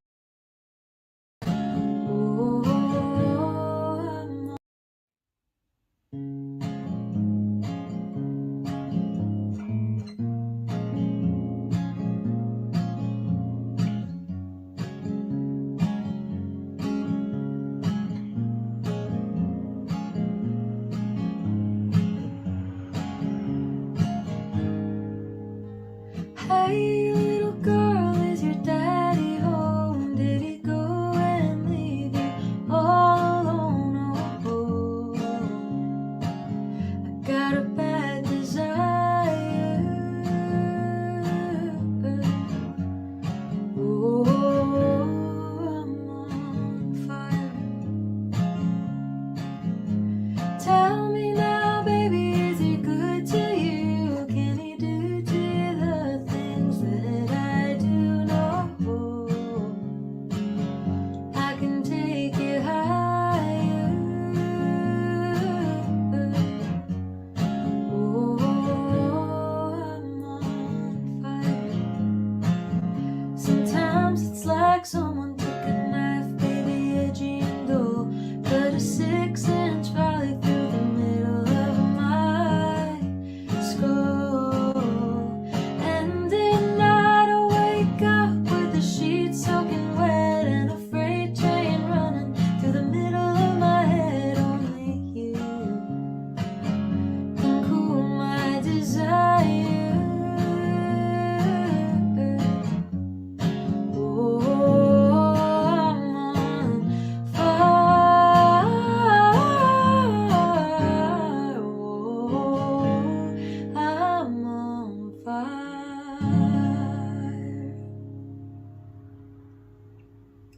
Little Springsteen for you there. My name's Adina V. I'm so happy to be here on this 24-hour live stream. So cool. I'm a singer-songwriter based out of Toronto, Ontario, Canada. And I'm going to share some covers and originals with you today. Let's move on to an original. This is one of my most recently released singles called Admit It. And if you like what you hear here, you can find it full band version on any streaming platform of your choice.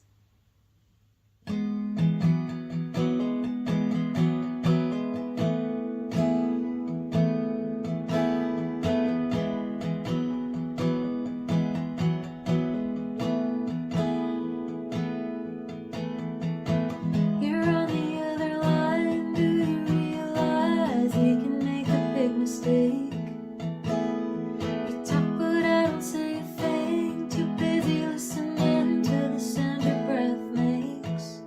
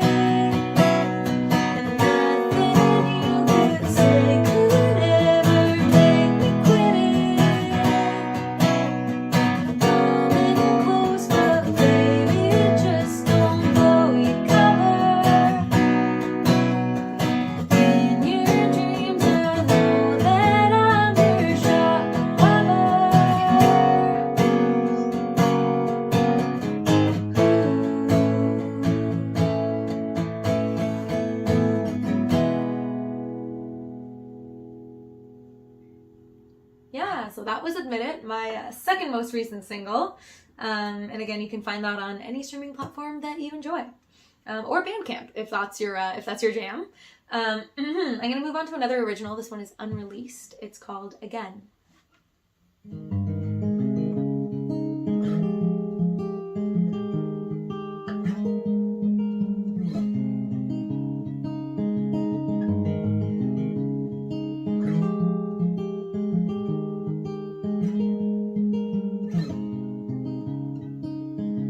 Oh no, it seems I've done it again. He's fallen in love and I'd rather be friends.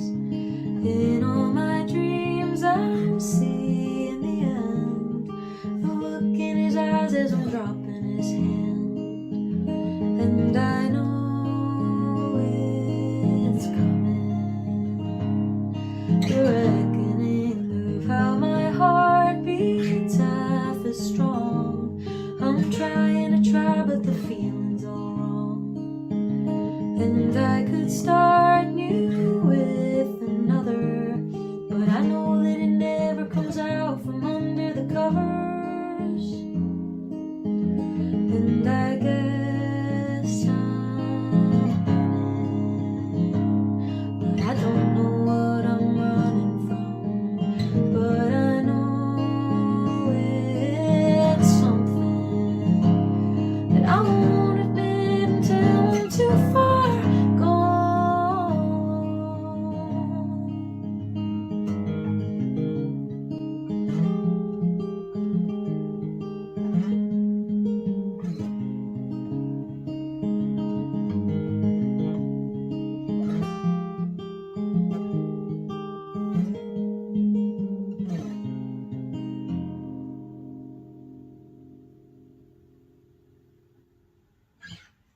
Well, I've reached my last song of my set this evening. Thank you again for having me. It's been a real pleasure. I'm going to end off with a cover that I'm sure you will find familiar. This is Tom Petty's Free Fallin'.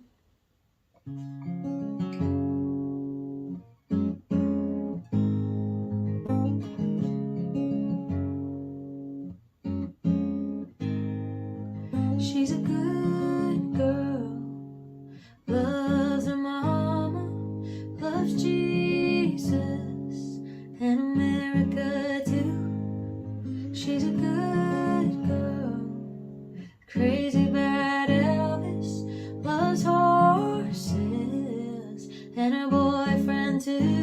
Yeah, yeah. It's a long day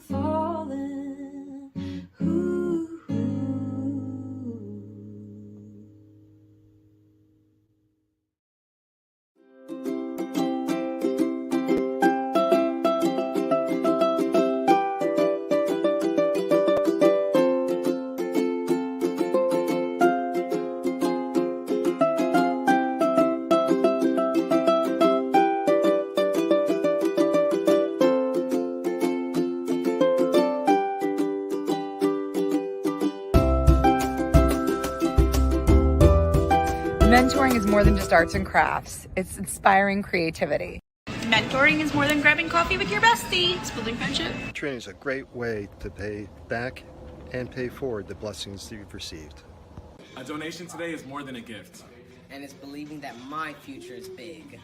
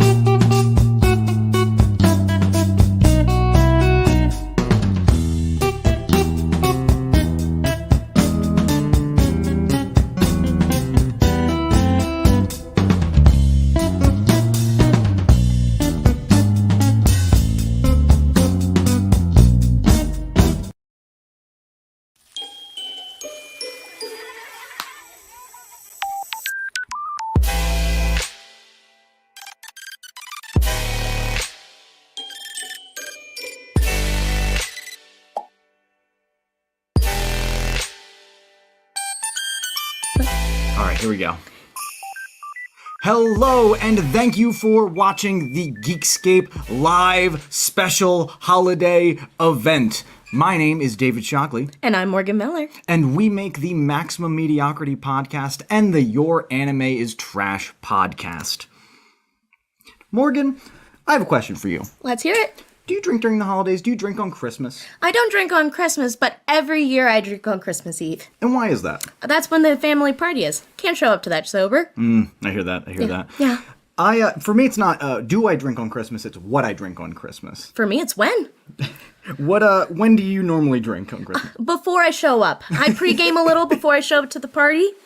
I think that's the way to do it. That's why you keep semblant. You keep it looks good for the family. It does. It makes it so I don't say things I don't mean on a holy day.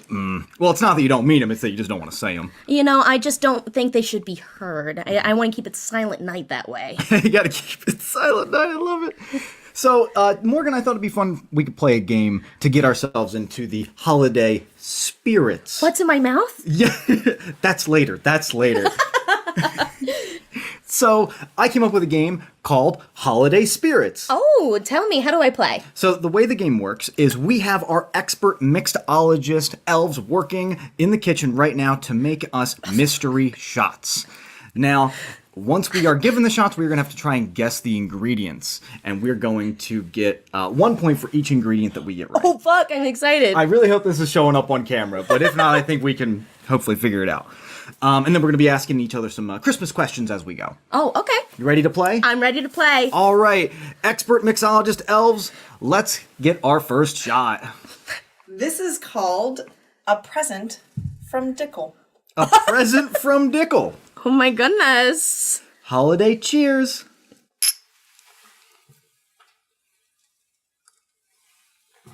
Okay. God.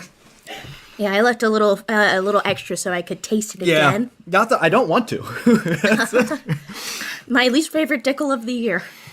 Oh, God. That's spicy. It was spicy. I feel like there's definitely whiskey in it. Yeah. I'm feeling pretty heavy on it. Mm-hmm. Excuse me. Disculpe. Oh. Something sweet in the background. Like, I don't want to say amaretto, but maybe amaretto? Oh, a little amaretto. Okay. Like, I think that's what you're saying. Yeah. Okay, so what would you say, what would you lock in your guesses as? Is there any way I can know the amount of ingredients that I need to guess? Oh, that's good. Yeah, we can do that. Yes. For the first one, it's only one ingredient. Just one. Oh, whiskey. This is whiskey. That is... Okay. Would you be more specific? Do you know what kind of whiskey? Oh, I don't know a lot of whiskey names, so I'm going to go Southern Comfort. I'm going to say it's not Fireball. No, it's not. For sure not. Is Dickel a kind of whiskey? I mean, Jesus, I've never seen it at the store. I didn't know I could just go to the liquor store and buy dick. What a happy day!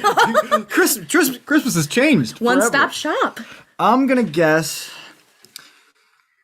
I'm gonna say Dickel whiskey. I guess. Dickel whiskey. Like, if that's the whiskey, I'm just gonna say it. That's not terrible whiskey.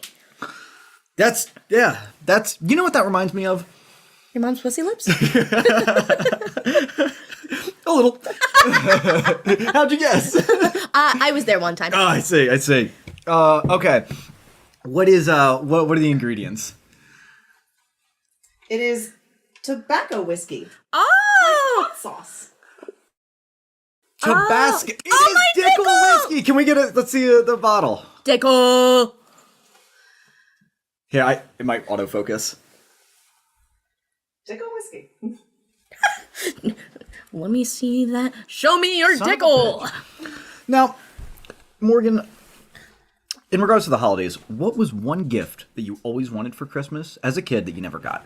Oh, every year I'd ask for a trampoline.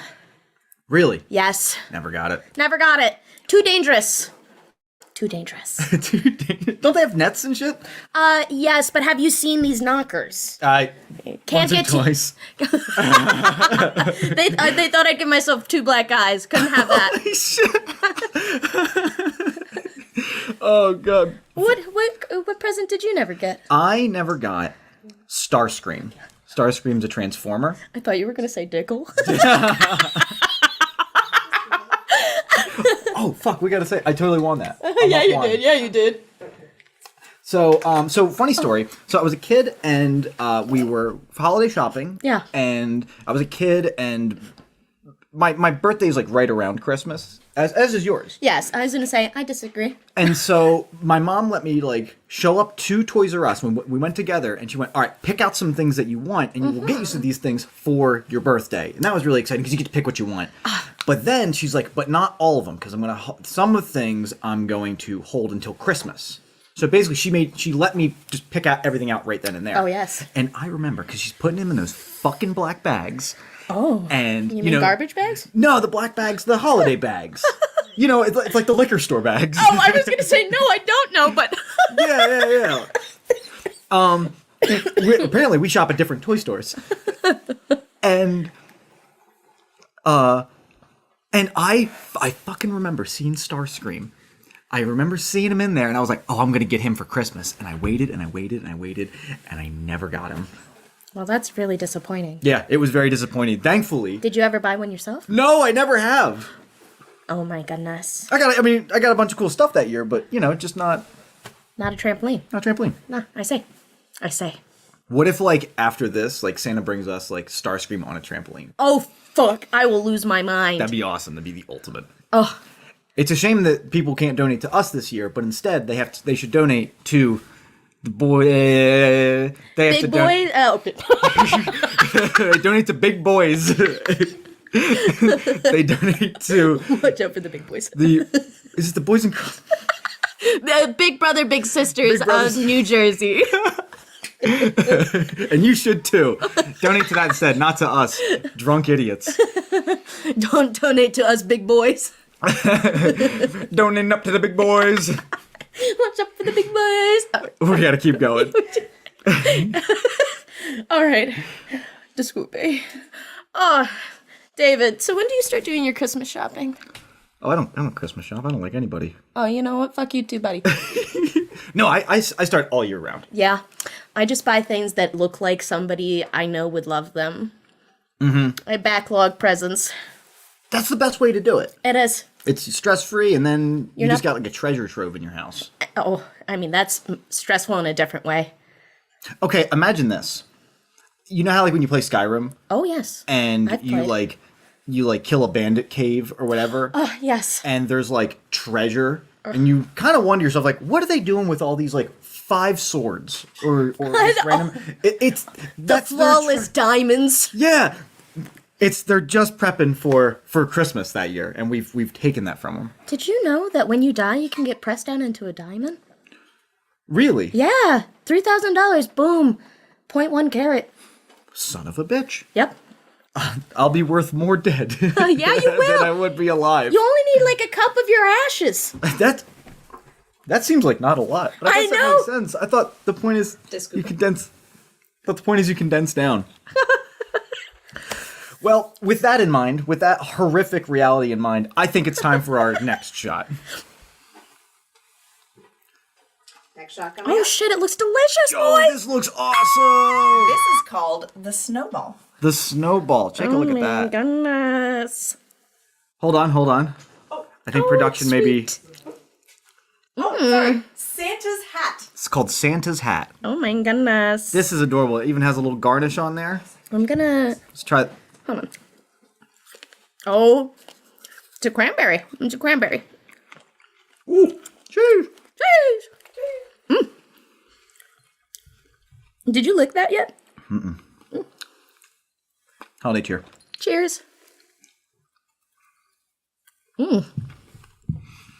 That one's delicious. Mmm. Oh, I just tasted cranberry. I want to say that there is hold on. I want to say there's Di Serrano in there. How many ingredients am I guessing today, boys? 3. Do I have to guess cranberries? Nope. Or Okay. the little topping. All right, Which is sugar, right? Damn, that's the one we got.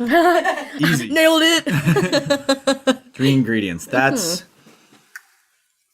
All right. I want to say there's amaretto in there. Mm-hmm. Do I say yes? no. You gotta wait. She's gotta lock in her answers first. And then Di Serrano. Amaretto is Di Serrano, just so you know. Okay.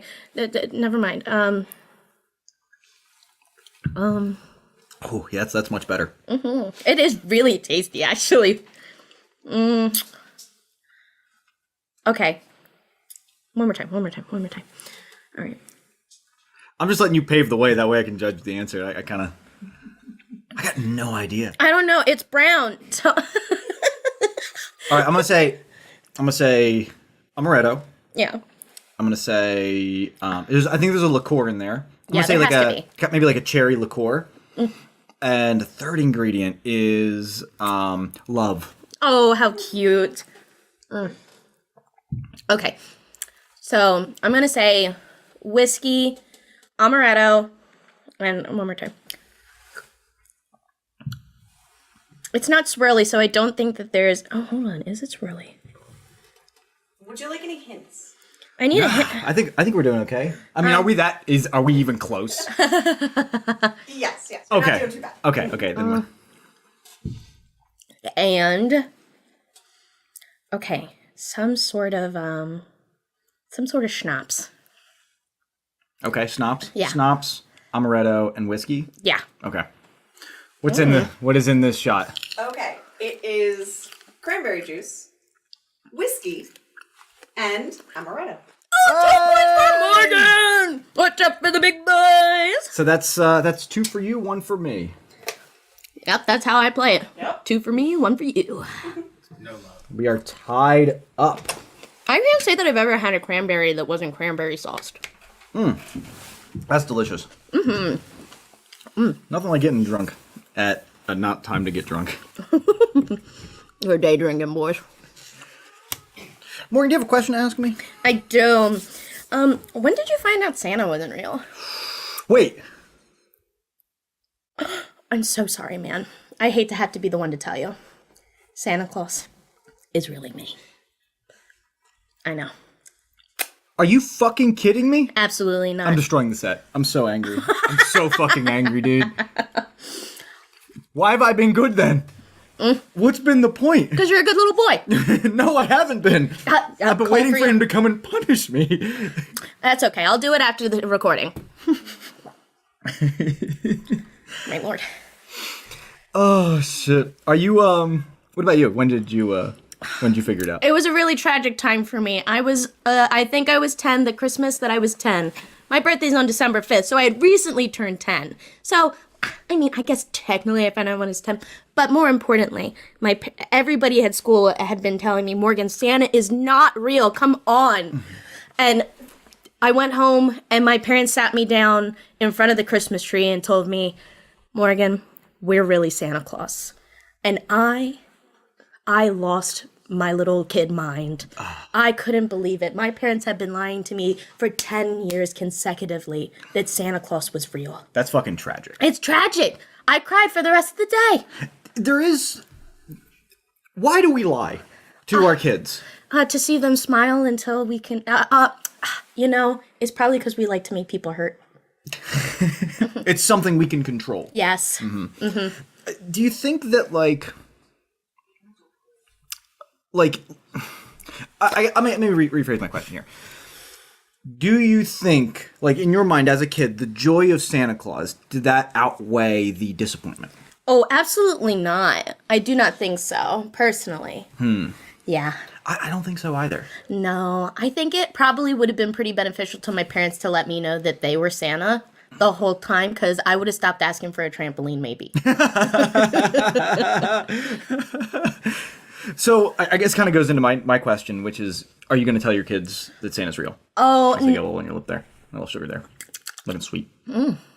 But no, I don't think I will be telling my kids that Santa is real. I think I will be upfront that I am in fact Santa.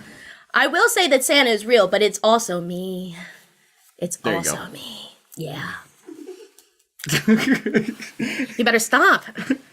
Put me on the naughty list. Are you going to tell your kids? Nah.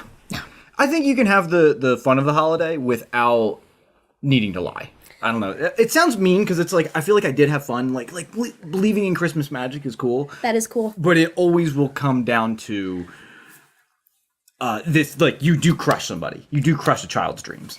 This way, you get to let them know that you're the magical one. Yes. Yes. And I think you can have Santa be like a figurehead. Oh yes, like the queen. Yes. Yes. Exactly. Like the queen. Disculpe. Oh man. Well, I think it's about time for our third round of shots now that we have brought the room down. And it's looking pretty tasty over there. Yeah, it's looking good. Oh my god. Mixologist, elf wife. Now this is the snowball. This is the snowball. Goodness.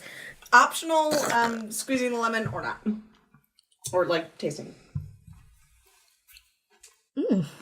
He tastes sugary.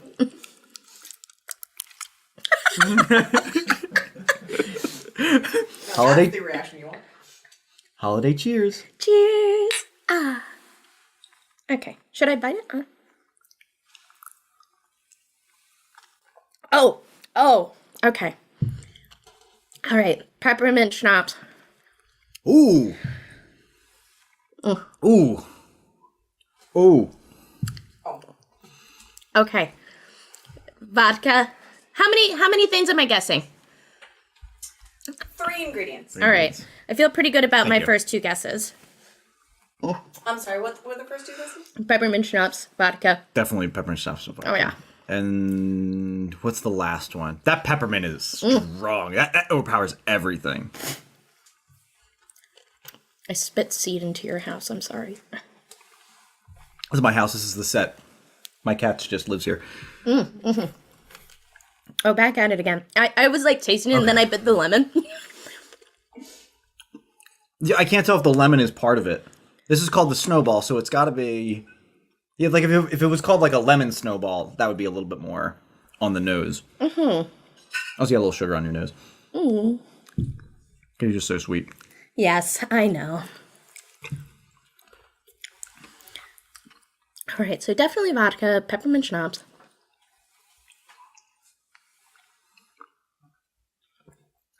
I'm gonna say, God, what's that fucking third ingredient?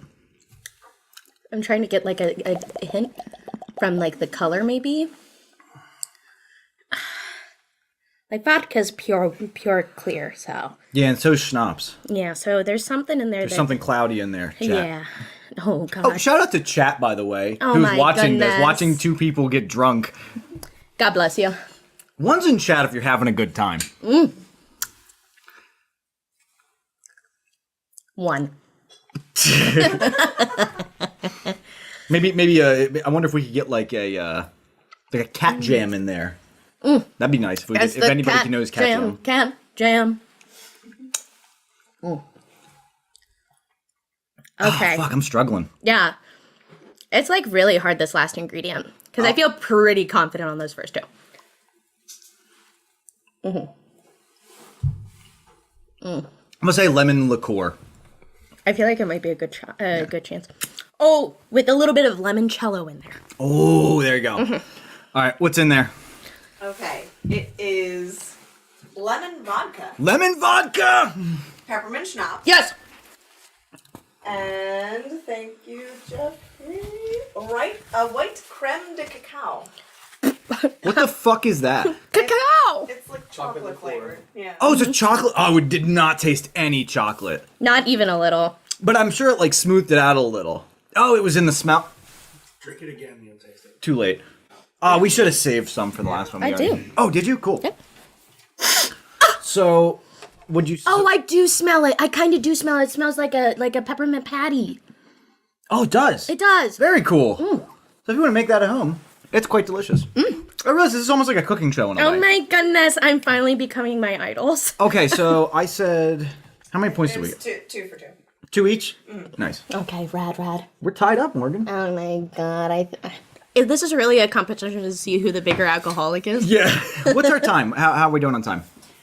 Oh, let's see. That's 22 minutes. We're at 22 minutes. All right. Oh my god, is that fine?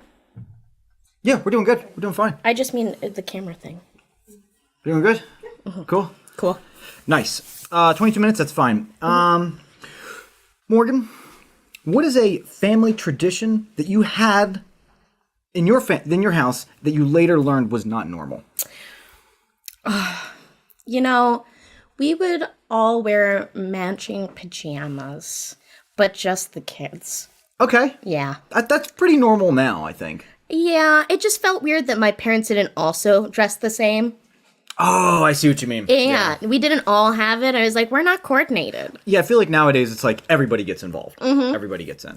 How about you? What are your traditions? The one that really sticks out the most that I actually really enjoyed was my mom always did the the little mini Christmas village. Oh, I do love that. But I mean, every year she got a new house. And so our entire dining room table was filled with these fucking tiny houses, all Christmased up with. If you don't know what I mean, it's like a Is it like a nativity set, or is it it's an like actual house? It's an actual house, like a Charles Dickens scene. Spicy. And I mean, these houses are made of ceramic. They're intricate. They have lights that light up on the inside. goodness, There's how little cute. villagers that like walk around. I mean, that you like set up, and like there's like little fake snow and fake fucking trees. It's like so intricate. She was so into it. And then I went over to like a friend's house. I would go over to like my friends' houses and see what they did for Christmas. Oh, yeah? And I was like, "Where's your fucking tiny village? You Where's your noobs?" giant? All right. And then I try to explain it to them, and they're like, "What are you talking about?" They had never heard of it. Oh man, you know, I hadn't heard of that. All right, there was one tradition. I did think of it. My pup and his wife had nativity sets all over their house, and we played the game of find the nativities. And it was like, find the smallest one in the house.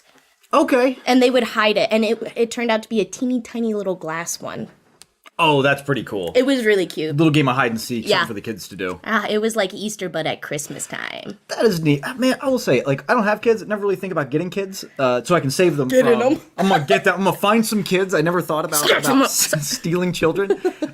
Maybe if you ask Santa real nice, he'll bring you one. Yeah, exactly. But the idea of having kids seems like the best time during Christmas, because you can... That's like when kids really shine. You know? Yeah. It's probably their cutest season. Right, exactly. The cute outfits, the little shoes. All right, I think we are ready for our last shot. Oh my goodness. No, we are not. Oh, we're not ready for our last. Okay, we'll kill one more time. So let me ask you, what's a family tradition you think about continuing? Okay, this is gonna sound a little silly. It's small, but I love it. I love small things. Another little. I'm sorry. Small but mighty. Whenever my family would answer the phone on Christmas, Oh. you don't say hello, you say Merry Christmas. Oh, how cute. That's my favorite thing. That And is really cute. It gives me a lot of joy every year. That is cute. And I still do that to this day. If you call me on Christmas, which please don't call me on Christmas. I won't But if pick you up. did, I would say Merry Christmas, and I wouldn't say hello. Ugh. So if you're a scammer, you can't get me. I don't know why that works. It made no sense. I liked it. I liked it. What about you? Oh, me? We always have Christmas breakfast together, and it's always very eccentric. My dad makes like either French toast casserole or something, just like not like eggs and bakey. It's like He goes hard. he goes ham. Stuffed French toast. Surprise! My favorite breakfast is French toast, so it is heavily French toast themed. Dude, that's awesome. Yeah. A good breakfast on Christmas like makes it. All right, I think we're ready for our final tie-breaking shot, Morgan. Oh, fudge. Oh, it's colorful. Yeah, this is called this is- Rockin' Around the Tree. Rockin'. Oh my And goodness. it also has 3 ingredients. Thank goodness. Rocking around the tree. Rockin' 3 ingredients, around and the Christmas tree. the shot glass says "See you around, fuckers." So does mine. That's very cool. Morgan, Christmas cheers. Merry Christmas. Merry Christmas. Oh. Oh, okay. Okay. Okay. Smooth. I'm gonna say, It's fucking green. yeah, I was gonna say it's like a Bailey's item, but hold on. Yeah. It's Bailey's in it for sure. Mhm. It's got I'm gonna say rum chata, personally. okay instead of Bailey's. Okay, I'll go Bailey's. Yeah, I'm You doing do rum rum chata. chata. That way we have a tiebreaker at some point. This has, let me see the contents of this. This is for you, chat. This is for you, and this is for the kids. Are you laughing yet? Chocolate liqueur again. Oh, okay, okay. And,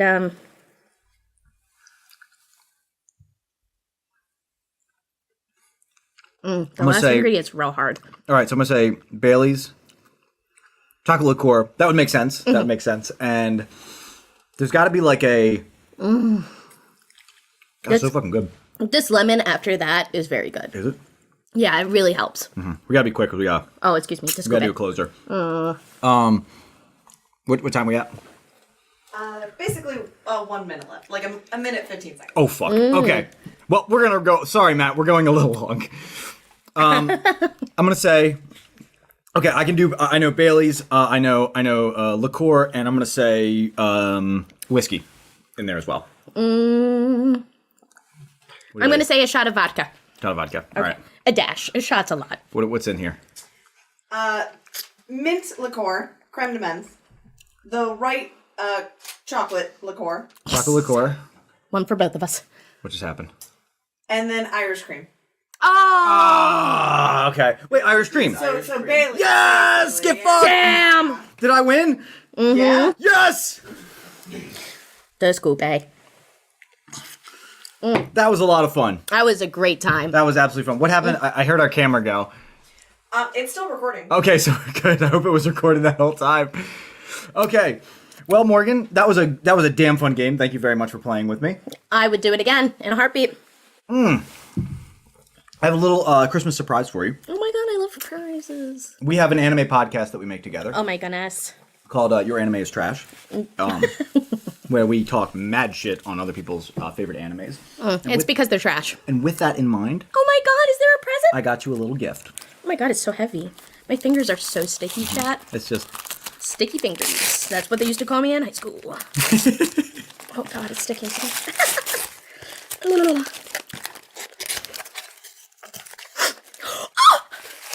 I'm actually very excited. It's a derma.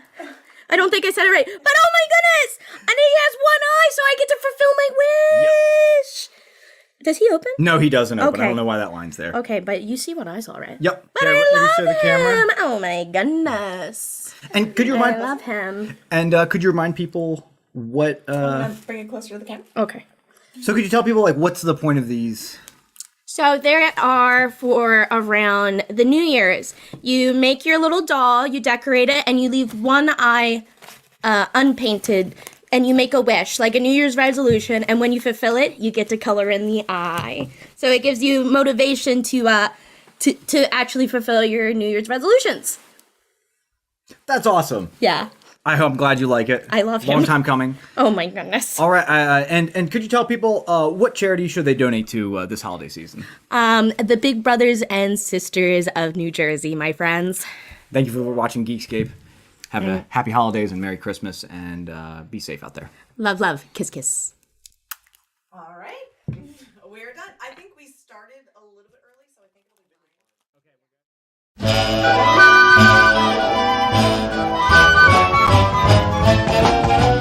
Here comes Santa Claus, here comes Santa Claus, right down Santa Claus Lane.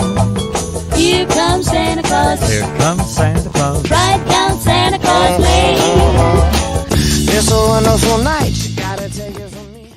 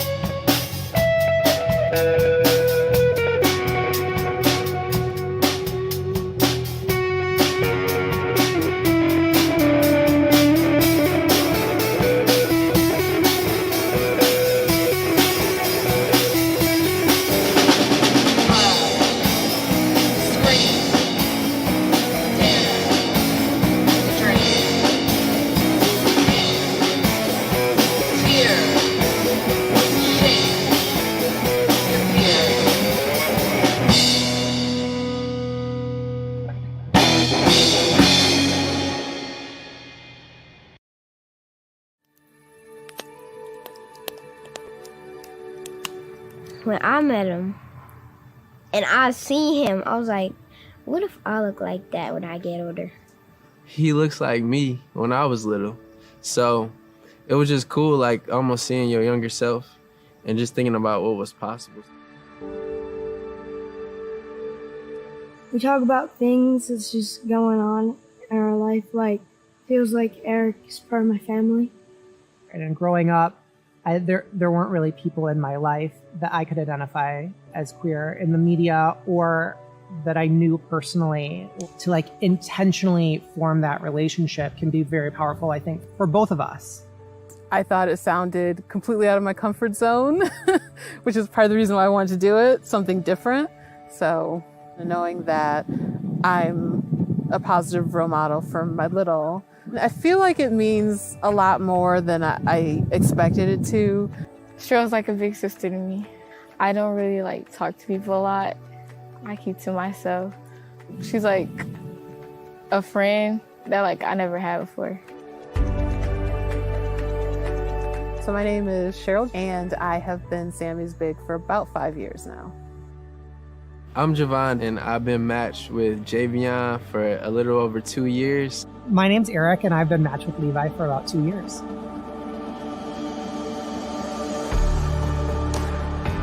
Whether it's in like books or in movies or in relationships, it's really affirming to who you are and who you want to be able to look out and see someone who's like you and know that whatever you want is possible.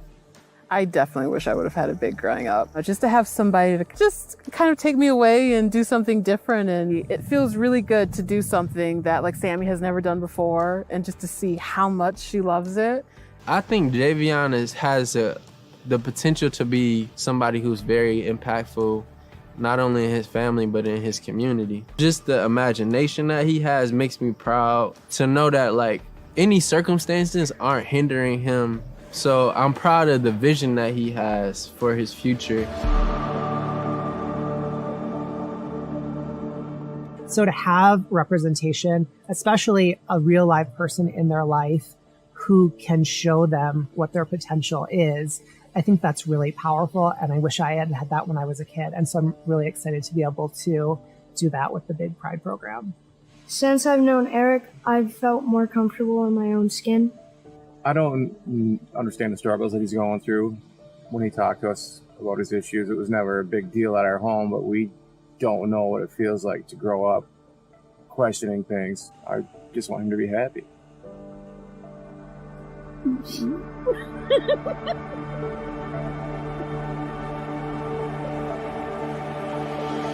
You know, I hear people say if you can see it, you can be it, right?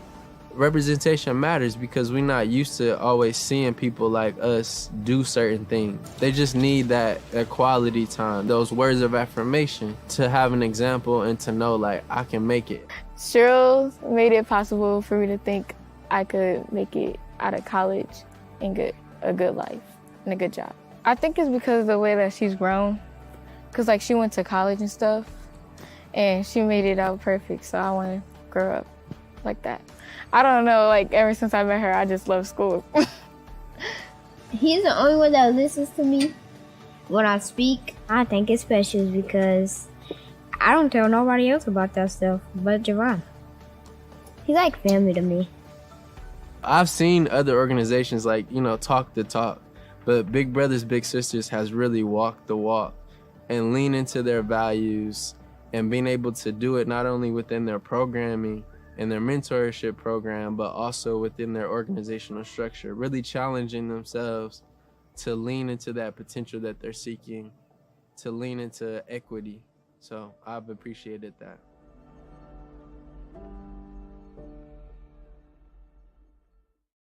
Hey everyone, it's me, Banksy, and you might know me from online, a red carpet, maybe even an award show.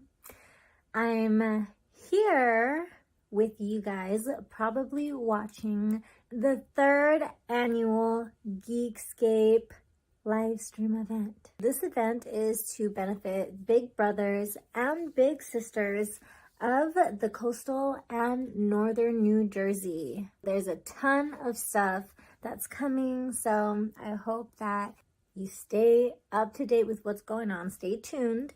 Go into the description and the comments. Comment on here. Go and donate. Click on that link and make a donation. This is a benefit for the big brothers and big sisters of coastal and northern New Jersey, y'all. Let's do it.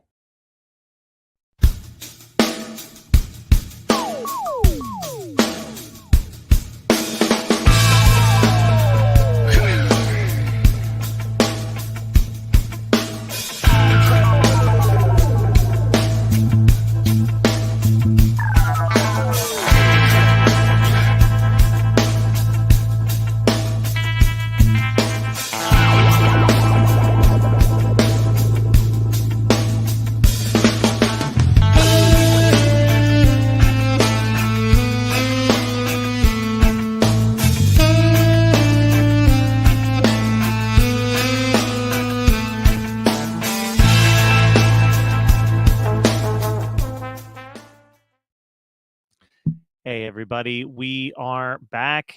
So we're waiting a little bit on Matt Mania. They're having a slight technical difficulty, but they will be here soon enough. In the meantime, I just wanted to do here. We'll do it live right now. Let's do a quick update, see where we're at with the Big Brothers donations coming in. All right. We are almost at $700. We are $1 shy of 700. So let me do the update right now. And thank you for the bumpers. They're a combination of me and my brother Brian, who made all these little fun little musical bumpers. That was a dub reggae cover of We Three Kings from a punk band called the Dingies. So you can go ahead and check them out in your free time. We had a live performance of Velodrome. Big shout out to Danielle, their bassist. She's a listener of the Horror Movie Night podcast, which will be on this stream later on tonight around 9:30. I also want to give a big apology to my friend Erik Germ. We played one of his sketches, the Courtroom Carols sketch, and it seems like I cut it off a little too soon and completely missed him advertising what he does. He does an awesome Twitch comedy show throughout the year. It's usually once a month, I want to say. We're going to be doing a replay of that just before the Horror Movie Night segment tonight around like 9:30-ish. My apologies again to Erik on that. We'll play that in its full so you can actually hear him tell you all about where you can check out his stuff. So we are sitting at 900. Sorry, I am just stumbling all over my words, which if you've listened to any of my podcasts, that's not a shock. We are sitting at $699 of our $4,000 goal. Not bad, y'all. We're doing pretty good so far. So if you haven't already, let's get some of those donations in. Who is my favorite of the Three Kings? The Frankenstein one is my answer to that. We are at $700. We're making some leeway on this goal. If you haven't donated yet, I look forward to hopefully our little show charming you into deciding that like you do want to donate. You do want to help out a good cause. We've still got a whole lot of show left to go. After the Matt Mania segment, there's going to be a performance from my friend's band Lame Gretzky. Then we're doing the One Hit Thunder music trivia contest. Then we're going to have a live performance from Lex, the Lexicon artists, followed by the Before My Time performance of discussing Holiday Inn. After all of that, once we get through all of that, then we're going to be switching for a split second. Twitch, you just hang out where you are. We'll be back live in a matter of seconds. YouTube and Facebook, there's going to have to be a new stream that kicks in because there is like a stream time limit on the YouTube and the Facebook pages. So we have to do a whole shift over. It's a delightful, fun thing that is not in any way, shape, or form a pain in my butt. And when we kickstart that new stream, it'll be kicking off with a live performance from Weillers right into a Geekscape Live. So we have got so much stuff still on the horizon. And let me see, do I have anything else I can play while we wait for the Matt Mania guys to get stuff hooked in. Let's see. You know what? I'm going to do another couple Big Brother segments, a couple more ad spots, and then when we come back, you will see the Matt Mania guys.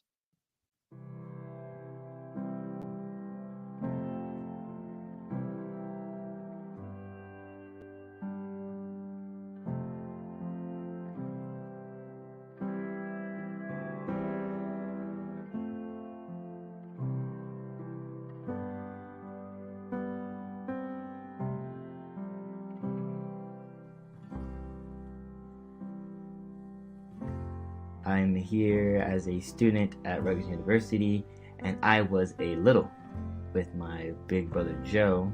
My first major is labor studies, and my second major is human resource management, so I'm a double major here. I didn't originally come here first. I went to Monmouth University first, and I transferred.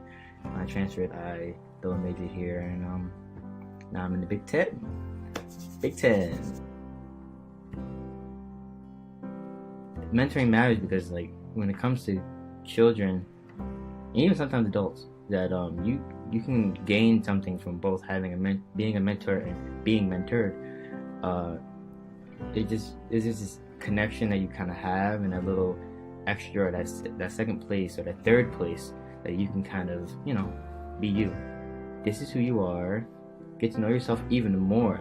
I've got to know myself so much more since my time in middle school to high school, of what kind of person I am. I like to talk, I like to speak, I like to also sometimes be to myself, but also kind of gauge and kind of interact with the world in a different way. Thanks to being with Joe, he taught me some things. He taught me a lot of things, actually, not some, a lot of things about that.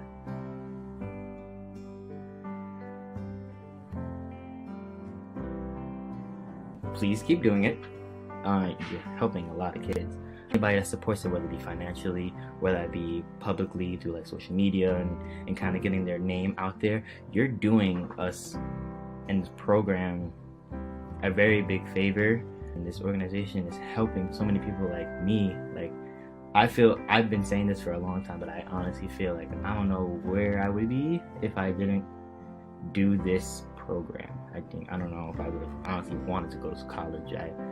At first I didn't, but Joe, when I talked to Joe, he was like, you know, look, I'm telling you, you should go to school, like go to college. You're really athletic and you're very smart, and I know what I'm talking about. Because at first I didn't really think I was the smartest, but when I was able to express myself in a way, I can kind of see, no, I'm not. I was, you know, academically inclined. I had to put more effort in. Kind of gave me that drive too, and that's what little bigs do, and that's what the littles can gain from this. But if we keep that support going, you're going to be able to keep building a bunch of people like me. I love this program. I think a lot more people should do it, and I hope one day that I get to be a big. So thank you. Keep supporting, because you're helping a lot of people like me.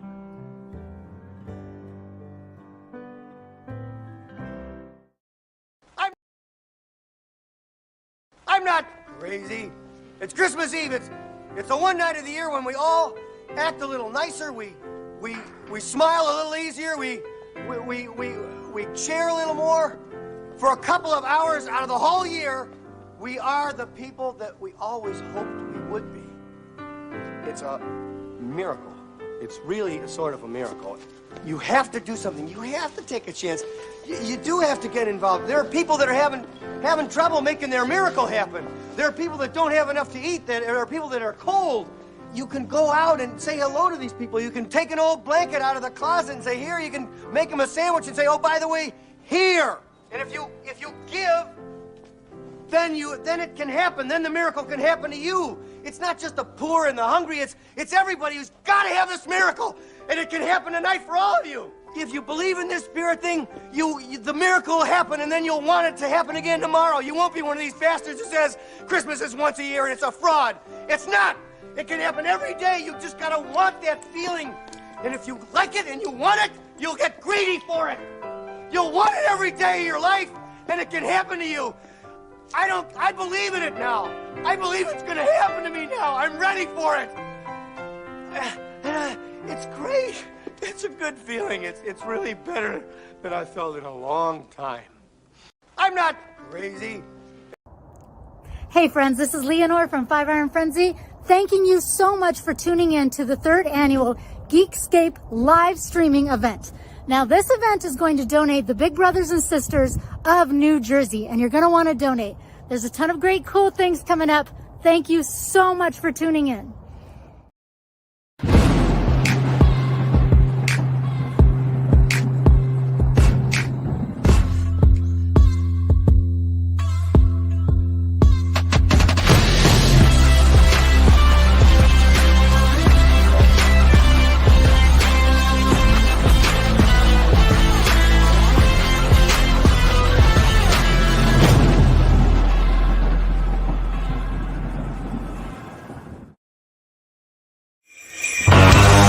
Is that you, Santa Claus?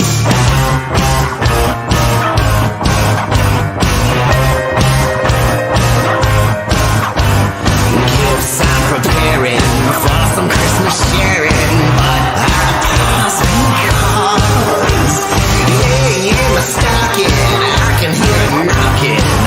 Is that you, Santa Claus? Sure, it's dark out, ain't the sun a spark out. In my cartoon jaws. Who's there? Who is it? It's stubborn for, is it? Is that you, Santa Claus? Are you bringing a present for me? Something pleasant for me. That's just what I've been waiting for. Would you mind slipping it under the door?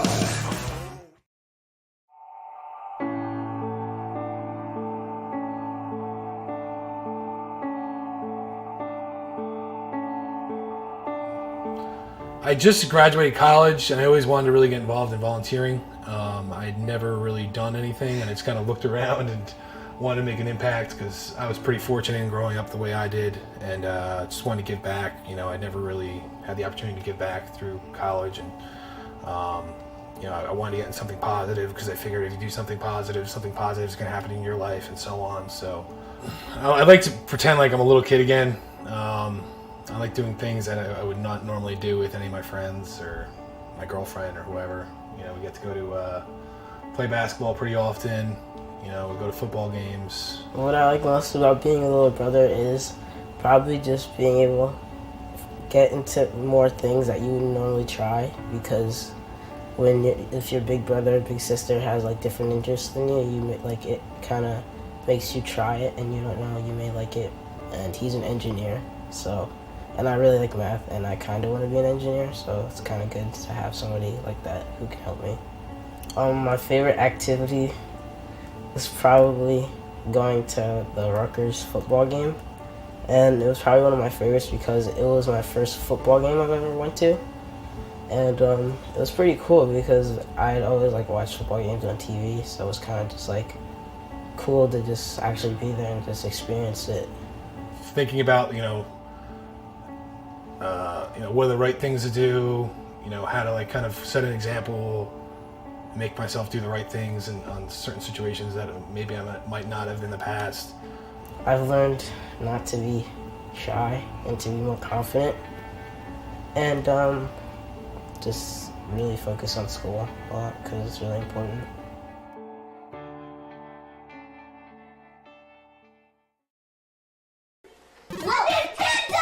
What?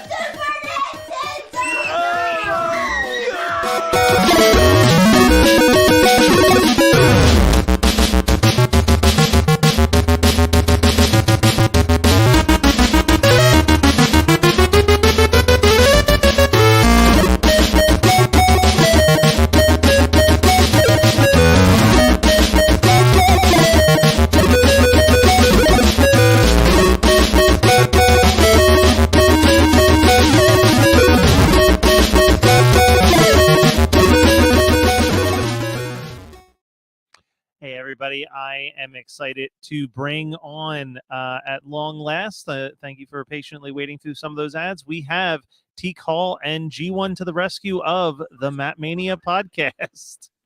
Yo, what the business, my man? Hey, you guys ready to talk wrestling? Hell yeah, we always ready to talk a little wrestling, man. All right, I'll let you two do your thing, and we'll be back in a couple minutes when you're done. Yes, sir. Appreciate that. Well, welcome Geekscape.com subscribers, friends, Romans, countrymen, wrestling fans, etc.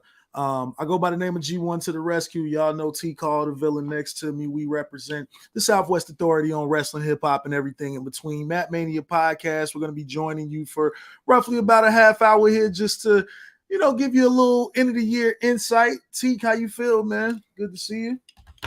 Doing good, man. Happy holidays. What about yourself? Woo woo, man! I'm doing wonderful, man. Shout out to Team El Blunto. I'm on my way to work right after this, But no, man, I'm feeling good, man. Happy Friday to everybody, man.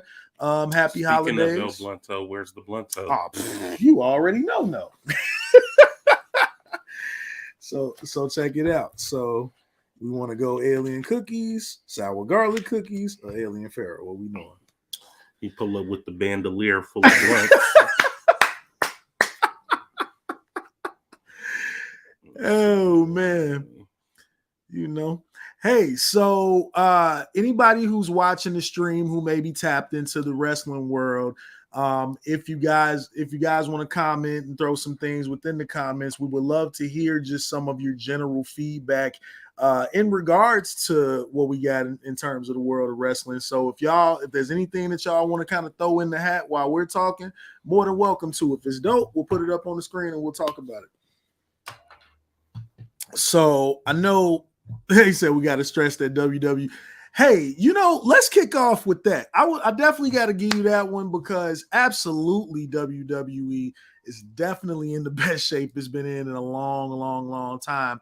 And those of us who were fans, we already knew that if there ever came a time to where Vince McMahon gave up his crown to the son-in-law and to the daughter-in-law, that WWE probably would be a much different place. And I mean, we're just seeing the fruits of all of our ideas. That's pretty much all. I got you, my man. Teak, how you feel about that, man? I mean, we've been talking about it, over episodes, but just now we're like well over 3 months into the Triple H reign of WWE. So at this point, man. Nah, man, WWE wrestling been very good as of late. The storytelling, bringing a lot of people back who probably shouldn't have been let go in the first place. Absolutely. Pushing some people who wouldn't have gotten pushed. So yeah, I'm definitely enjoying that.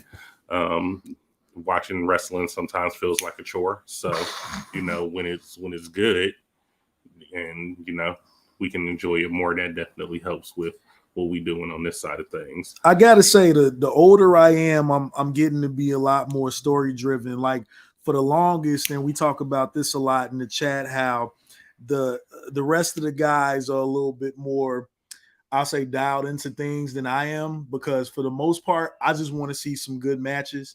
I'm happy with a good build up, but then the story be like, it don't be necessary. Now that I'm a little bit older and I can really appreciate the full art form and the storylines leading up to it, I got to say that just a lot of the build up has been a lot better. I know they hired a horror writer to come in to WWE and help with the Bray Wyatt stuff. So that clearly has been the case. We can kind of tell where that's going.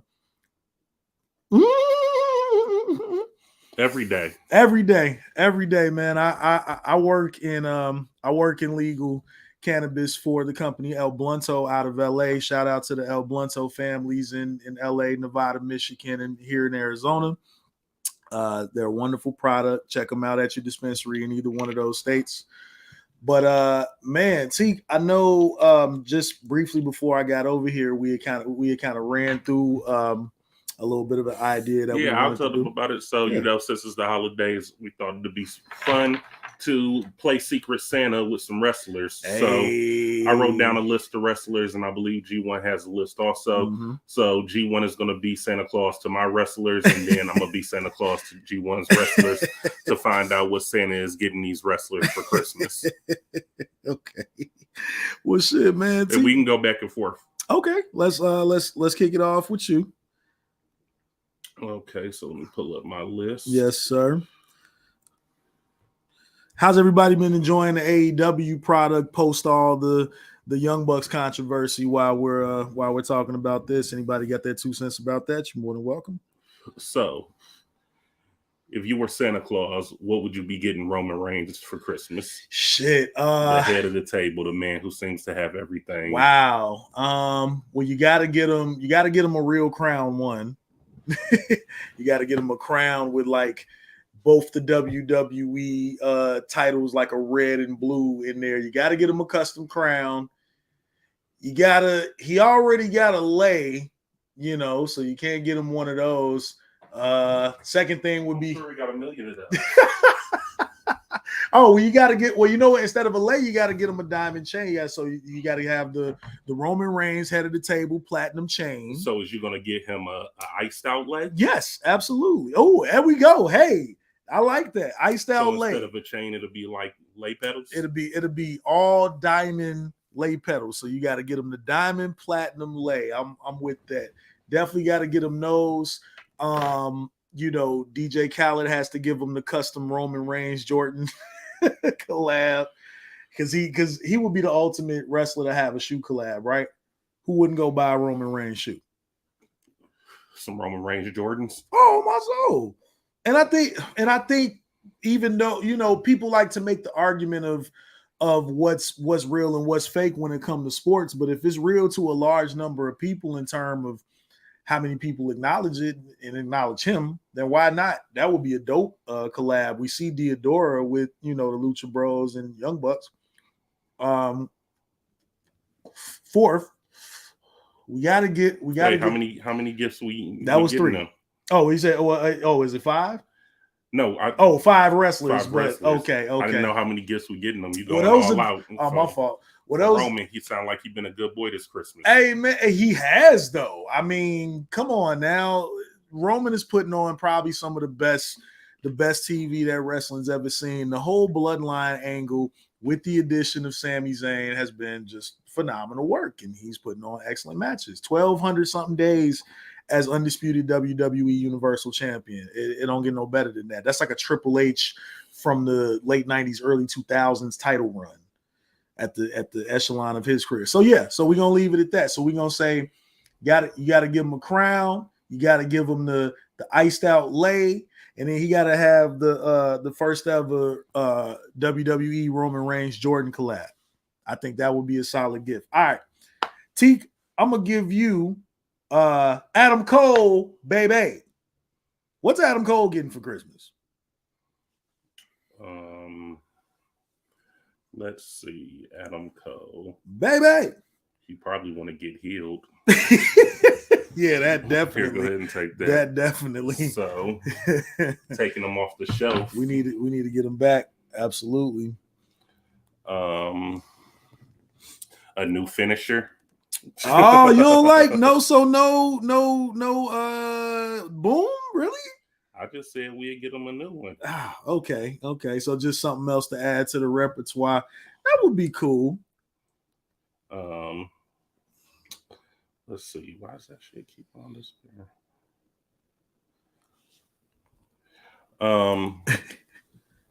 What's going on? Somebody, Christopher says, I like a pair of Brutus the Barber Beefcake Jordans. With the scissors on that. Right, they'd be the scissors on the back instead of the Jordan logo. Oh shit! So what would they say on the back? Would one shoe say beef and the other say cake? Yes, bro. Your design game is crazy. Absolutely. Had a barber joint on the side. The little barber symbol, the little peppermint looking shit. Mm-hmm. You gotta have that on. You gotta have that somewhere on the side or somewhere on the tongue detail, and you gotta put the scissors on the back. You said if there were scissors on the back, it'd be so sick. Absolutely. Soon as it's in your head, you looking like shit. Right. You just got to make sure that they ain't pink scissors. Don't get them confused with the Acclaimed. Nope. Because everybody loves the Acclaimed. Hell yeah. Okay. I can see that. I could definitely see them getting them pointers. All right. Yeah, and I think that's gonna be all for Adam Cole. Baby. Next on my side. Oh no! Next on, so it's you to me now. Yeah. Okay. So Who's next for you, I would say Brock Lesnar. Dang, that's crazy because that was the next person I picked. Oh shit. Well, okay. See, now you're gonna have to. Yeah, I can switch it up. It's no big deal. So Brock Lesnar, what is Brock getting for Christmas? I get Hulk Hogan a better person. I get Hulk Hogan a new heart. Yeah, he don't deserve Get him some hair. Right. I get him some hair. I get him a lump of coal. Yeah, it ain't Hulk Hogan. I get him a Black Lives Matter shirt. Fuck out of here. Anyway, moving right along. So Brock Lesnar. I mean, I gotta get him a quality Stetson cowboy hat. You know what I mean? Gotta get him a Stetson because he's been rocking the cowboy hats crazy now. What up, everybody? Gotta get you gotta get him a sponsorship with Lee Flannel because now he's been wearing a lot of flannel. Okay, you know what I'm saying. So you gotta have a Brock Lesnar. I would bring Brock Lesnar back for some Lee Jean commercials. Remember how they used to have what was it? Oh, the little puppet. Yeah, they used to do the Jean commercials. Yeah. So yeah, I think Brock Lesnar coming back with the Lee Jeans, F5 and some cattle, like our homie Rock Knowledge would say. Hold on, he did that in a game commercial. Or not F5 a shark. Or they could use the clip from when he came down to the wrestling ring on the track. Hell yeah. Holla at John Deere, new sponsorship for him. Mm-hmm. Yeah, so what else? So you got for very specific reasons.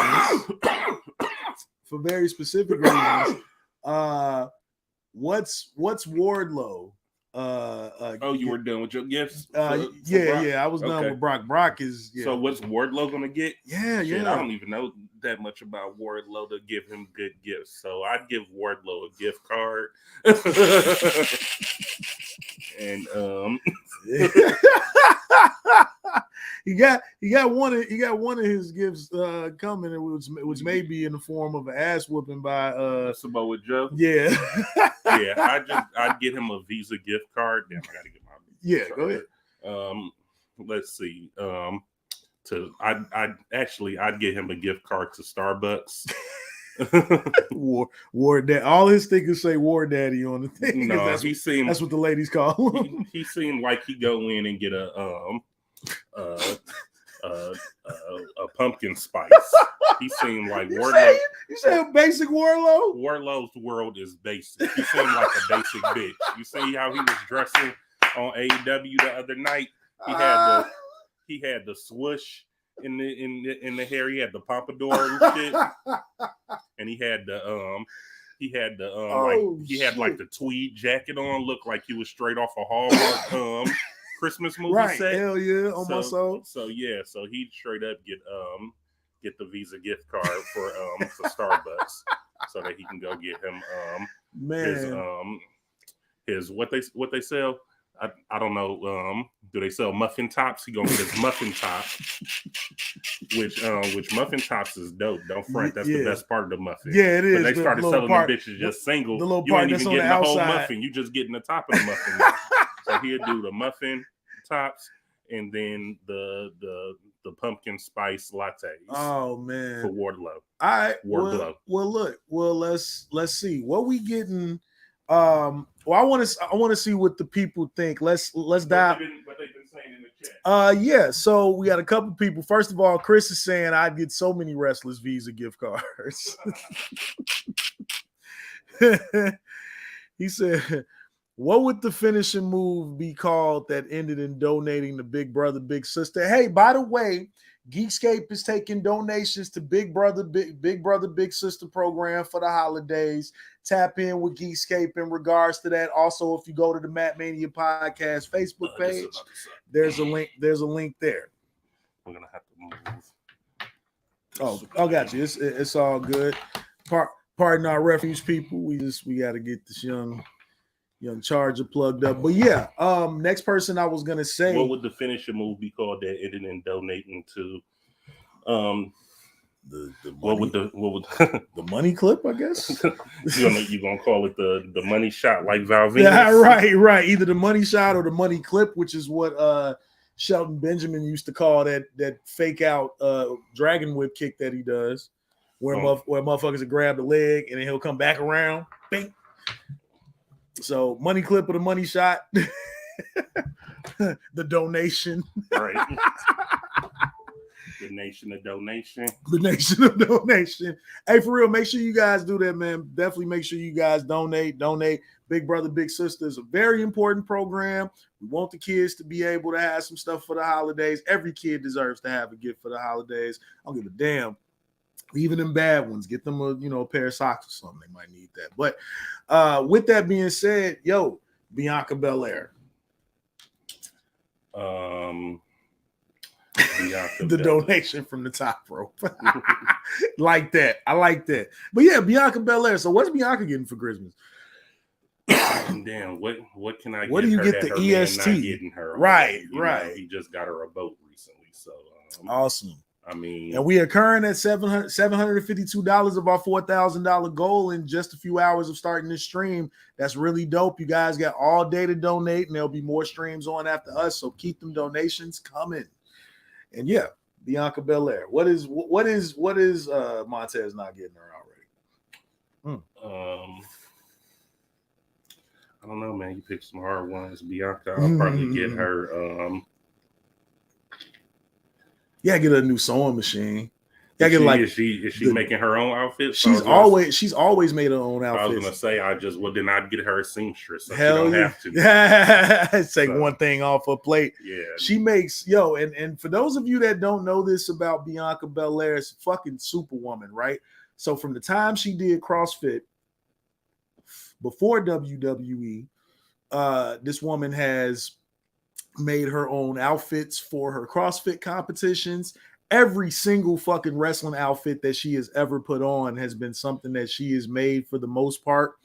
On top of which, the same for the Street Profits featuring her husband. Them two, their outfits, all made by her.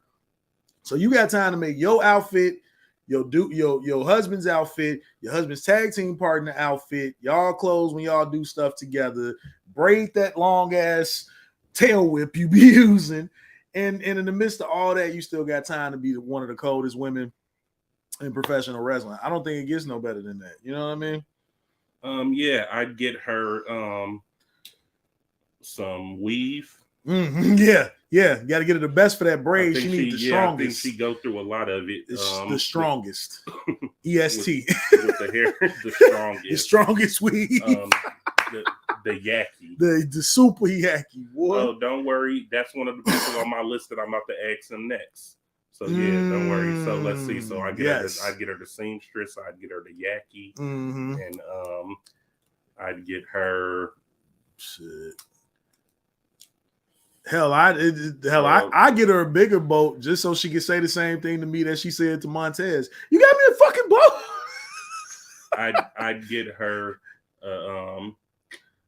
a championship match. Oh, hey, on the men's side of things, so she could be a double champ. Hey, on the real though, like act like y'all wouldn't like to see Bianca Belair as like United States champion or something, right? Like not on like 24/7 championship, right? You know how the women was winning that also, exactly. But no, like actual like let her like enter the men's rumble or something. Absolutely. At like the last number or something. Hey, real talk. She needs that moment, and she can pick half them dudes up for real. Or to be like when they do the United States Open Challenge, like she accepted or something. Yes. You know? Ooh, stop playing. So many possibilities. What be funny is WWE a lot of times likes to talk about liability and stuff like that, but I guarantee you, if you ask probably 50 to 75% of that women's roster, would they wrestle a dude? Half of them have already done so, and most of them are like, hell yeah, I'd wrestle a dude. You know what I mean? Because you know what I'm saying? Women, this is girl power. They want to be able to show their dominance, and some of these chicks is dope like that. Like, I would love to see that. So yeah, that's definitely good. So all right, T, throw the next one to me. You giving me Sammy, right?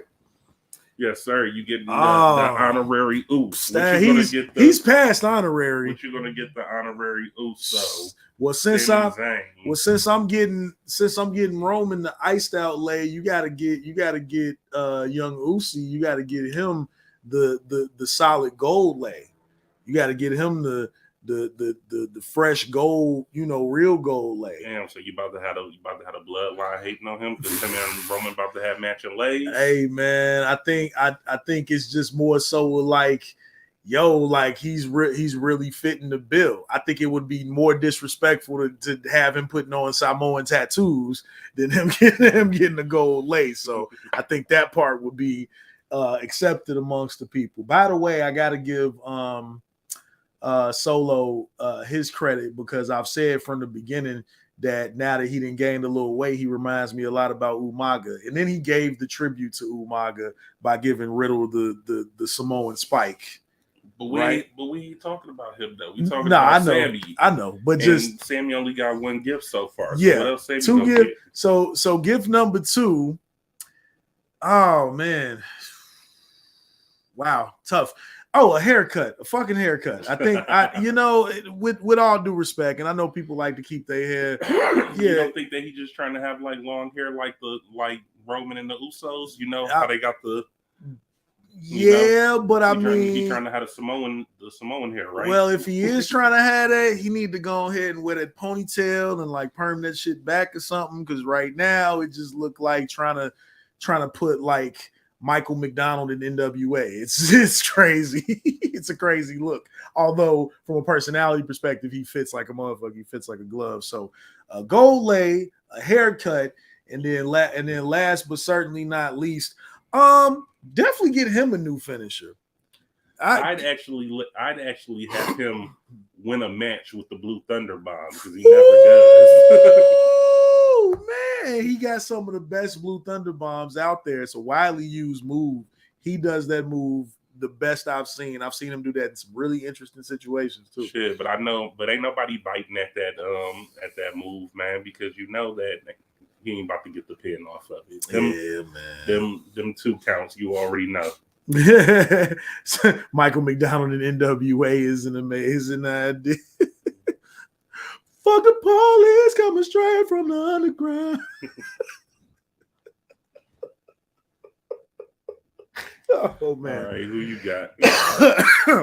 All right. Next up, we made mention to one legendary lady, so we got to make mention to another that's making waves. What you getting, Miss Jade Cargill? Damn, she was on my list that I was going to ask you about her. Great minds think alike. That's all. Damn. So, what do you get that bitch?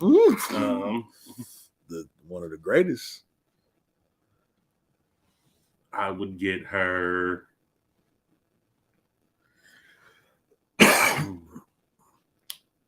I'd get her some passes to Comic-Con so that she can go cosplay because she like to cosplay it up, and she does it the best. So she can go do that. Even though I saw her in Comic-Con this year, and I know she got in for free. But blessings to that lady. Some passes for her. I'd get her.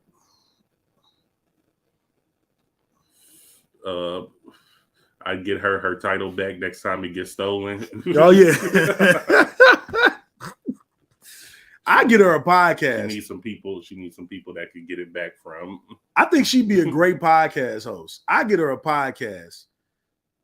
Like I get her the Jade Cargill podcast. You get her a podcast, or you get her some equipment to podcast. Well, I'd literally get her like a podcast deal. Like straight up. Like I think it would be dope to have somebody like her to help bridge that gap and to have guests from the hip hop world and the wrestling world on the show, and for her to just be able to talk that shit. I'd get her a better storyline than arguing with Bow Wow. Yeah. Yeah. I'm sorry. I'm not too convinced with the Bow Wow ish neither. Definitely. Okay. Hey, he an actor and he is doing a horrible job. Listen, man. I would also get her, and she could use a new finisher also. Oh, you're not feeling the jaded. No, I the mean, Glam Slam? Jaded is good, but I'm just saying, she what, 38 and 0 now or something? I think she about 42, 43 and 0 right now. Yeah, so she needs something else. She needs to unleash something else.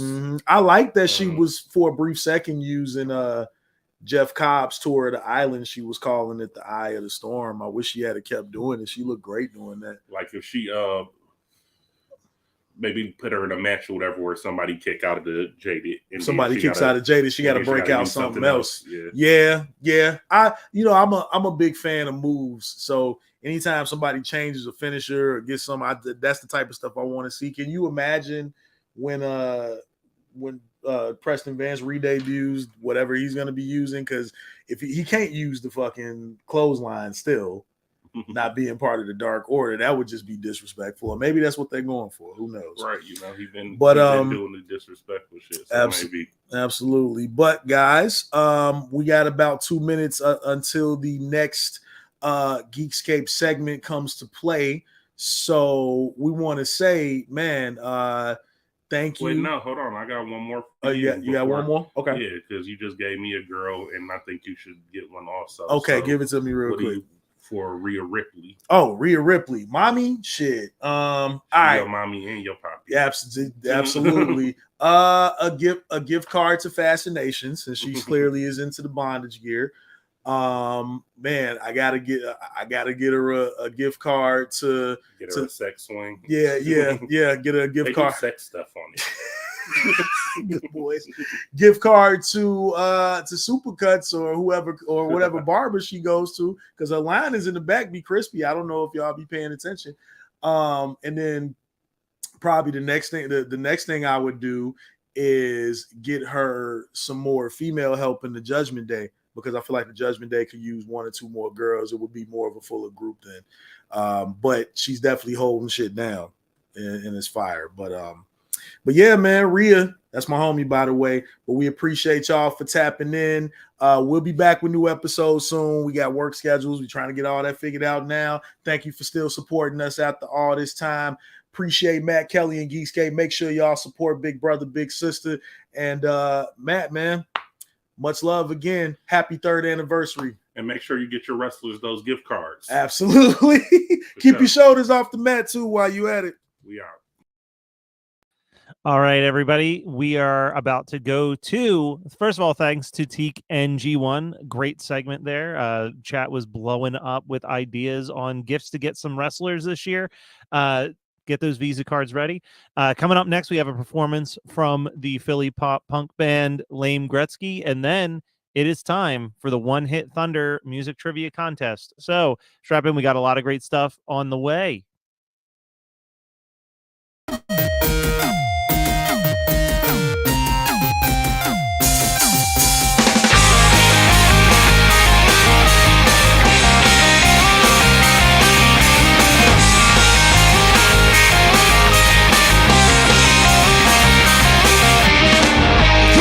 Speak up, be quick, 'cause I do not wanna waste my time again. I really try to care, 'cause in my heart I was so worried. In my head there is a blurry, and it won't stop.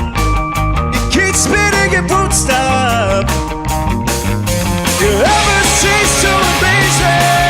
If you've been in, then why can't you see it? These words so simple, yet you can't seem to see them.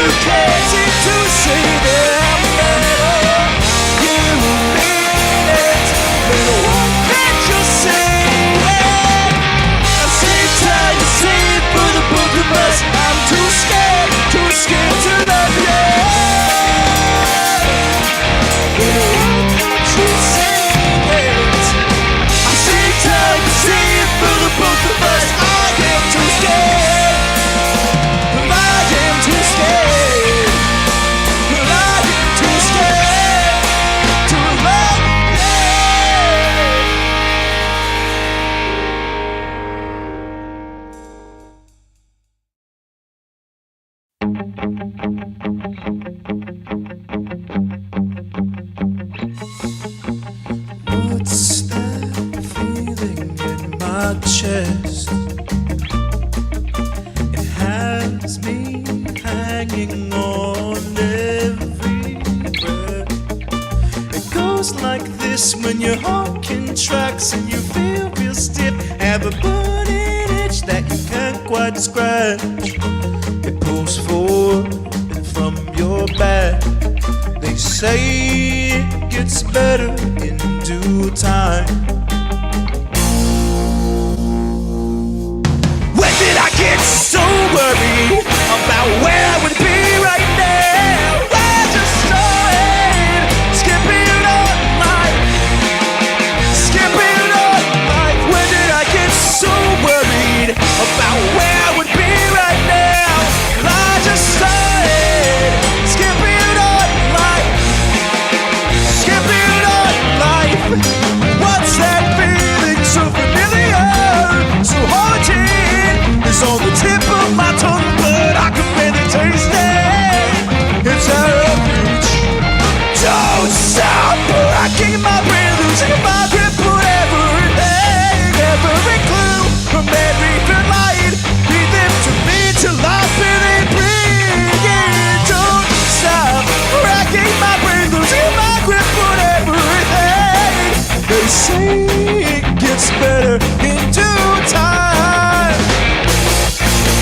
When did I get so worried about where I would be right now? I just started skipping on life, skipping on life. When did I get so worried about where I would be right now? I just started skipping on life, skipping on life. I can't remember the last time we tried to keep it up and break it down to a dope pop. Cut it with divide.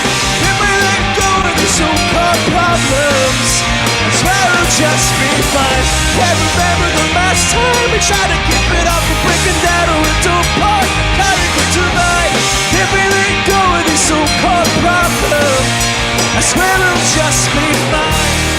So worried about where I would be right now. I just started skipping on life. When did I get so worried about where I would be right now? I just started skipping on life, skipping on life.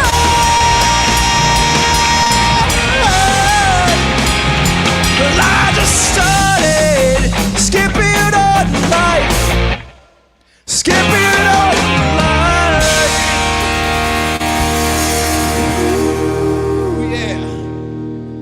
Thank you. I had a dream last night. We drove up to see Las Vegas. We lost ourselves in the bright lights. I wish you could have seen it. Begging for change to get home, or at least San Francisco.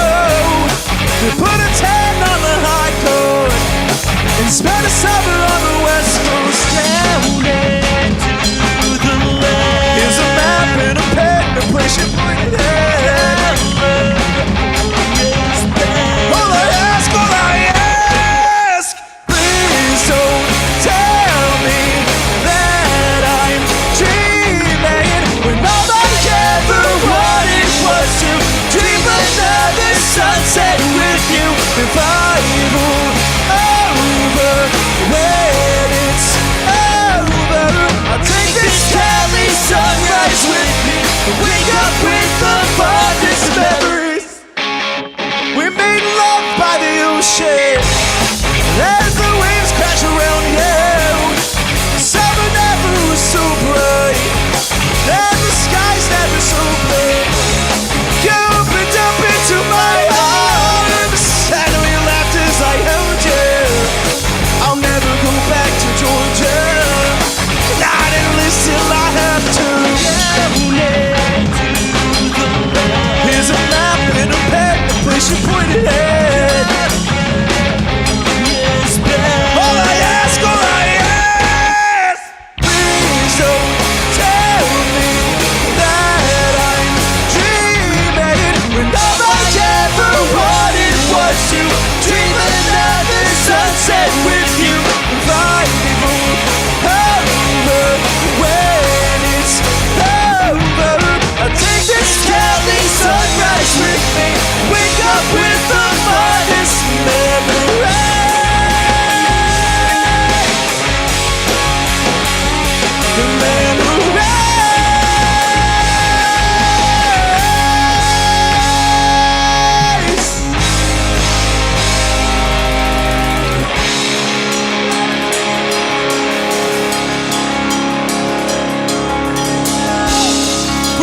ourselves in the bright lights.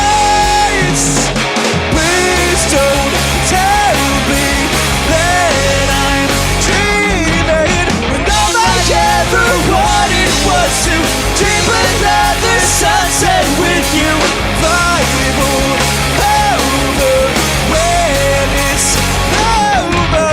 I take this Cali sunrise with me. Wake up with the morning sun. Living up by the ocean. The waves crack around your eyes. It's never so bright, and the sky's never so blue. You opened up into my heart, and we laughed as I held you. I'll never go back to Georgia, not at least till I have to down it to the left.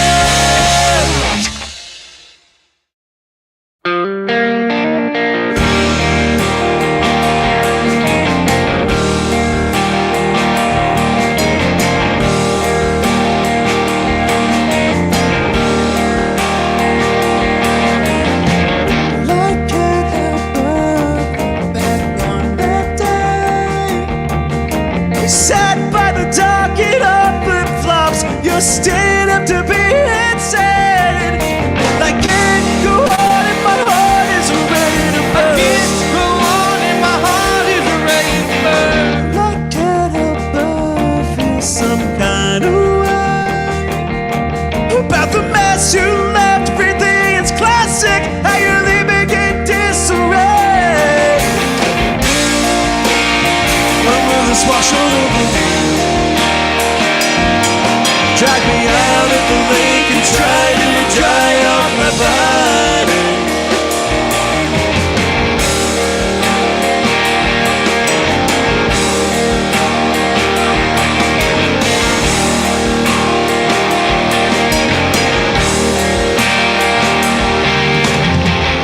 It's such a shame you'll go on as I remain the same.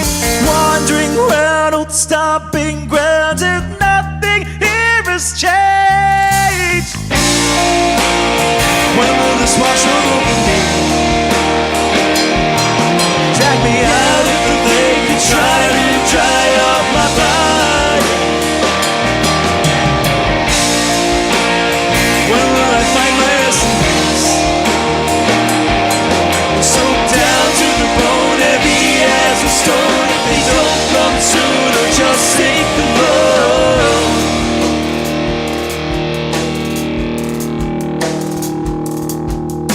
I can't go on and my heart is ready to burst. I can't go on and my heart is ready to burst. I can't go on and my heart is ready to burst. Can't go on and my heart is ready to burst. God damn, I'm so done.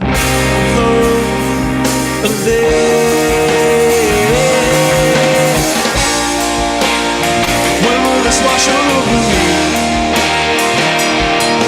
Drag me out of the lake and try to dry off my body. When will I find my rest and my peace? So down to the bone, heavy as a stone. If they don't come soon, I'll just take the road. I'll just take the road.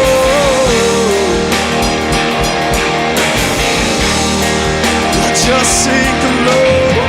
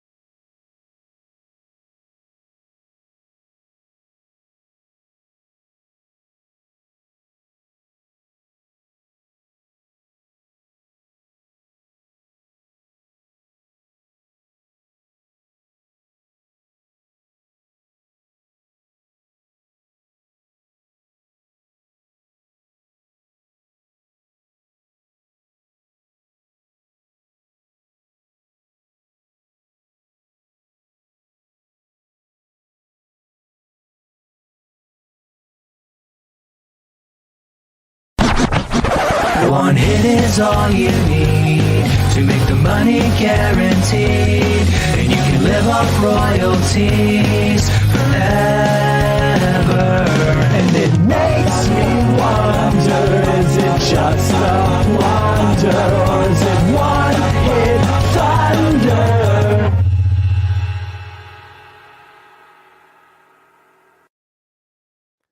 Hello, everyone, and welcome to the One Hit Thunder Music Trivia Game Show. It's our annual tradition to pit some past guests against each other in a battle of wits. And we have an exciting group of contestants today. Are you guys ready for it?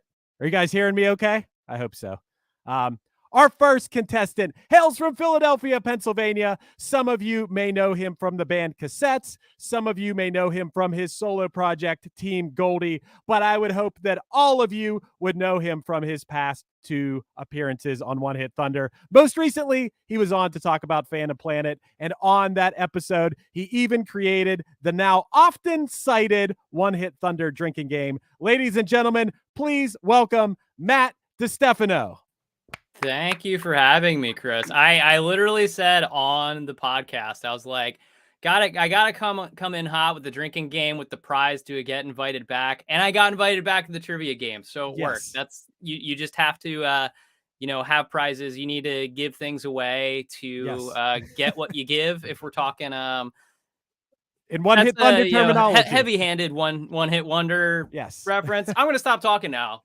Dude, I think about your drinking game every single time Matt mispronounces something. Well, it's awesome. If I come back on the podcast proper in the future, my request is that we record at night or on a weekend. And I know Matt doesn't drink, but you and I can play some form of the drinking game along as we record the podcast. I would love that. Okay, so you are our first contestant today, Matt. Our next contestant is also coming to us from Philadelphia, Pennsylvania. He's a 5-time guest on One Hit Thunder, including last year's, not the one that just came out this week, but last year's year-end ranking episode. Those are always a lot of fun. He's an avid collector of band t-shirts and even more avid collector of useless music knowledge. Please welcome Jim LaGrando. Hey, how's it going? What's up, Jim? You look great, buddy. Hey, thanks, brother. Thanks so much for having me here on this event. I can't wait to play. Oh, I love that Janet record right behind you. Oh, I know. And I doubled it up, dude. I got Janet fever because I got the t-shirt on too. So Jim's background is so much better than mine. He's got this cool music wall, and I'm in my basement, and there's like a utility sink behind those curtains. I'm a little jealous. I'm on my couch with 2 cats. I've got one cat right here. Right here. Yeah, nice. So I'm not like, if you see my hand moving, I'm not doing anything weird. I'm literally petting the cat that's on my lap. Nice. Not a euphemism. Nice. We got one more guest to introduce. He's coming to us all the way from Tinseltown, USA, where he spends his time vaping by the Hollywood sign and looking for Mark Maron. He's a 5-time guest on One Hit Thunder as well. And last time he was on, we learned that as a kid, he sang James Laid while riding in the car with his mom. Everyone, please put your hands together for Tony Hartman. There he is. Thank you, everyone. All the way from Tinseltown. How you doing, Tony? Here I am. I'm doing all right. I have the worst background. I work in a closet. There's no basements in Los Angeles, I don't think. So you just turn your closet into a place you work out of. But this closet has a window, which technically makes it. That California sun is shining just right there. soaking it in. It's a beautiful 57 degrees today, which you feel in your bones like Philadelphia 5 degrees, pretty much. Right. Okay. Gotcha. 57 in LA means Santa's on his way. That's what Absolutely. That's what we That's always the old say. saying. Yeah, that's the old saying.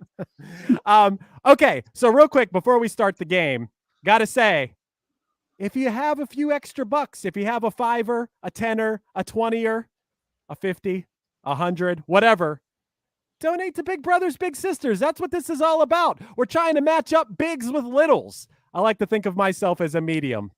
I communicate with the dead and with my friends on One Hit Thunder. But if you can, click the link wherever you're watching, whether you're watching on YouTube or Twitch or Facebook, wherever you're watching, you can donate. And with that being said, we're going to get into the rules now. This is how it's going to work, fellas.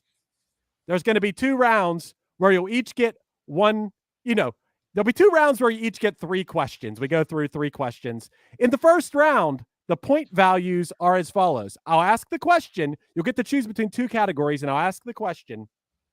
You'll choose a category. If you can answer the question without the multiple choice, you can get 20 points. If you need the multiple choice, you get 10 points for it. Also, something to keep in mind, if it's not your question, at any time after I finish reading the question, you can say, I got it, which means that you'll get a chance to steal if the person whose question it is doesn't get the question, and that will be worth 5 points. We got Matt behind the scenes keeping score, and maybe he'll chime in every once in a while. Maybe he even wants to pop in and say hi real quick. You don't have to, Matt. I know you're busy today. Oh, there he is. Okay, bye, Matt. Hello, bye.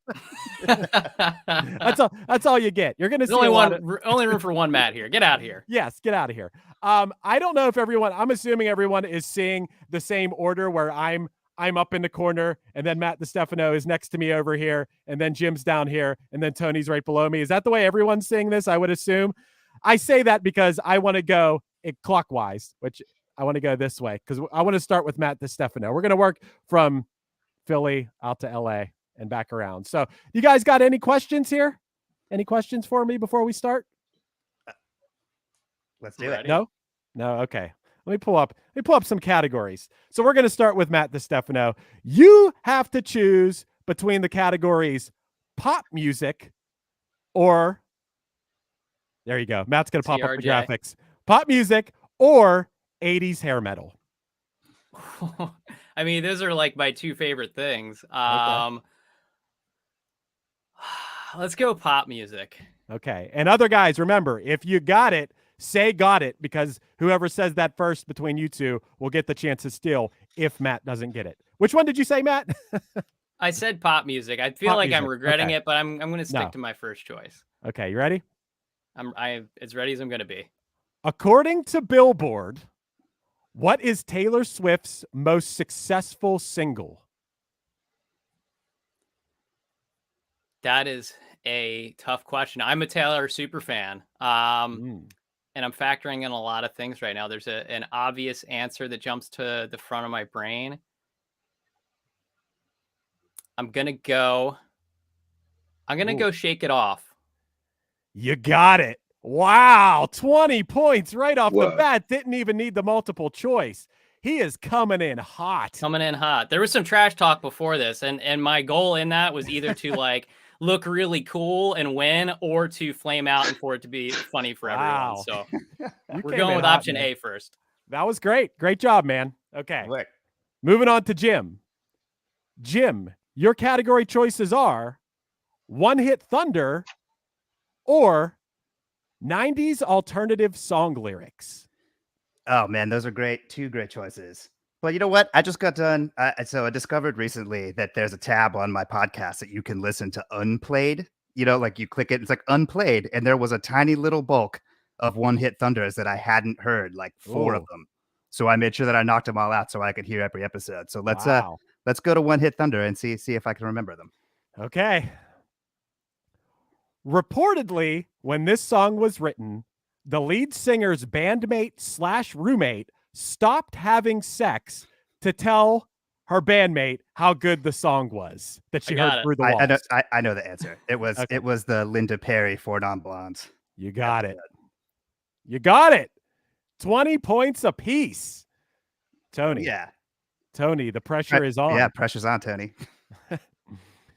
Tony, your Let's do it. category choices are hip hop or punk. I mean, I got to go with punk. Okay. Punk rocker Jeffrey Ross Hyman is better known by this stage name. I got it. Jello Biafra. That is incorrect. No. Matt DiStefano for the steal. I'm pretty sure this is right. El Jefe from No Effect. That is incorrect as well. Oh, Thank God. I'm not going to attempt it because I was going to guess Jello and I'm wrong. So did I lose points? I forgot the rules already. Actually, I didn't tell you that before, but you do lose 5 points. Okay. If you I'll attempt take to it. steal, I'm sorry I didn't clarify that, but you're still going to lose the 5. No, that's fine. I deserve it.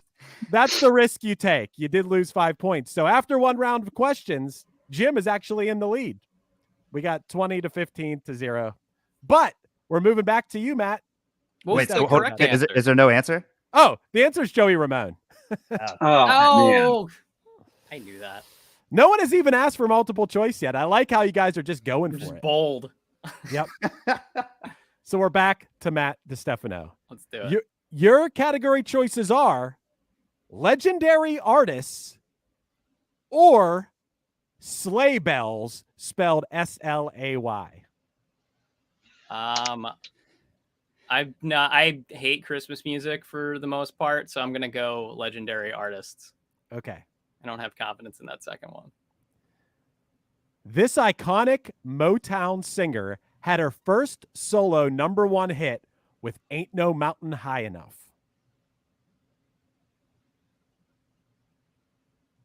I'm gonna go multiple choice.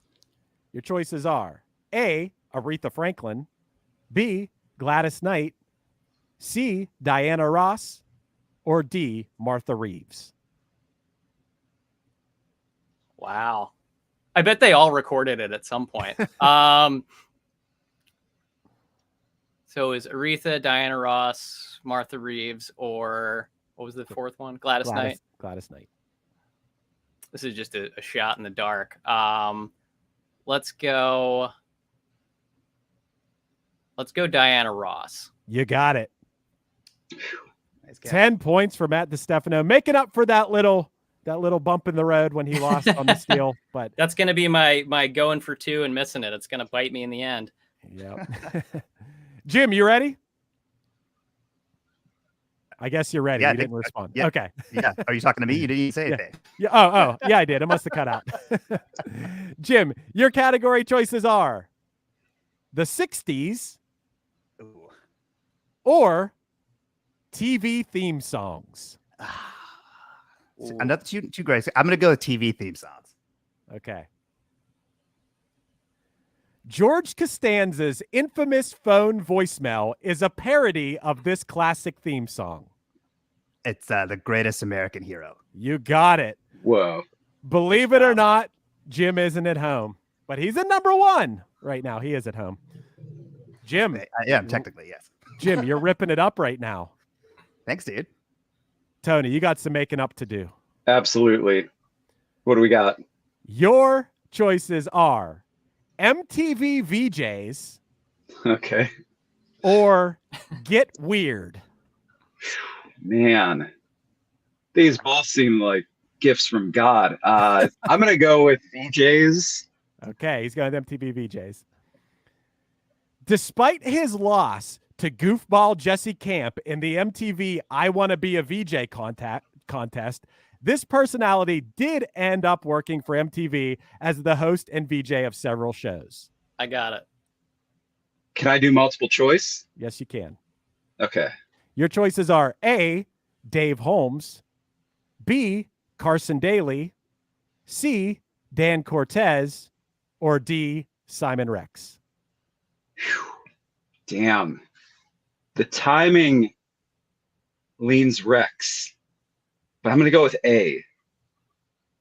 You got it. Thank God. Okay. 10 I would say points that for dude Tony. showed up everywhere around that time, so feel good about that. Nice job. Nice job. You're on the board. We got one more round of questions before we get into round 2. So, Matt, your category choices are One Hit Thunder or alternative or 90s alternative song lyrics. I'm bad at remembering exact lyrics, so I'm going to go One Hit Thunder. Although many thought it was Babyface, who actually sang Nobody Knows? I got it. I need the multiple choice, but I think I have it once I get the multiple choice. Your choices are A, Tevin Campbell, B, Tony Rich Project, C, Keith Washington, or D, Johnny Kemp. B. Tony Rich Project. You got it. Nobody knows but Matt Nobody DiStefano. knows. I don't even know that song. I was just listening to your recap episode, and that's literally the only reason I remember that. Nights are lonely, days are so sad. You don't know that song? It's not helping. Wow. Okay. I only knew that line, the Nobody Knows It line, but that's all. That's really all you need. It's incredible. Wow. So the whole thing of everybody thinking that dude is Babyface, is that because he was like signed to LaFace or Arista or something, where like he was in the mix, but that's just everybody just thinks that he produced it or something? I think it just kind of sounds like Babyface. It's kind of like the style and his voice, and I don't know. Just very Babyface-ish, I guess. Okay. Jim, your category choices are sleigh bells or pop music. I was hoping it was going to be 80s hair metal. Let's go with pop music. Okay. Which Madonna album had the most top 10 charting singles?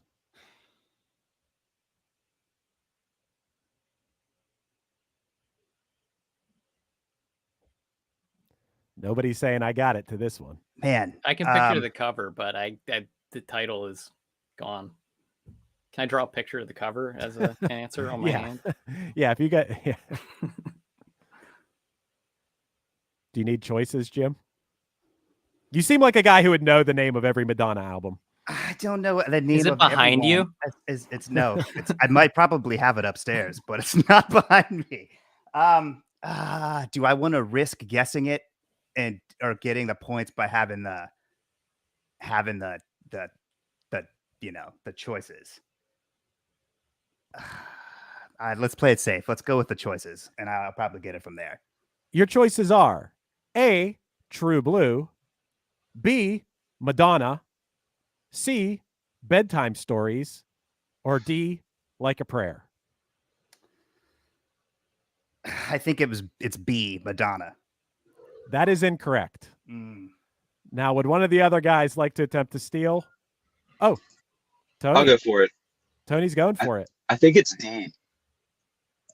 That is incorrect. What? Dang. What? Do I get to steal from two options? I guess so. No, will I lose points if I miss? Yeah. Okay, I'm gonna hold off. It was actually True Blue, which had 5 singles in the top 10. That sounds like a made-up album. No, listen, the 5 singles, Live to Tell, which is my favorite Madonna song, went to number 1. Papa Don't Preach went to number 1. Open Your Heart went to number 1. The song True Blue went to number 3. And La Isla Bonita went to number 4, which is really funny. You guys know La Isla Bonita, which Matt wrote in the notes. He called it La Isa La Donita. very classic Matt. Yeah, classic Matt. He's not even talking Island on of this the one. Donuts. Yeah, something like that. So we got one more question in this round before we move on. And it goes to Tony, who right now I believe only has 5 points. Tony, you got to step it up. Don't worry. Point values are doubled in the second round. You're not out of it. I don't think I am whatsoever. I think I'm going to win. I'm very convinced. Your category choices are legendary artists or TV theme songs. Ooh, let's go with legendary artists. Okay.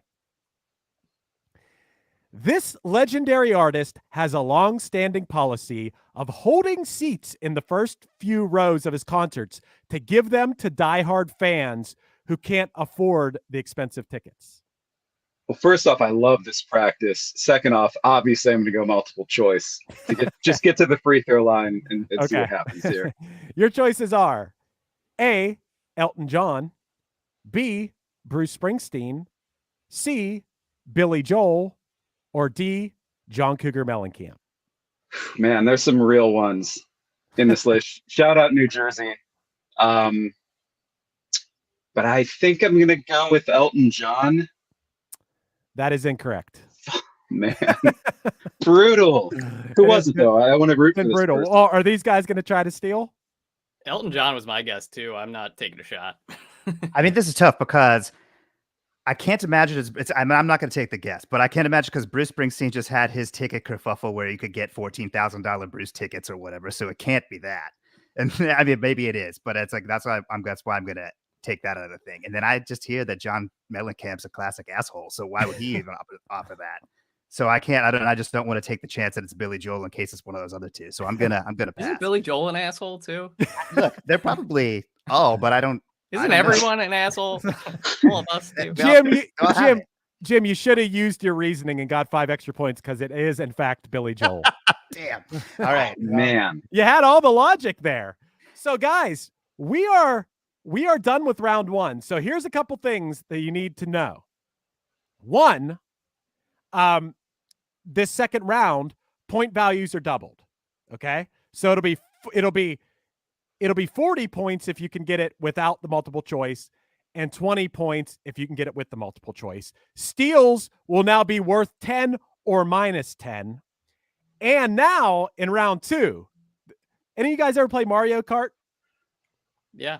Well, we have a blue shell, which will be awarded to the guy below me, Tony. You have a blue shell, a true blue shell, which means at any point, if you get asked a question and you don't know the answer to it, or you do know the answer to it, and you want to push it off to one of the other guys, if they miss it, they will get minus all those points, and you'll get plus all those points. Geez, so I pick one of these two guys. Yep. That's so cruel, but okay. You could throw the shell at them. But if they get it, they get the points. Sure. You know? Okay. But if they don't get it, then you get those points and they get minus that many points. Okay. So this is chess, not checkers. I think this is how I win. Yeah. Makes sense. For sure. It is. And one more thing for anyone who's listening out there and watching, be it YouTube, Facebook, Twitch, feel free, if these guys get the answer right, to commend them, and we'll put your comment on the screen. But if they get it wrong, feel free to make fun of them, and we'll put it on the screen. We need to raise the stakes here. Oh, and we are currently at $752 of our $4,000 goal. If anyone out there is watching, remember, this is to benefit Big Brothers, Big Sisters, and there is a link wherever you're watching where you could donate. Even if you can only donate a couple bucks, it all adds up. We're trying to reach that $4,000 goal to match a couple littles with a couple bigs, as we like to say. And we are going to continue with round 2.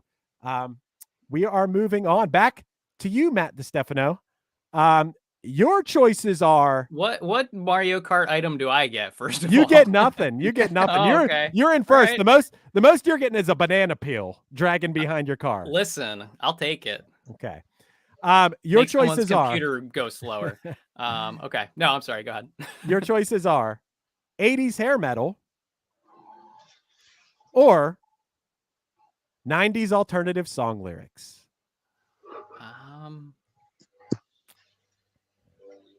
Let's go 80s hair metal. Why not? Okay. This band received a letter from Secretary of Defense Dick Cheney thanking the band for contributing 20,000 CDs of their album Flesh and Blood to lift the morale of U.S. troops during Desert Storm. I got it. Damn it. I'm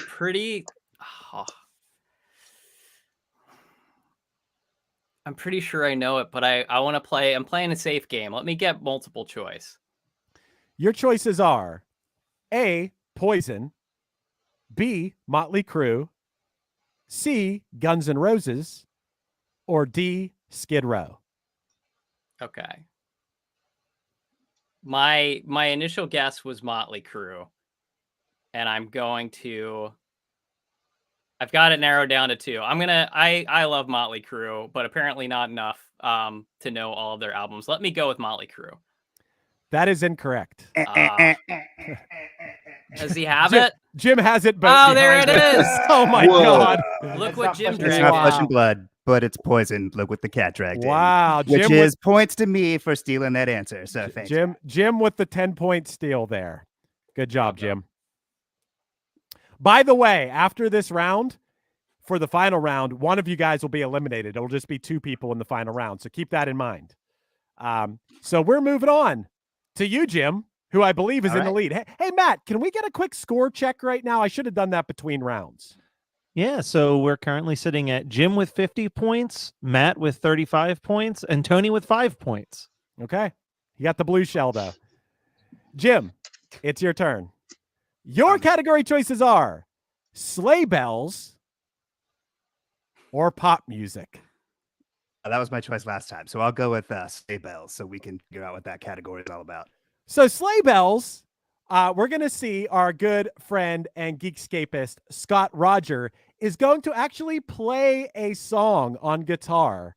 And you got to tell us what song he is playing in the style of heavy metal.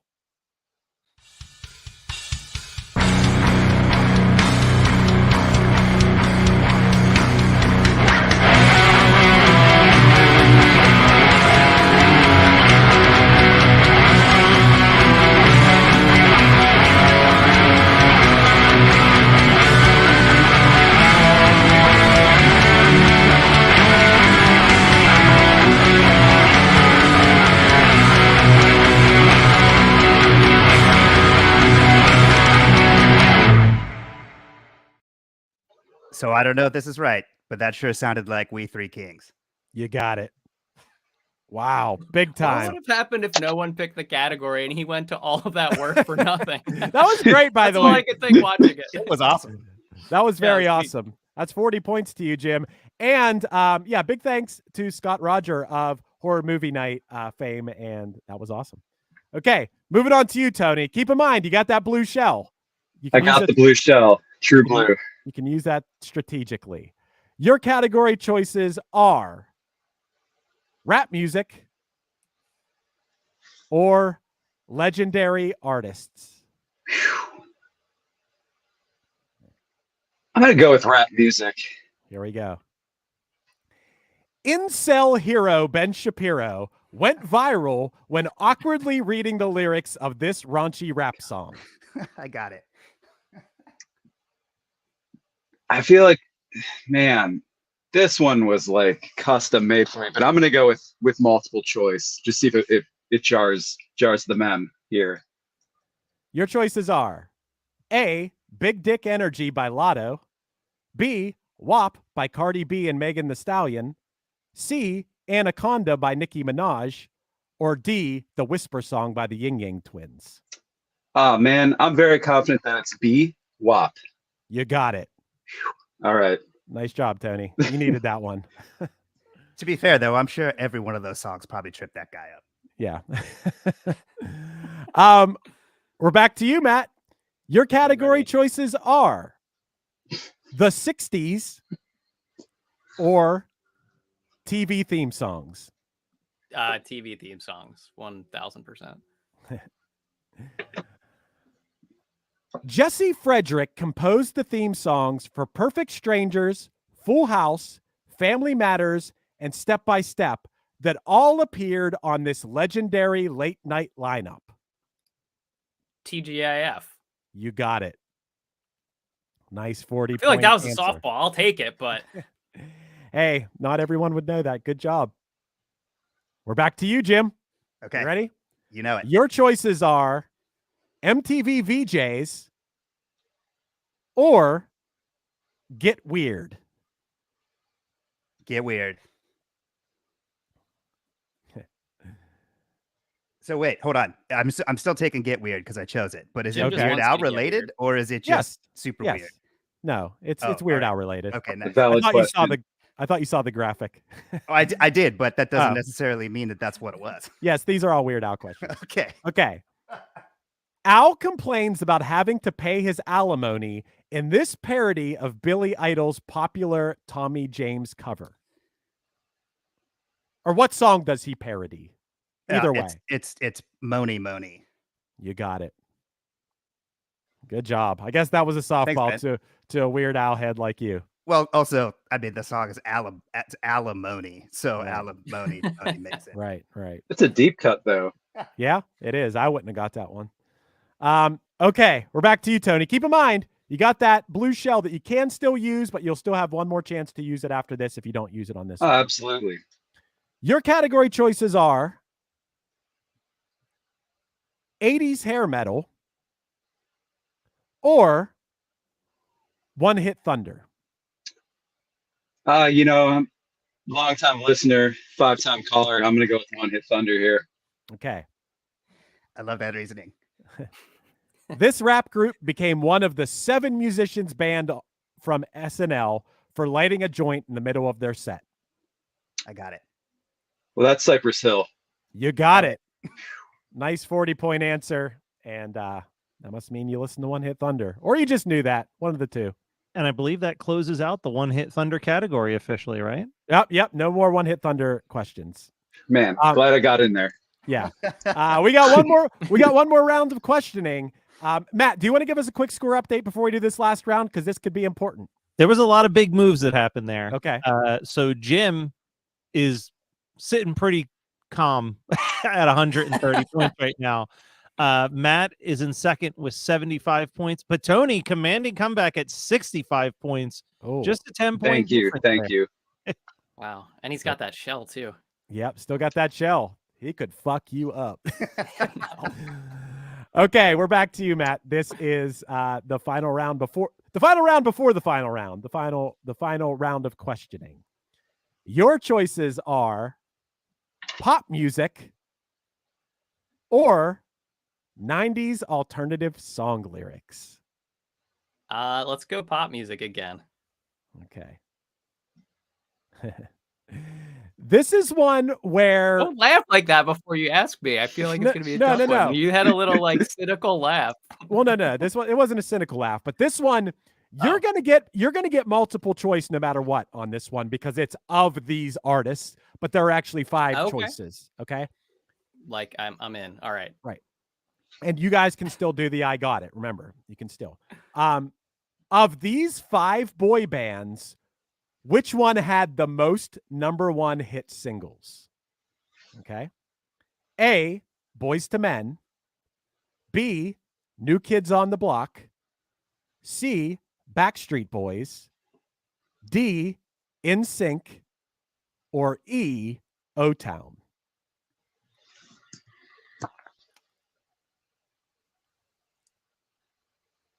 I feel like my gut goes with, and this was my first concert ever. My gut goes Boys to Men. Is that what you're going with? Final answer? I'm gonna go final answer. You got it. And even though that was a multiple choice, you got the full 40. Obviously. Hey, I'll take these like the TGIF one and this one. However I can get points, I'm okay with it. Yeah. All right, Jim, who is right now sitting comfortably with a lead. Your choices are 80s hair metal or I'm looking at what we have questions left in. The 60s. Let's go with the 80s hair metal since I get the option. Okay. Let me. This lead singer was a cast member of the show Gilmore Girls as a member of the band Hep Alien for 4 seasons. Sebastian Bach of Skid Row. You got it. I guess that was a softball. I didn't know you were a Gilmore boy. Well, so my wife has seen every episode, so I've seen them all like through like osmosis, I guess. But I do remember that he was in that band because I was like, why is Sebastian Bach in this band at Stars Hollow? Like, why is he not having a rivalry with the Troubadour or whatever? Nice. Okay, so here we go. Tony, your last question, still sitting with that blue shell. Your choices are 90s alternative song lyrics or rap music. Okay. I'm going to choose rap music. Okay. This artist made a surprise appearance hanging upside down at the Super Bowl 56 halftime show in 2022, along with Dr. Dre, Snoop Dogg, Eminem, Kendrick Lamar, and Mary J. Blige. I got it. I can't throw the shell now, can I? You can. I mean, you can. I want to throw it at Jim. I've been planning to throw it at Jim. Okay. Does that mean that I have to try to guess this? Yes. You do. Okay, I think it's 50 Cent. You got it. Damn. Oh, man. Thanks, Tony. Appreciate Sorry, that. Tony. Oh, man. Tony, it was a novel effort. I love that you used the blue shell, And you can't keep it in your pocket, man. I'm glad you used it too, but because it worked out. Yeah, man. All right. Well, lesson learned. I don't know if you remember this, Chris, but last year when we did this game, the person who was in last place with the blue shell then was suddenly in first place on points and was like, so what do I do with the shell? Yeah, right. Yeah. Well, but Tony, do you have anything you want to promote before we send you off?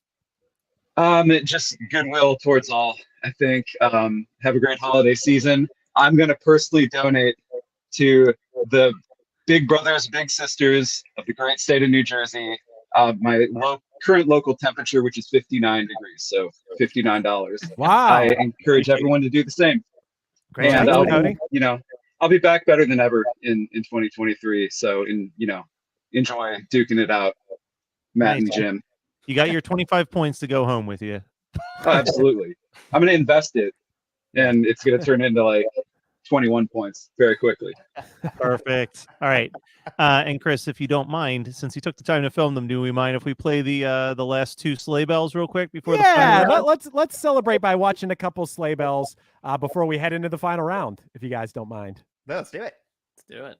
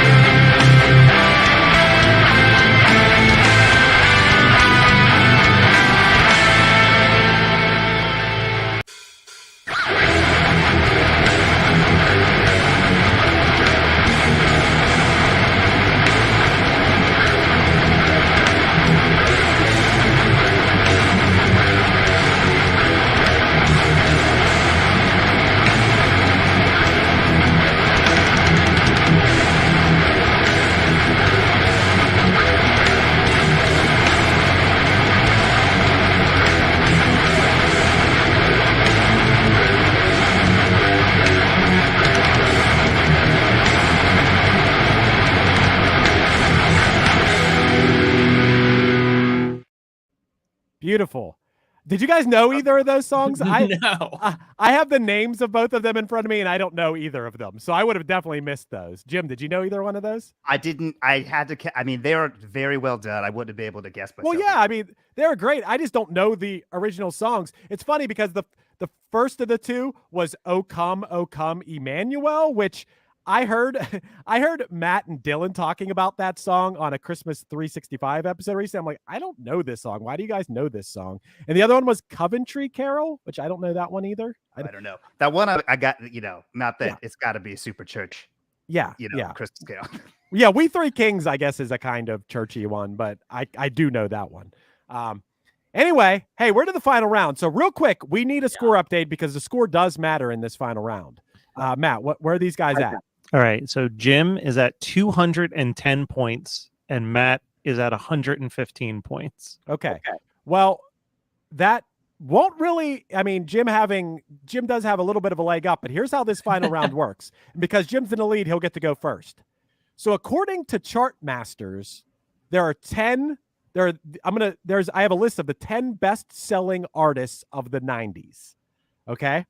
So you guys are going to go back and forth and name artists. And so, Jim, what you're trying to do is guess what the number one artist is. If you guess what that is, you'll get 100 points. If you get the 10th, you'll get 10 points. So it goes 10, 20, 30, all the way up. And you guys will go back and forth until both of you miss 3. So, Jim, if you would not get one of them, that'd be a strike against you. And if it would get to a point where, like, Jim has all 3 strikes, but Matt only has 1 strike, then he'll keep going so he could garner more points. You guys will see how it works as we go here. But Jim does have a lead right now, so we'll see how it goes. Matt's got to do a bunch of math over there, but that's okay. So, Jim, Of the top 10 best-selling artists of the 90s, who are you going for? You got to get one of the 10, but you're aiming for the top of the list. Gotcha. All right, I'm gonna start off by guessing Garth Brooks. That is actually the number 3. So you get 80 points for that. That's a good one. We're going to Matt. Matt, now you have 9. You have 9 left. I'm gonna go Michael Jackson. That is actually the. Why does Matt has like the points here? That's one of them. So you get. He was the 1, 2, 3, 4, 5. He was the 6th biggest. You get 50 points for that. So you got 50 points there. Okay, back to you, Jim. All right, 8 I'm gonna left. guess one of my favorite bands, Metallica. Yes, they were number 7. You get 40 points for that. Matt, I hope you're keeping track over there, this score. We're back to Matt DiStefano. You guys are 3 for 3. You're doing good. There's 7 remaining. I'm gonna go Shania Twain. She was the 10th. So you get 10 points for that. Slipping in there. Yeah, getting in there. All right, back to you, Jim. 6 left.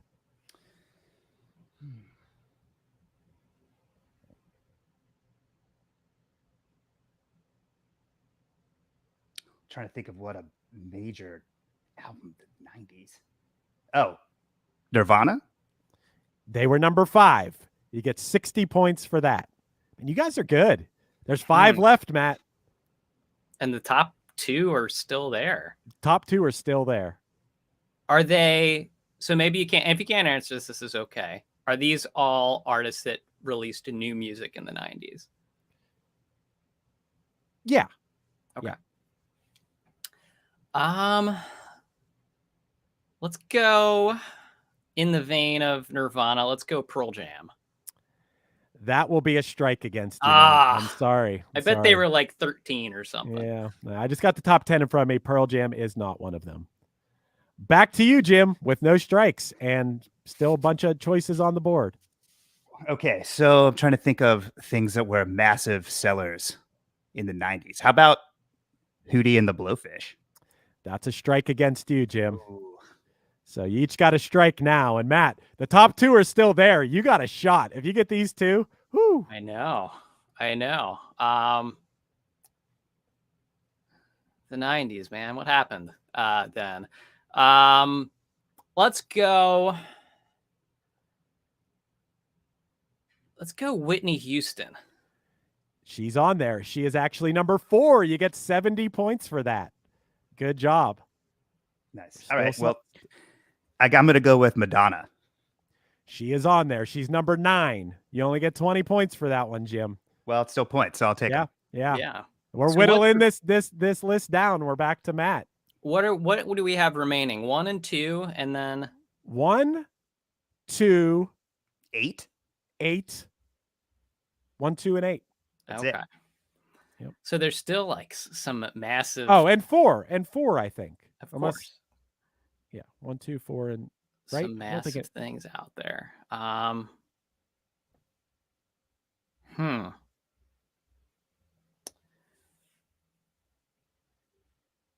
am stumped. I have a lot of ideas, but I don't feel like they're good ones. Let's go with and I feel like this isn't going to be there either, but they released a good amount of records. Let's go Foo Fighters. That's your second strike, Matt. Sorry. Back to you, Jim. All right, here's a guess. U2? That's your second strike. That's such a good one. Just we're gonna get to points there. clarify, we're looking for. I don't think we've said 8 and 2 and 1. Right. Oh, did they say number 4, Matt? I'm pretty sure they did. Okay, I'm pretty sure they did too. Okay. Yeah. Okay. So 8, 2, and 1 are all still out there, but you guys both have 2 strikes. Matt, can we get a point check? Because like if I miss this, I'm out. Yeah. Yeah, so you're at 245 points to Jim's 410. And so I can't even win anyway. Yeah, okay. If you get 1 and 2, you've got it. Yeah, you could. Okay.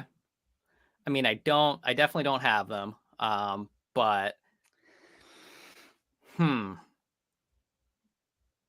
I'm looking at Jim's shirt. I'm looking at things behind Jim to see if anything is triggering things that would help me out here. But I'm gonna do a little spread off it.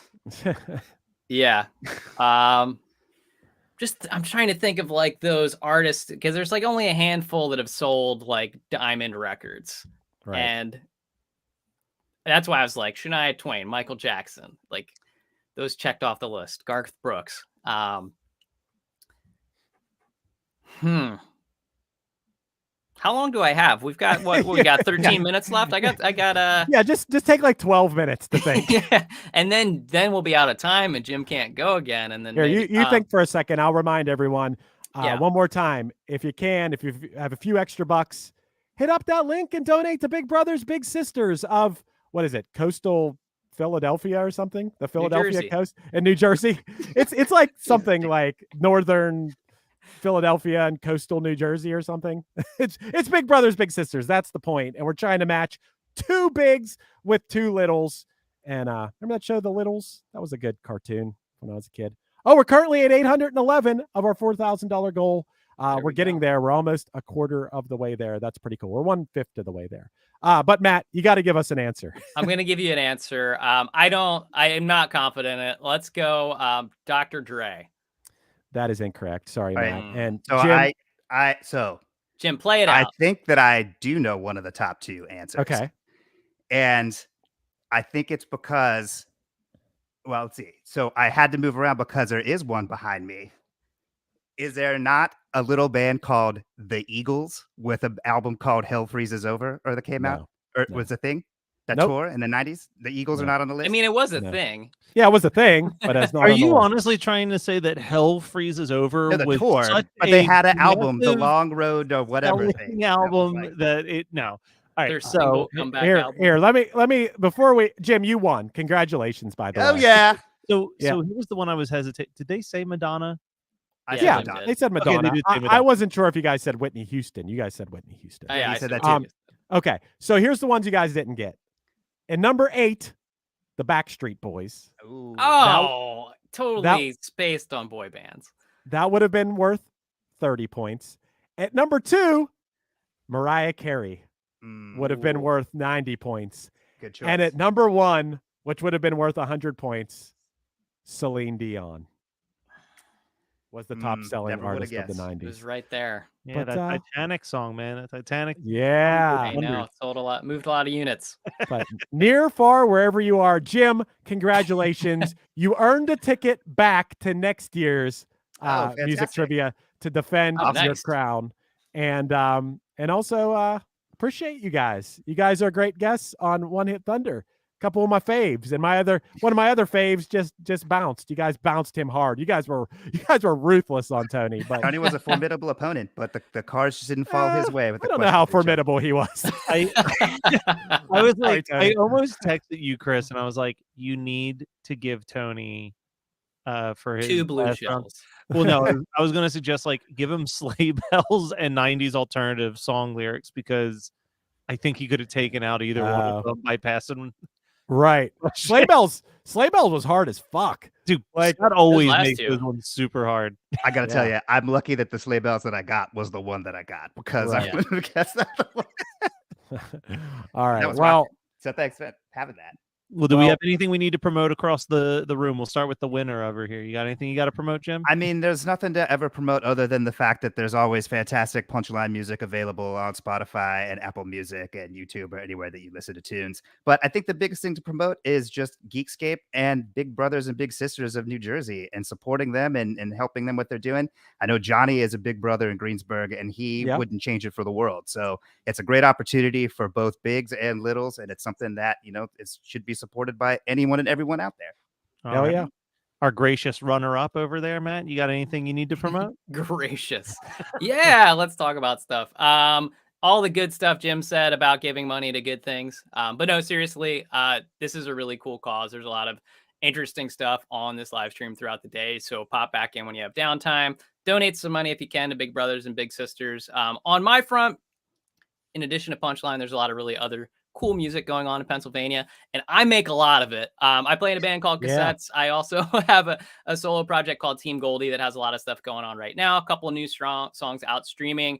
New music video coming soon. A bunch of new music coming in the new year. All the internet places where you look at things, Team Goldie. Check it out. But yeah, that's it. That's all I got. Thanks for having me back. This was really fun. Hell yeah. We had to make up for not having you on the show for 3 years. I know. So rude. You got a nice I mic. Listen, I always had this. I just never set it up the first time. So Look how pro everybody is in here right now. Look at everybody with mic setups and everything. I love it. You love to see it. You love to see it. And Chris, Yep. do you have anything to promote before we wrap up? Is there maybe a thing where after they make a donation, they could maybe send a vote our way as well?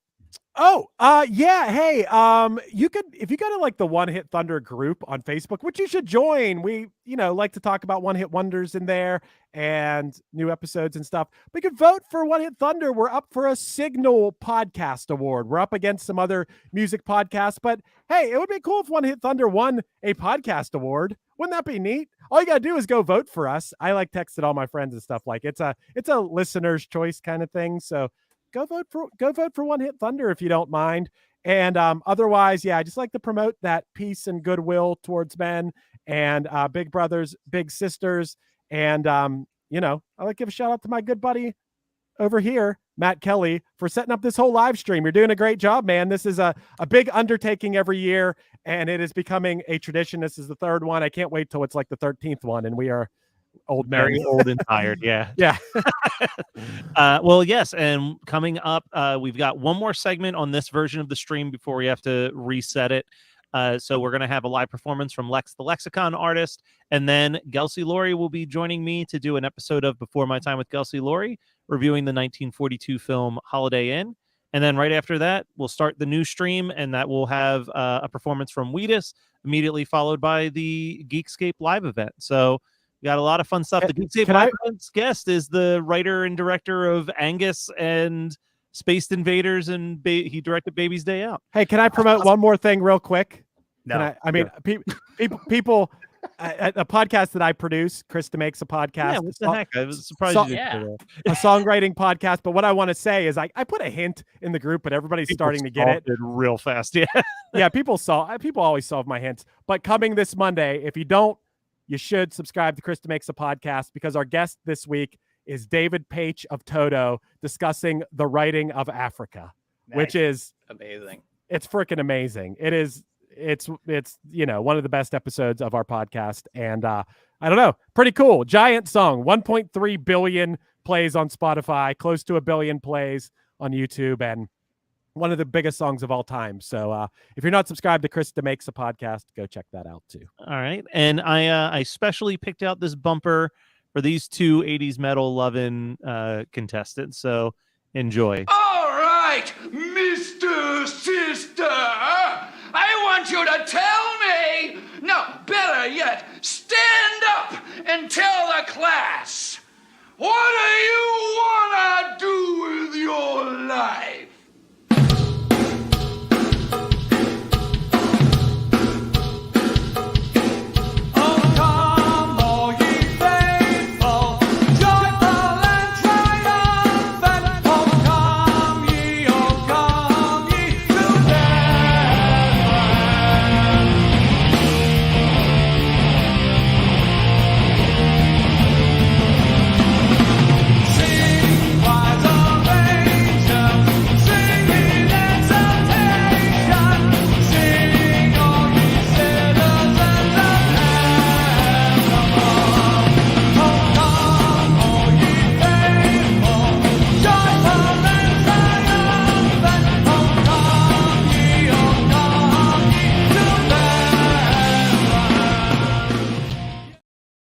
I would like to have a big brother because I didn't really have my dad around when I was younger, and I didn't really have anybody to do stuff with. I would like to have a big brother because I would like to explore more than what I already know. I want to have a big sister because, see, I'm the only girl, and it's really wonderful when I can get away from my brothers. I think my big brother would be nice, kind, have nice clothes, and play with me, take me places. I would like to go like bowling, skating. I would like to take some walks. I would like to talk about like what I'm thinking about and just have as much fun as we can do. With my big sister, I would like for us to like just hang out, like go to the movies or get our nails done, girly stuff. I would like to have my big brother help me find a college. I want to do with my big sister, make donuts, cookies, and dinner. I would like my big brother to know that I'm really excited for me and him to have lots of fun and have some fun around this journey that we're going to be on. My name is Danye, and I'm waiting for a big brother. My name is Jabriah, and I am waiting for a big sister. Hi, my name is Sean, and I'm waiting for a big brother. I'm Triana, and I am waiting for a big sister. Hi, my name is Key Myron, and I'm waiting for a big brother. My name is Tayana, and I've been waiting for a big sister for a long time. My name is Liam, and I'm waiting for a big brother and the big brother and big sisters program.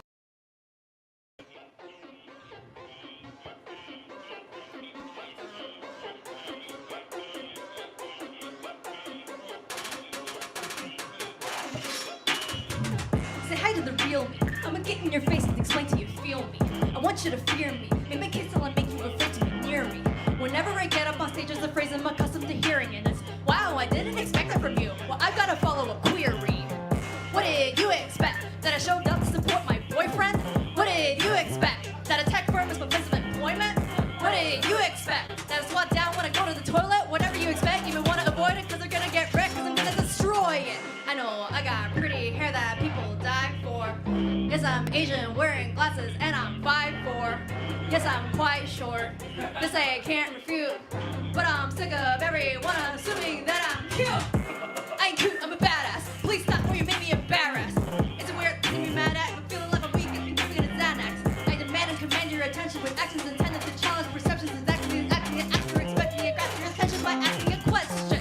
What did you expect? That everyone is quiet and docile? What did you expect? Nothing at all? I guess that's possible. What did you expect? That my mom thinks I'm a disappointment? Whatever you expect, you want to avoid it or you're gonna get wrecked and they're gonna destroy it. Yeah, that's right. You didn't expect that, did you? This is my spin on Hotel Motel Holiday Inn. Congratulations! You have just won a complimentary stay to Marriott Hotels. Press 1 to claim your award. Well, it's a Saturday night and I'm looking a boat. Got a booty call on deck, but I don't live alone. I got 2 strangers renting out their rooms in my home, and I don't think they want to hear me. So let's go, look around and find another place for us to sit. Somewhere we can really get our comfort in. So let's just pretend that I got bucks to spend. They say luxury comes from within. We don't need 5 stars, everybody knows that parties are free. Well, at least it's far nicer than an Airbnb. From the Hilton Garden Inn, town place suite. I'll be sitting in your lap so we can bounce to the beat. We don't need to stay quiet in the Hyatt. We can ride it till the sun comes up and completely in private. If you like it, we can check in with a pocket of herb. Hang a sign up on the lap saying do not disturb. Not a millionaire, that's fine. My credit card won't get declined. The reservations at the Homewood Suites, baby. To make you looking oh so fine. I bet you know what's on my mind. Getting freaky in 250. Look how she's out. I ain't got a bedroom, I got roommates. So come on, let's do it in the hotel bed. We'll be chilling on the couch, sipping cherry Kool-Aid. Come on, let's do it in the hotel bed. I ain't got a day job, so let's go on Tuesday. Come on, let's do it in the hotel bed. We can have a good time, just me and you, babe. Come on, let's do it in the hotel bed. Out of everyone I've met, baby, you're the best Westerner. Give me 3 stars, you're an excellent expenditure. Numerous amenities that never get me bored. You're so good that I'm looking to give your member a reward. Sit me in the soft chair, massage my crown plaza. It's bound to get me going and floating like hot lava. Throw a pillow on the carpet when I'm getting on my knees. Bring a friend and you can bet that I'll be fisting double trees. Wrecked in the Westin, when you're in the winter. Carry on in the Clarion to finish up our mission. Hitting on my 4 points, picking up the whole building with your sword. I can take it all the way up to the Hilton. Let's pop champagne. It's a holiday. Let the troubles in their minds just fall away. When it's all said and done, I'ma give you fair warning. I'm like, oh, no money to late check out in the morning. Not a millionaire, that's fine. My credit card won't get declined. The reservations at the Spring Hill Suites, baby. And you're looking oh so fine. I bet you know what's on my mind. Taking showers with that medium water pressure, baby.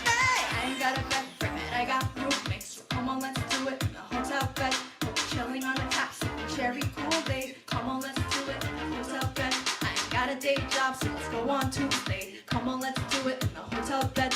We gon' have a good time, just me and you, babe. Come on, let's do it in the hotel bed. Check in the check out, check in the check out, check in the check out, check in the check out, check in the check out, check in the check out, check in the check out. Everybody sing it now. Check in the check out, check in the check out, check in the check out, check in the check out.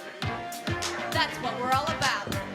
I'm not a millionaire, that's fine. My credit card won't get declined. But reservations at the Staybridge Suites, baby. Tonight you're looking oh so fine. I bet you know what's on my mind. In the morning we'll get continental breakfast, baby.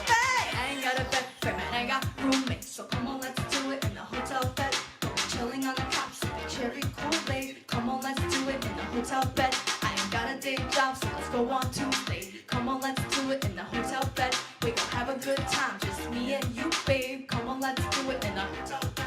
Yeah, all my Marriotts, all my Sheratons, all my Radissons, all my Hamptons. I'll be back again. Oh, thank you.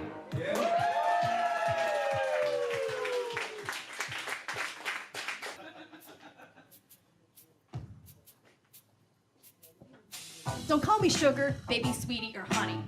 Don't call me girly, please don't try to be funny. See, I don't like being patronized or made to feel diminutive, so call me by my name, or just as well be punitive. That's cool, what's your name, you may ask? Should I use your stage name or your name from the past? Well, that depends, see, I've been Alex, even Alabesca, but ask if I have a preference, well, that's a dilemma. All my music fans call me Lex the Lexicon Artist. When my wording is the smartest, I am nerdiness incarnate. It started with just Lex, but I added some more so I could shove my stupid foot into this Google search engine door. But even Lex, they still managed to fuck it up. I wrote a whole song about it, it was not enough. Obviously, we need to find something different in case there might be confusion about the title I'm giving. Bitches, I'll make it easy, you don't need to spell check. It's A to the L to the E to the X, bet. I'll make it easy, you don't need to spell check. It's A to the L to the E to the X, bet. I'll make it easy, you don't need to spell check. It's A to the bet. I'll make it easy, you don't need to spell check. It's A to the Alex, by any other name would be just as sick. But if you call me Lexi, you can eat a dick. Call me Lexi one more time and then you'll see. I'll write you off harder than expenses in a Schedule C. Nowhere in Alex is an I except for Lou, but understanding that might be too much to expect of you, so I'll break it down. I'm partial to Lex for his gender neutral use, but Lexi's way too feminine and even worse, cute. To those who call me Lexi, don't even attempt friendship. You're trying to hit? That's an immediate death sentence. I need you to pay attention and address me correctly. Calling me Lexi says that you don't feel the need to respect me, so listen. My name is Alex, that's Lex for short. Not Alexandra, not Alexis, I'm Alex and Court. So in short, please refrain from asking me what Alex stands for. That's my real name, you can read it on my passport. I'll make it easy, you don't need to spell check. It's to the bet. I'll make it easy, you don't need to spell check. It's to the bet. I'll make it easy, you don't need to spell check. It's to the bet. I'll make it easy, you don't need to spell check. It's to the and even though the world now successful and famous, both DMX and Eminem will tell you what their name is. But I bet your ass that they've never been asked, hey, what's your real name? Alex? No, I mean before that. Listen, idiot, my English name is not fake. I got that name from my parents, like Beyonce. See, I've got two names, one of them is in Mandarin. It's none of your fucking business which one I choose to answer in. I didn't name by my ESL teacher. I didn't get it from a TV show either.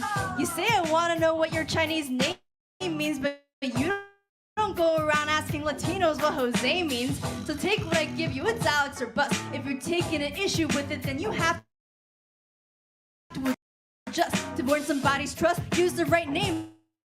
That's all you do. If I ever change my name, I expect you to follow suit. I'll make it easy, you don't need to spell check. It's to the bet. I'll make it easy, you don't need to spell check. It's to the bet. I'll make it easy, you don't need to spell check. It's to the bet. I'll make it easy, you don't need to spell check. It's to the back. Thank you.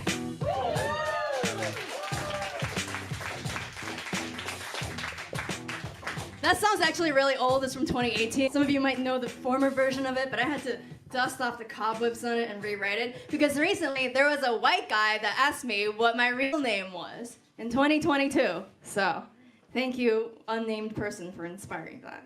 You may expect an Asian woman to interact with sex in a certain way. You may expect a female rapper to interact with sex in a certain way.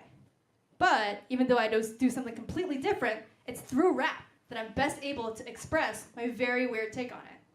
Because everything else is way too limiting.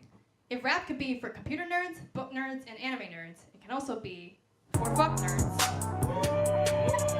There's also a chorus to this, you'll pick it up, it's really easy.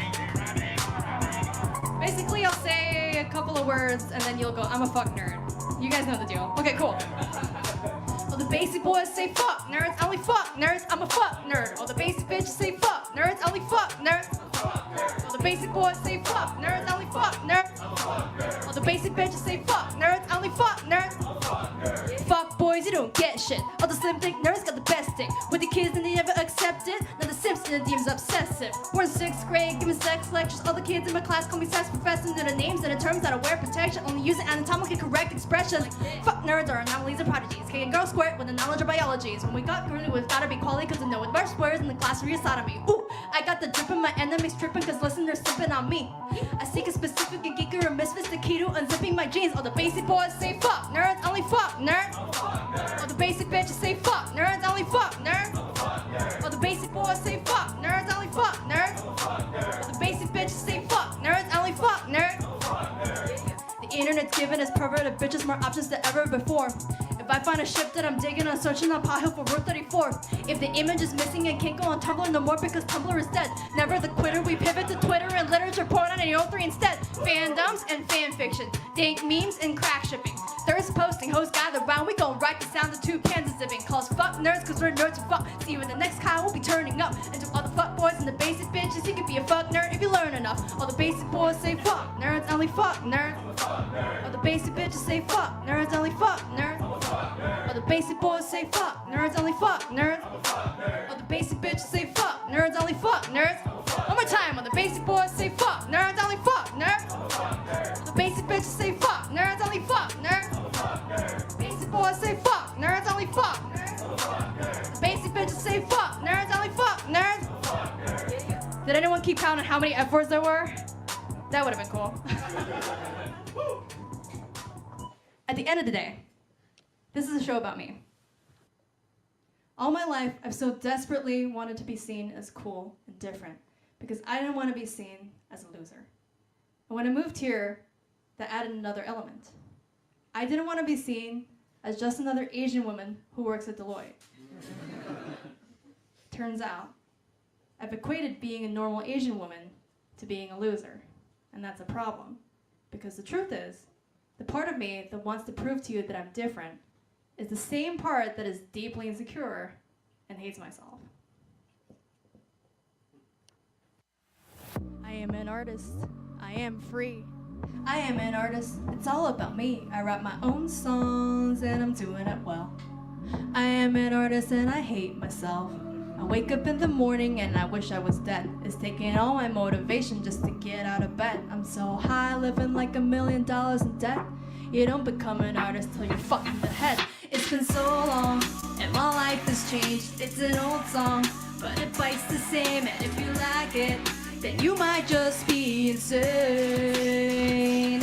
But if you want it, then I'll bring it back. I'll live forever, never fade to black. Cause I'm an artist and it's my job to entertain. Let me hear you say, oh, I need professional help.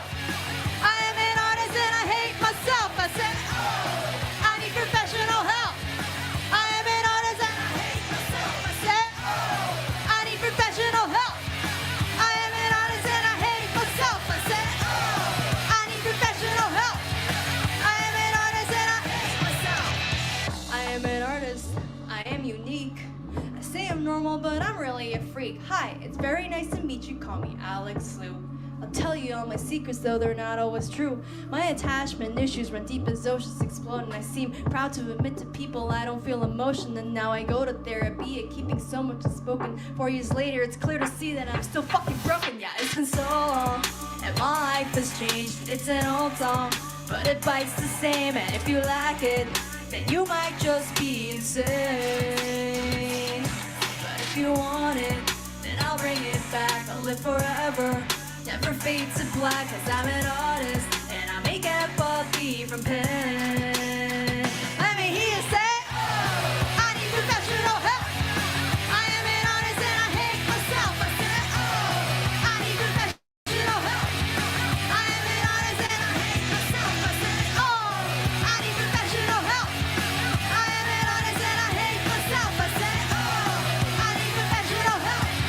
I am an artist and I hate myself. In this new world, yeah, I kinda hits different, doesn't I? No longer crave fame. To someone who listen, fuck it, there's no aim to play, no danger to abstain from. Eventually, we all return to where we came from. So make your shit, draw your pictures, fuck the ones you want. Keep the day job, write a novel, use an ugly font. The world is better with your brain in the mix. And to all my crazy fans, I'd like to thank you with this. If you don't hate me, and you like this song, and when you play it, you can sing along. Well, then I thank you. It really makes my fucking day. While we're together, yeah, we'll bring it back. Live forever, never fade to black. Cause we are artists, and we make empathy from pen. Let me hear you say, oh, I need professional help. I am an artist and I hate myself. I said, oh, I need professional help. I am an artist and I hate myself. I said, oh, I need professional help. I am an artist and I hate myself. I said, oh, I need professional help. I am an artist and I hate myself.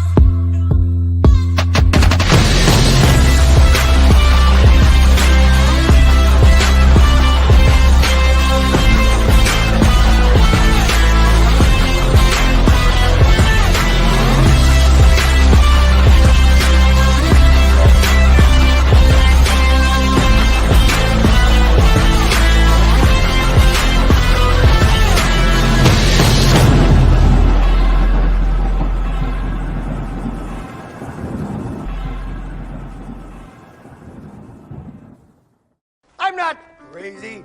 It's Christmas Eve. It's the one night of the year when we all act a little nicer. We smile a little easier. We share a little more. For a couple of hours out of the whole year, we are the people that we always hoped we would be. It's a miracle. It's really a sort of a miracle. You have to do something. You have to take a chance. You do have to get involved. There are people that are having trouble making their miracle happen. There are people that don't have enough to eat. There are people that are cold. You can go out and say hello to these people. You can take an old blanket out of the closet and say, here. You can make them a sandwich and say, oh, by the way, here. And if you give, then it can happen. Then the miracle can happen to you. It's not just the poor and the hungry. It's everybody who's got to have this miracle. And it can happen tonight for all of you. If you believe in this spirit thing, the miracle will happen, and then you'll want it to happen again tomorrow. You won't be one of these bastards who says Christmas is once a year and it's a fraud. It's not. It can happen every day. You just gotta want that feeling. And if you like it and you want it, you'll get greedy for it. You'll want it every day of your life, and it can happen to you. I believe in it now. I believe it's gonna happen to me now. I'm ready for it. It's great. It's a good feeling. It's really better than I felt in a long time.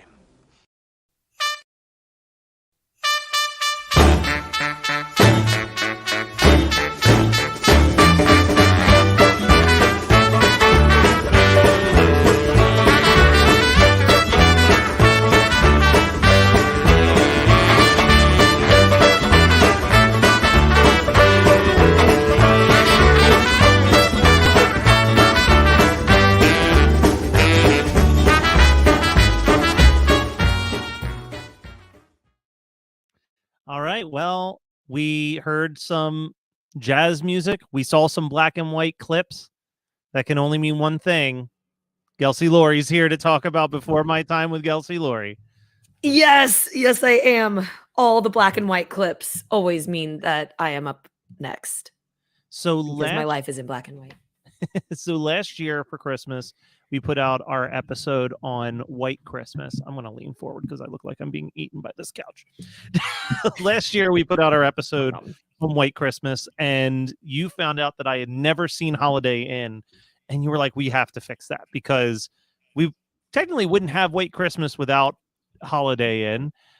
So I found a copy of it. I found a 3-disc DVD for $3 at a used CD store that came with a black and white version of it, a colorized version of it, and the full soundtrack was the 3rd disc. I own that. I don't know where it is. I think it's at my parents' house, so I unfortunately could not watch that edition, but I do have that 3-disc. Are you sure you didn't sell it to the CD warehouse in Pittsburgh? Actually, I did. I stopped there and I didn't tell you, and I was like, I'm going to plant this here, and one day Matt Kelly will find it, and we will record a podcast on it. But yeah, so we'll just address this right out the front. We're probably not going to talk too much about the Abraham scene in this. We will not. Yeah, I did. Matt, you texted me and said, how do you want to address this? And folks, this movie was made in 1942, and I'm not saying it was okay then. It's definitely not okay now, but there is a blackface number in it. It just was a part of the history of entertainment that our nation went through, and we now at this point can look back and say, no, shame, shame. But we're not really going to address it because if you have listened to our podcast before, we're not very political. We just talk about the oldie timesy things. So yeah, we try to stay away from social and political conversations and just talk about vintagey things. But I will say that something that caught me off guard was I was like, man, it feels like 1942 is slightly dated for this. But anyway, continuing on, when you exclude that, which I do think that scene does kind of like suck the air out of the room for a couple seconds when you're watching it in 2022. Otherwise, it is a really delightful movie. It's one of my favorites. I think I'll play my card early here. I do think I like White Christmas more. But that is strictly from I think White Christmas has an easier plot to swallow than Holiday Inn's. Holiday Inn is entirely based on suspension of disbelief from like moment 1 and beyond. But I saw you post about it online the other day. This has, without a doubt, one of the best dance moments I've ever seen in my entire life. It's Fred Astaire's best dance moment, let alone, the best, I think, dance moment in any film. Excuse me. And we will get to that. I do, it's hard to compare this to White Christmas because they are almost 10 years apart in filming. Sequels in a weird You've said that before, and I don't agree. They did use the same set that they designed for Holiday Inn. They did recycle that. I mean, I don't think that the characters are the same, but I feel like it's very like in the same way that like the second season of American Horror Story is a sequel to Murder House. But I wouldn't call that a sequel. That's like a volume of an addition. There you go. I know what you mean. I mean, the big picture of it. Absolutely. It's a Christmas movie. You got Bing Crosby in both. You got Irving Berlin writing all the movies. So, of course, that's how it's going to feel. And the vibe is very the same in that stance. But if you have not seen Holiday Inn, a quick synopsis. It is a Irving Berlin musical film starring Bing Crosby as Jim and Fred Astaire as Ted. They are a vaudevillian kind of act. Jim has a partner, Lila, and they plan to quit and go to a country hotel and get married. But Lila falls in love with Fred Astaire and leaves Jim. So Jim still goes with a broken heart to this country inn, and he realizes that he's tired of dancing and entertaining and doing all the work. And one of my favorite lines, because if you also don't know, I am a former entertainer myself, ladies and gentlemen, that's right. So my favorite line in the whole movie is Bing Crosby says, "What happens in show business when a holiday comes along? You give an extra performance." And couldn't be any more true. I just had this conversation this year. I worked on Thanksgiving. I work on Christmas Day this year performing. And my brother-in-law could not understand why I was working and what monster was making me work. And I said, hey, it's entertainment. That's what we do. And again, holiday comes along, we give an extra performance, and that's been my entire life. So I absolutely love that. And I can understand kind of wanting to take a step back. But when he goes to this farm, he realizes he's working just as hard, if not harder, tending the animals, keeping the place up. And it kind of does a nice little montage, 1942 style, of showing the different holidays, and he's still working his ass off. So he decides to turn this into a holiday inn, hence the name, and only give performances on holidays. Now, I just want to take a little side note here. That is not strategically, financially a smart idea. I was like, how are you making money? Well, and they also I think there's 3 holidays that they do in the month of February, and then there's nothing until Easter, and then it jumps to July. You're going months without any income coming into this business. These must be $1,000 very expensive tickets. Yeah, very expensive. And I like how it also we're getting ahead of us. Let me finish the plot real quick. All right. Yeah. So he goes to open this in the holidays, and there's a woman, Linda, played by Marjorie Reynolds, and she's looking for a big break in the entertainment. So she gets sent up to the Holiday Inn, books it. Linda and Jim, Bing Crosby and Marjorie start this in. They do all the performances. Fred Astaire's character Ted comes one night up sad and drunk after being dumped by Lila, who she's just the run around town girl. Yeah. And he drunkenly dances with Linda, which we will talk about that scene. It's absolutely brilliant. But he was too drunk to remember what she looks like. So then kind of the rest of the movie, he's continuously going back to all the performances, trying to find this partner because he wants to have a new dance partner. He's like, we're going to be huge. He does find Linda. They go off to Hollywood, leaving Bing Crosby behind. Bing Crosby does the classic go after the girl, meets her on the set of a movie she's doing, which is actually kind of a movie within a movie. They are almost making Holiday Inn within Holiday Inn. And he surprises her, and she's like, oh, I love you. And then they all go back and live happily ever after. So that's the brief synopsis with a couple interludes. I want to ask a question that you may or may not know. I couldn't find the answer to this, but you did mention that there's this movie within a movie, right? He goes to the movie set. To your knowledge, was this one of the first times that they actually showed a little bit of the wizard behind the curtain on how a movie was shot? That feels like that was really novel for that time. That wasn't something you often saw. I don't know off the top of my head what would be the first, but I 1,000% know this would not be the first time. Okay. Because, this is made in 1942. All the movies think of the 30s.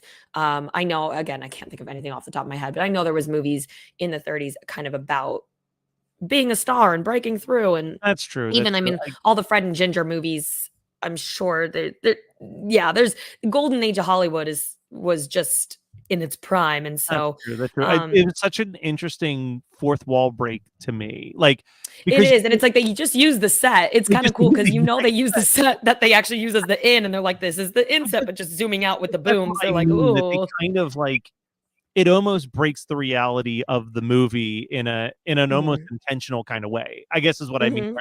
Oh no, we're going to pull the camera back just far enough within the plot of the movie to show you how we shot this movie. It's very cool. But man, it works. It's awesome. I love it.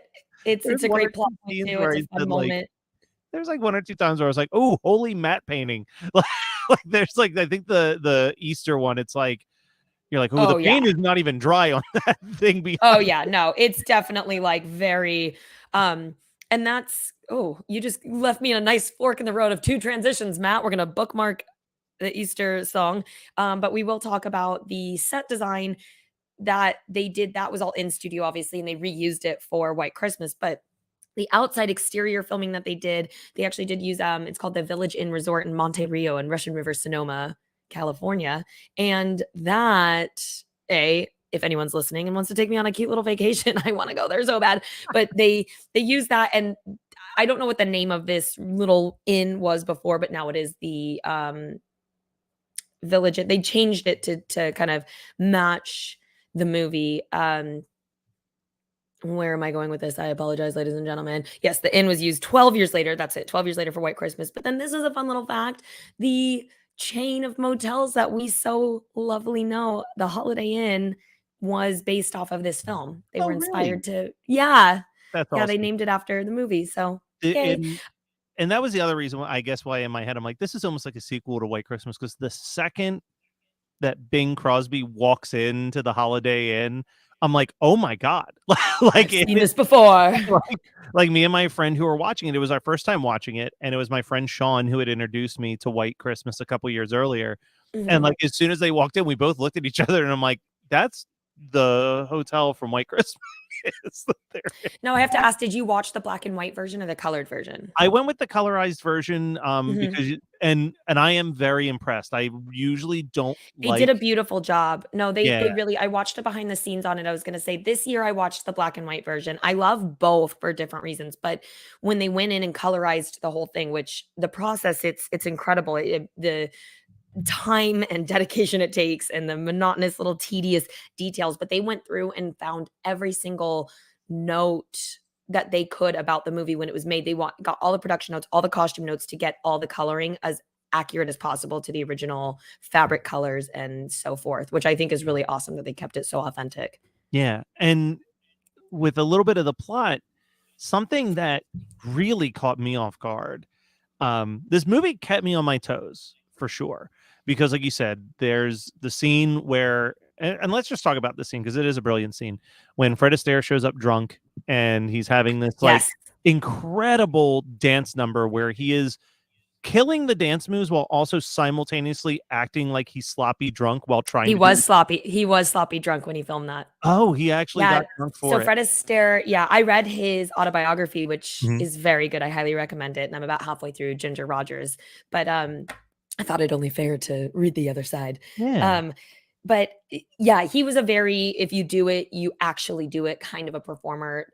He grew up in vaudeville with his sister Adele. They were dance partners since they were children and just crushed it on the vaudeville circuit and moved up and up until he then moved to New York, kind of did that. And then later met Ginger, and he met Ginger earlier. And then years later, they kind of got connected in Hollywood and then became the Fred and Ginger pair that we so love. But Fred had bourbons in between each take. So he would have a shot of bourbon because he's like, I really want it. And he's just that good that he has confidence that his body just knows what to do. I mean, he is without a doubt the most incredible dancer in history. I'm going to go ahead and say that. I've said it before on this podcast. My sister and I have a Gene Kelly, Fred Astaire off. She's like, Gene Kelly's a better dancer. And I'm like, I disagree. Don't get me wrong. Gene Kelly's incredible, but Fred Astaire's musicality and his there's something about his swag, if you will, that is incredible. This was my second Fred Astaire. My first one was Top Hat. You've never wait. This is your only your second film you've ever seen with Fred Astaire? I believe so, yeah. Oh, we're changing that so hard because Okay. I'm gonna we're gonna go through all the Fred and Ginger movies just so you have to watch them. Follow the Fleet. That is not twisting my arm, but yes, go and subscribe to Before My Time if you want to hear more of that. But yeah, I will go off on Fred. But anyways, he had a bourbon in between each. And a swagger to him when he Yeah, it's so good. And this drunk scene, he had a bourbon in between each take, and it was the final 7th that was used in the final cut. So he's Perfect. probably 7 bourbon deep in that shot, and it's perfect. One of my favorite parts, too. There's kind of a moment he spins Linda, played by Marjorie Reynolds, around him, and she's going for her. Shanae turns around the back of him, and he kind of it's so well done how he kind of is like, where'd she go? And looks, but she fits right back in perfectly in the timing of that. And then there is kind of that moment, that mockery moment where she's following him around and kind of mocking him, and then kind of behind looking at him like, what are you doing? What's going on? And I just love, that would have been a fly on the wall scene to watch, especially if he's a bit drunk in real life and she's sober, and I'm sure it was fun, but yeah, that was great. But I do want to go back real quick. Well, let's talk about Marjorie Reynolds since we're on her. Yeah. So the film, Gorgeous. stunning girl. And this kind of was a breakthrough movie for her. She had done a lot of penny westerns before, and that's where her career was at. But the studio, they really fought for Bing Crosby and Fred Astaire, and they are very expensive, obviously, at this time too. Both very established. Fred Astaire's been crushing Hollywood for probably 10 years now, and they kind of blew their budget on them. And so they wanted to get, there was talks of doing Ginger Rogers, Rita Hayworth, but they couldn't afford another big star. So they went with kind of the more Cinderella story, if you will, unknown actresses. And that's where Marjorie Reynolds comes in. She probably got paid not a lot, but it did start her career, and she had a great career after this. So that's so awesome. I love hearing movies that give people a start because we need it. Stop getting the big names. Help us. But she didn't sing. Martha Mears was her voice, for all her singing voice. And I looked up Martha Mears, quite interesting enough. She did like everyone's voice. She was a singing voiceover actor. She had a radio career, but she has sang in films for quite a few for Marjorie Reynolds. She did Veronica Lake. She sang for Lucille Ball. She's sang for Ava Gabor, Rita Hayworth, tons. Rita Hayworth a few times in a few different movies. So that's kind of was her career, was singing for these actresses. Oh, Hedy Lamarr in My Favorite Spy, 1951. Literally go back to Singing in the Rain, a movie we've covered in the past. Yes. Exactly. It really did happen because in those days, I mean, not every film was a musical, but it was a lot more prominent than it is now, where we're trying to be like, hey, we're doing a musical. So, you kind of had to be a triple threat, but they also wanted the beautiful angelic face. I don't know what this woman's acting ability was. I have seen a photo of her. I think she's a gorgeous woman. I'm not saying, but to the 1930s, 40s, over the top glamorized Hollywood starlet look, I was like, this makes sense. It's like, why wouldn't she just be the front? And it happened a lot in Hollywood. It was all about that. I think just a couple months ago on our Twilight Zone episode, the exactly. I was just woman, thinking that. Yeah, the woman in the eye of the beholder segment was not deemed pretty enough for a sketch about how beauty is not the most important thing. Yeah, the woman that's the actress that's bandaged up is not the woman when they reveal the beautiful, because she wasn't quote unquote pretty enough. And then you look her up and you're like, oh, this woman is gorgeous by like literally any standard, but like showbiz, folks. 30s to 50s Hollywood standards. Yeah, that's how it is. But so what shocked me though is that you have this drunken dance scene. Mm-hmm. I really thought that they were going to stretch out the two of them figuring out that it was Linda, but the fact that it's literally a month later, it's from New Year's Eve to Valentine's Day. And then I was like, oh, well, now I have no clue where this movie is about to go, because it really is off guard. Which that, Be Careful, It's My Heart is the song that he sings for Valentine's Day, which I absolutely love. It is one of my favorite songs. Bing Crosby sings it on the piano, and that's when he's going, hey, I wrote you a song. It's, kind of relevant to us because I wrote you a song that I love. Please don't dance with my best friend behind my back. Yeah, be careful. It's my heart. Don't. Yeah. And she's listening to it, and Fred Astaire sees her and grabs her and starts dancing, and he tells her, be quiet. And they have this, it's a beautifully shot number where Bing Crosby's facing the camera, playing the piano, playing the song, pouring his heart out, saying, don't break my heart, while Fred Astaire's dancing with his woman behind. And this kind of deceit literally behind his back. So literally behind his back, this beautiful dance numbers going on while he's pouring out on the piano. I props, kisses to the chef on that shot. There was one or two shots where they're silhouetted too, where I'm like, if she kissed him, like you get like the drama, you get sucked in. Although this is crotchety, will die alone, Matt Kelly complaining here, but I'm like, you've known her for a month and you're engaged to her already, you crazy man. It does, it does happen. You got to remember, it's oldie timesies, Matt. They I guess they got engaged a lot quicker back then, because they're like, oh, I'm at the ripe age of 26. I'm a spinster. Who wants me? There's a word for what I am now. Now that I'm like into my 30s single, it's like I'm not even a spinster anymore. I was like, oh shit, I've surpassed spinster. I've looked it up before, but it's great. I did think that too. They're just getting engaged left and right, but I guess it makes business easier to be engaged to your dance partner. Especially if you think about it from the logistics that she only comes down for the holiday show, so they've met twice at that. Yeah, I've also thought about that, where she makes a comment when she's getting picked up at the station to be put back, and she's like, oh, I do this, once a month, this trip or something like that. Like, we need a car. Lies, if they're putting on the production that they are, and they act like she's like driving in the day of. I'm like, when did you rehearse this elaborate number? the biggest question came to me when they do Abraham's birthday on February 12th, and then she leaves to come back for Valentine's Day on February. I'm like, aren't there bedrooms upstairs? Can't you just stay there? Especially if you work in. there. Like, you are the lead star. Maybe you should just kind of like live there. I don't know. Yeah, that's I can the one I'd imagine like the to see. commute. She had to commute from the 12th to the 14th just to drive home to turn around and come on back for rehearsals. Like, it The did things not we make do sense. for our art, Matt. The Oh my things we do. God. But yes. Yeah. But back to Be Careful, It's My Heart. That was the expected song to be the hit. Irving Berlin was really putting his money on that being their number one ballad. And it did do very well. But as we know, it was surpassed by White Christmas. The song White Christmas is premiered in this film. And if you'd like to know more about the song itself, you can check out our episode 32 on the music of World War II, where I dive into the song White Christmas, Bing Crosby, and kind of what that looked like at that time. But don't forget, that's right, this film started getting made in 1940, or that's when the contract was signed. And then November 18th, 1941 is when filming began. And it was completed January 30th, 1942. We entered World War II in 1941. December 7th was Pearl Harbor attack, which just passed the other day, the anniversary. But we are in the middle of we joined the war during the filming of this.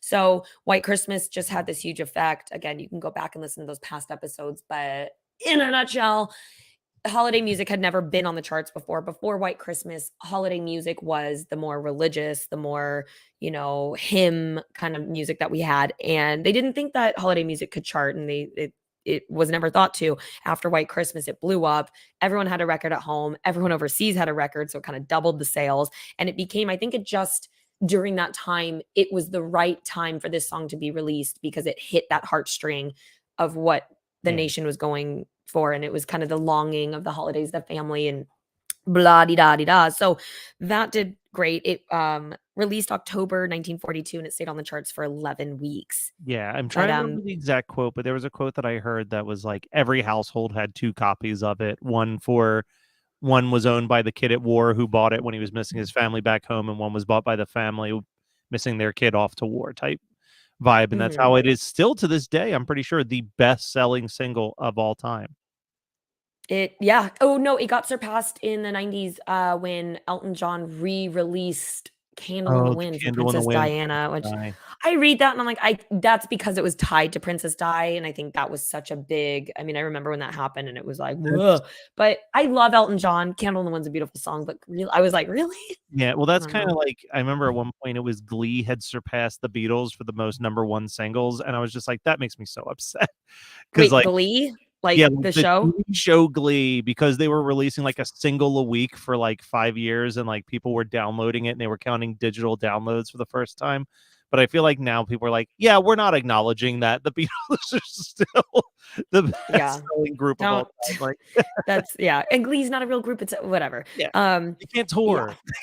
Yeah. But speaking of World War II, there are stories. Some aren't necessarily vouched. It's hard to know what's true or not. But because there were rations that went into place with war rations, it is said that Edith Head, who designed the costumes and is a huge, really infamous costume designer for most big oldie timesy Hollywood movies, she made all of Ginger's dresses and whatnot. But that she had to go up and find and snatch up every last bead to make the dresses for this movie, and that there were a lack of balloons. So the producers had to track down all the rest of the balloons in LA for the big 4th of July scene, which I believe that would be true. And that brings us to the 4th of July celebration at the Holiday Inn. And Bing Crosby comes out and sings a song, All God's Children, and they go into this war video montage. And I've read a lot on the internet. People are like, it kind of doesn't fit. It's kind of weird, but it feels like they kind of had to add it in and Because to be like, haha, story because we video. were in the middle of a war and supporting. Yeah. And it shows, America's values and military. And it almost has a very like, do your part, where it's like subliminally put in the movie. And that leads us though to our favorite dance number of all times. And this is, so in the plot, Fred Astaire is supposed to dance with Marjorie Reynolds at this 4th of July, and there's big Hollywood producers to watch them, to then maybe offer them something which would take them to LA. Bing Crosby is in love with her and doesn't want that to happen. So he tells the driver who's going to pick her up at the station and bring her to take the long way, basically stall and not get her there on time. So he drives her into the water, and it's a whole scene. It's But pretty fun, dude. When she gets picked up by Lila, and she's like, "Oh, I know a shortcut." yeah, and then she kind of does it to her. Oh my god, It's laughed out great. loud. It was so good. Yeah. She Um, basically gets driven into the water by the driver, Gus. And she's like, "What are you doing?" And she's like, "Pick me up." And so then she kind of figures out what's going on. But then Lila comes to make up with Fred Astaire, the old partner. And she's like, "I don't want that to happen." Because she does the same thing to her and drives her right into the water next to where she was. So it's a great aha scene. But basically Fred Astaire's character, Ted Hanover, is left. He's expecting this big production that him and Linda have rehearsed for these producers, and he's left solo. So he's backstage. He sees some firecrackers, and you see him, little wheels turning moment where he's like, "Okay, I'm gonna go make something up." And he goes out and does the most incredible tap dancing with the firecrackers in his pocket. He's got this real cool sleeves rolled up, pants rolled up, scarf, casual, to that day's standard, costuming on, and his hands are in his pocket. He's got a half-lit cigarette hanging out of his mouth and dances the most incredible dance while throwing firecrackers on the floor and dancing with them as they pop. It took 2 days to film this one number, and it took 38 takes. And it's just, if you don't watch the movie, do yourself a favor and just YouTube this one, just Holiday Inn firecracker dance. Do yourself a favor. Could not, I was like jaw on the ground watching it. It's loved it so much. mind blowing. I literally put Yeah. if you were tuning in right before here, I threw a very quick segment of it in the sleigh ride bumper that played right before we started, because I was just like, this is so cool. Like, he is just It's cool. That's dangerous. It's like one of those things where I watch it, I'm like, this seems like the bad boy of dance. Fred Astaire like tap dancing around fireworks going off or whatever. Like, would you do that? Would you do like a tap number surrounded by fireworks? Matt, I've signed up to literally be lit on fire. That is true. Of course I would. You're the insane one. I'm the one who's like, I never broke a bone because I didn't take a risk. And I'm like, let's see what I can. No. It's all for the art. I get it. No, it's really awesome. And I remember even in Fred's book, him kind of talking about the creation of that and thinking and how he would come up with his dance numbers through his whole career and just kind of hit the studio. And it's, if you're really into old films like I am, and specifically dancing films, specifically Fred Astaire, I would recommend his autobiography kind of through his words. It's great. I do want to go back as well to kind of the song list, but when I said you left me in a fork in the road, we went left. We're now going to go right. And you had mentioned the paint drying on the Easter set, which takes me to the song Easter Parade. Most of the songs here, about 12 songs, are originals written for this film, but Easter Parade was already a song Irving Berlin had from 1933 in a Broadway review called As Thousands Cheer. They used it again in this movie, obviously, and then it led to the 1948 film Easter Parade with, again, Fred Astaire and Judy Garland, which is one of my annual traditions on Easter time. So I'm sure we'll touch up on that one. Yeah. We haven't done that yet, have we? No, We have I'm not getting done to that that. point when I like, yeah, we'll have to do it. I'm We getting to a will do point when that. I forget what we've done or not, because it's That's a cool. good sign. We've It is done a good so sign. many. We have done so many, but Yeah, the Easter Parade song is fine. I do want to bring up something that we may have skipped over, though, because we did jump to July and now we're jumping back to April. But yes, it isn't, if I recall correctly, it isn't just that Bing Crosby doesn't want Linda to leave to go to Hollywood, but doesn't he also kind of overhear Fred Astaire essentially scheming, like, borderline the vibe being like, and when she's away with me in Hollywood, she'll fall in love with me and leave Bing Crosby type thing. pretty much. I mean, it sounds like that's Am I his supposed- character, is that he likes to marry his partners, I guess. Or... Am I supposed to like Fred Astaire's character even remotely in this movie? No, and that's something I read another blog review about this movie that was talking about things that was like, it's interesting that this is a holiday movie because they're like, it's about people that aren't that great of people doing things that aren't that great. Like the plot is all very mischievous and conniving in all senses. I mean, even Bing Crosby trying to keep Linda from Fred Astaire, like from him recognizing him, and he's keeping her from this career of a choice. And she even gets mad at him going, you were trying to keep me from performing for big producers and you didn't even give me that chance for myself. That's really kind of not a nice thing to do. And I'd be just as pissed as well. But then also Fred Astaire kind of is sneezing. I mean, the first scene is Bing Crosby's character and his partner, and he's like, oh, did you we're going to go off to this little country farm and get married. And then he leaves and Fred Astaire comes in. And he's like, did you tell her or tell him? Like, did you tell him that you're not getting engaged and that you're actually going to get engaged to me? And it's like right away just sets the tone. And I read that even the ending of this film is not necessarily a happily ever after. There's some resolution, but you're just like, for now, it's, not this permanent. I think I looked at my friend. I'm like, am I supposed to be happy that Layla is back in the picture and with Fred? Yeah. Yeah, and it's like she tried out the millionaire guy that she ran off with and was like, obviously something didn't work. She's like, okay, fine, I'll come back to you. And I love in this song, they sing I'll Capture Your Heart Singing, which they start the movie with, and then they kind of reprise it at the end. And it's the basis of the song, it's kind of a vaudevillian act, is Lila's character is, shuffling along, and Fred and Bing's characters are trying to, in the song, in the performance, woo her. And so obviously Bing Crosby's like, I'll capture your heart singing, and Fred's coming in, just wait until she gets a load of my dancing. And so they're trying to dance and sing her heart. But when they reprise it, one of my favorite lines is, oh look, here she comes, Miss Hit and Run. And they call her the Hit and Run. And my mom and I laugh every time. It's a great line. But that's Irving Berlin is, I think I texted you last week where I was like, in all caps. And I've said this so many times on the podcast, but I was like, he is the best songwriter of all times. Yeah. Oh, one of the greatest to ever do it. He continuously just blows me away, and I know his music so well. I already knew that, and every time I learn something new or just re-listen to a song differently, I'm like, oh my God, he's insane. So let's get to the holiday that we haven't brought up during this Christmas live stream, but the Christmas of it all. So Holiday Inn, that is the one thing that I will say, is that it is a Christmas movie in the sense that it just gives me that Christmassy vibe. This feels like, this weirdly feels like the format that would later get like bastardized by like Hallmark and all of like the Christmas rom-coms. I don't even watch those. Can't. But as far as the month of like the holiday of Christmas goes, very little screen time overall in the running time of the movie, because it's covering the whole year at the Holiday Inn for the most part. It kind of opens and closes the movie, and then there's a whole lot of middle. Yes, absolutely. And it is kind of nice that like packaged bookends of Christmas and Christmas. So we do get that. And I totally agree. But there's still something, even though, again, like you said, it's going through all these other holidays. You have Easter. There's just because literally it's the holiday season and we're watching all the holidays. There's something very cozy about it. And the way they start the first Christmas season with Bing Crosby and Marjorie Reynolds kind of around the fire, and he first shows her the song White Christmas.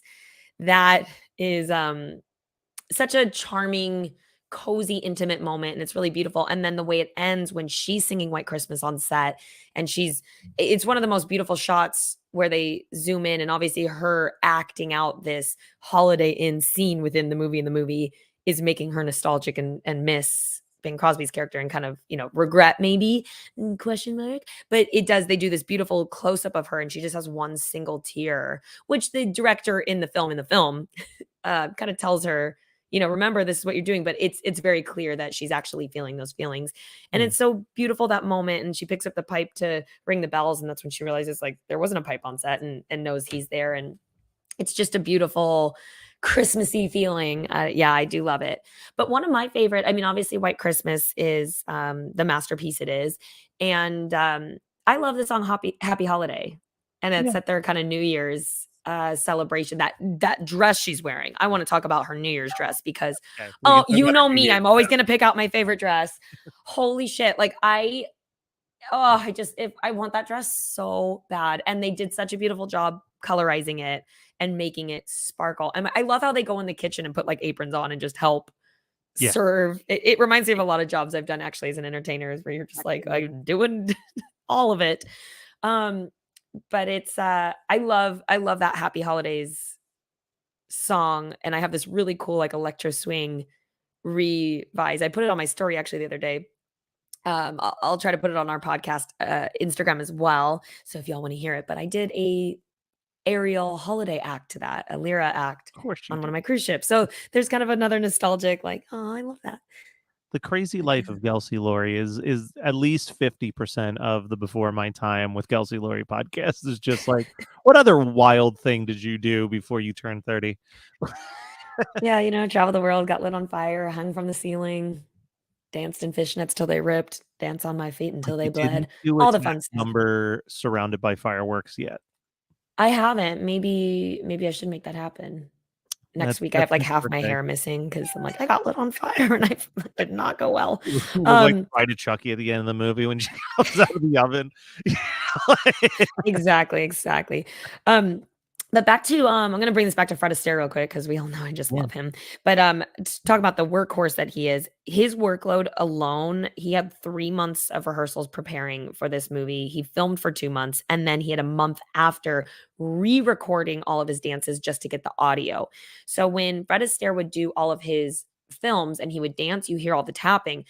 But the way that the sound and everything that picked up, they couldn't really pick up the taps within the actual take. So he would go back after, and this is for all his movies, he'd go back after and they would play the dance scene and he would have to tap along to hit every noise that would be syncing up with what he's already done. And they record that, which is just incredible. That blows. I did read that in his book and that blew me away. Yeah, no, it's wild. Like Yeah, I think I'm leaning on your side on the Fred Gene debate, because I also, so the one thing that Fred has over Bing Crosby in this movie is that they kind of, there's that opening song where it's like, I'll win her over with my singing, I'll win her over with my dancing type vibe. And the implication in the song is that Bing Crosby is so good at singing, but maybe not so great at dancing. And then Fred Astaire is so good at dancing, but maybe not the best at singing. And I feel like that's only half true. I think that Bing Crosby, I know, as is he's really singing good- very well. Yeah, like he's Bing singing Crosby very well is about how he's a better dancer. I'm like, oh. exactly. Like Fred Astaire truly was that triple threat that could sing, Yeah. dance, and could act. Whereas Bing Crosby was kind of always a singer who turned out to be quite a good actor. But like, Mhm. that's where the He's a conversation. mover. We call those singers who move in the entertainment world. Well, see, you're teaching me all these entertainment phrases. Like now I know, I know, that, yeah. that you're a oh my god, I just blanked on it. No. Oh no. What am I? No. What are you at Disney? Because you're not A an cast employee. member. You're a A cast cast member of member. Disney. Yeah. No, but in New York City, you'll see auditions posted and they'll say dancers who can sing, or it'll be singers who can dance, or they'll be singers who can move. These are all ways that they will post auditions so that you know if they're looking for, you know, if I'm a singer who can hit the incredible notes and I'm what we call a park and bark, where I just literally park and sing and you're not dancing, that's a very different role than them looking for a singer who they're like, don't worry, the choreography is not going to be too intense. We just need to make sure that you can keep up, do some choreography and stuff. Or if it's a role that they're going, yeah, you need to hit that high C, but you need to be just as good as a dancer as the best dancer in our chorus. They all exist. And Yeah, because there is, even like you said, I guess I never thought about it, but someone like Adele, we'll say, I'm just pulling a random example, but someone like Adele can maybe go out there and sing her little heart out in the middle of the stage, but maybe not be able to even do something as simple as, well, not as simple, but something like maybe I don't know, I've never seen any of these people live, but I imagine that Taylor Swift probably runs around the stage while singing, versus then you have like the next evolution of the pop star that's doing like the full-blown dance while also like full singing. choreography. Yeah. And that's in the music industry. And I'm specifically talking even more about like I'm putting Broadway. it in a different context. Yeah. Yeah, exactly. The But no, ability it's to there's keep your all singing while you're like running back and forth and moving around is a skill that has to be trained. Oh yeah, running and singing is no joke. I've had to do just that without dancing, but just running. And I was like, That's this mostly what you is do as a the- cast member right now is running and talking and singing on Yeah, I'm on stage. a microphone and yelling at people while jumping around and being like, come on, everyone, put your hands in the air. And if That's you're actually not why good my at it, voice most is of the kind of people are gone. hearing like Yeah, no, it's hard. And I'm also a spin instructor. And so I have that same kind of breath support where I'm doing sprints with my class, talking to them. It's very difficult. But the first time I was in the national tour of Rock of Ages, and that was where I was it's a very small chorus. There's only 3 girls in the chorus, but we danced. I mean, I was turning as many turns as I could and kicking my face and doing this, but we were also singing. I had my mic pack in my wig and came down, and we had vocal rehearsals and had our parts, and I was expected to sing the harmonies to Motor In while giving a full dance routine. And it was the first time we did a full run, I was like, I don't know if I can do this, but it's just a stamina that you have to build. And I always think of like Mick Jagger is one of the most incredible performers at that. I mean, though he just runs. And I guess there we go. There's a prime example pulling from things we've talked about. Maybe chart that on. One of the differences between Mick Jagger of the Stones versus any of the Beatles was that Mick Jagger was a mover. He was a singer is a mover. Oof. Oof. And I will watch him move all day. Well, we do need to wrap it up, unfortunately, but how many more notes do you have? We got 5 minutes. Can you hit him in 5? Oh, okay. Let's see. We can. Oh, we can definitely do 5. I think I kind of hit all those major points. He was drunk. Yes, that. Fun fact: the director was Mark Sandrich, and he directed probably all the Fred and Ginger movies. So he knew what he was doing with these musicals. He'd be done with that. So that is great. And the film had a very good reception. It was very successful. It was the highest grossing film musical at that time. And there were quite a few in the 30s. So it really killed. Yeah. I'm shocked. I didn't know that. I know that it was like in the top 10 of the year. I didn't realize that at the time it was one of the highest charting musicals. That's awesome. Yeah. So if you have not seen Holiday Inn, go out and see it and tell us what you think. Yeah, and thank you for introducing this into my life. I don't know if it's going to be like White Christmas is like a yearly watch for me, but I could see this being like an every year watch for me. I do. This is a yearly watch. Like every year at the holidays, I do watch White Christmas, and I always watch. This is one you grew up with too, correct? Yeah. Yeah. Those get you. Those hit different. Yeah. The ones that you grew up with, they really get the. They do. All right, well, Gelsey, real quick before we bounce, though, there are quite a few eyes watching this live stream, and hopefully they're also donating to Big Brothers Big Sisters of Coastal and Northern New Jersey. But is there anything you want to really quickly promote, like maybe a podcast or where they can see you run around with a bunch of cast members in a Disney park? Yeah, absolutely. First off, let's just go ahead and promote what we are doing right here, our podcast, Before My Time with Gelsey Laurie. That's me. You can find us on any major platform that there is podcasting, and find us also on Instagram at Before My Time _podcast, or on Facebook. Just type in Before My Time. We will pop up. Say hey, say hi. If you've seen this movie, let us know what you think. If you haven't, watch it. Let us know what you think. You can also find me on Instagram at Gelsey Laurie. I post a lot of random stuff on there, mostly me doing martial arts and high heels. So that's a fun time. If you're in Southern California and you happen to be at the Disneyland Resort, I am hosting a dance party at the Tomorrowland Terrace almost every night with your favorite Disney pals. So come check it out. DM us, say hey, let us know. And I hope you have a glorious holiday season. Thank you so much, Gelsey, for not even just for being a great co-host, but being a great friend and doing your part to help out with this live stream. I know that it is a crazy time in the life of Gelsey Laurie, so you pulling some time to do this live is much appreciated.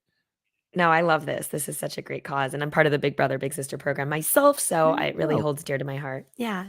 And speaking of the Big Brothers Big Sisters, I just checked while Gelsey was speaking, and we are currently sitting at $296 of our $4,000 goal. If someone out there, if one of you angels has $75 that you want to donate to get us at least 1/4 of the way to our goal, that would be incredible. If you're watching right now, though, we are about to take a very teeny tiny brief pause. I'm talking maybe 3 to 4 minutes at most. We have to reset the feed. We are going to reset, cut to a couple ads, and then when you replenish the feed, so you're going to have to go to a new event thing on YouTube. If you're on YouTube, look for part 3. All the Facebook stuff will send you notifications. Twitch, you just hang out. It's going to pause for a couple seconds and then a new thing will start. But you will be treated with a 15-minute set from our friends in Weillers just before the Geekscape live performance comes up. So stay tuned. We're looking forward to seeing you. Bye.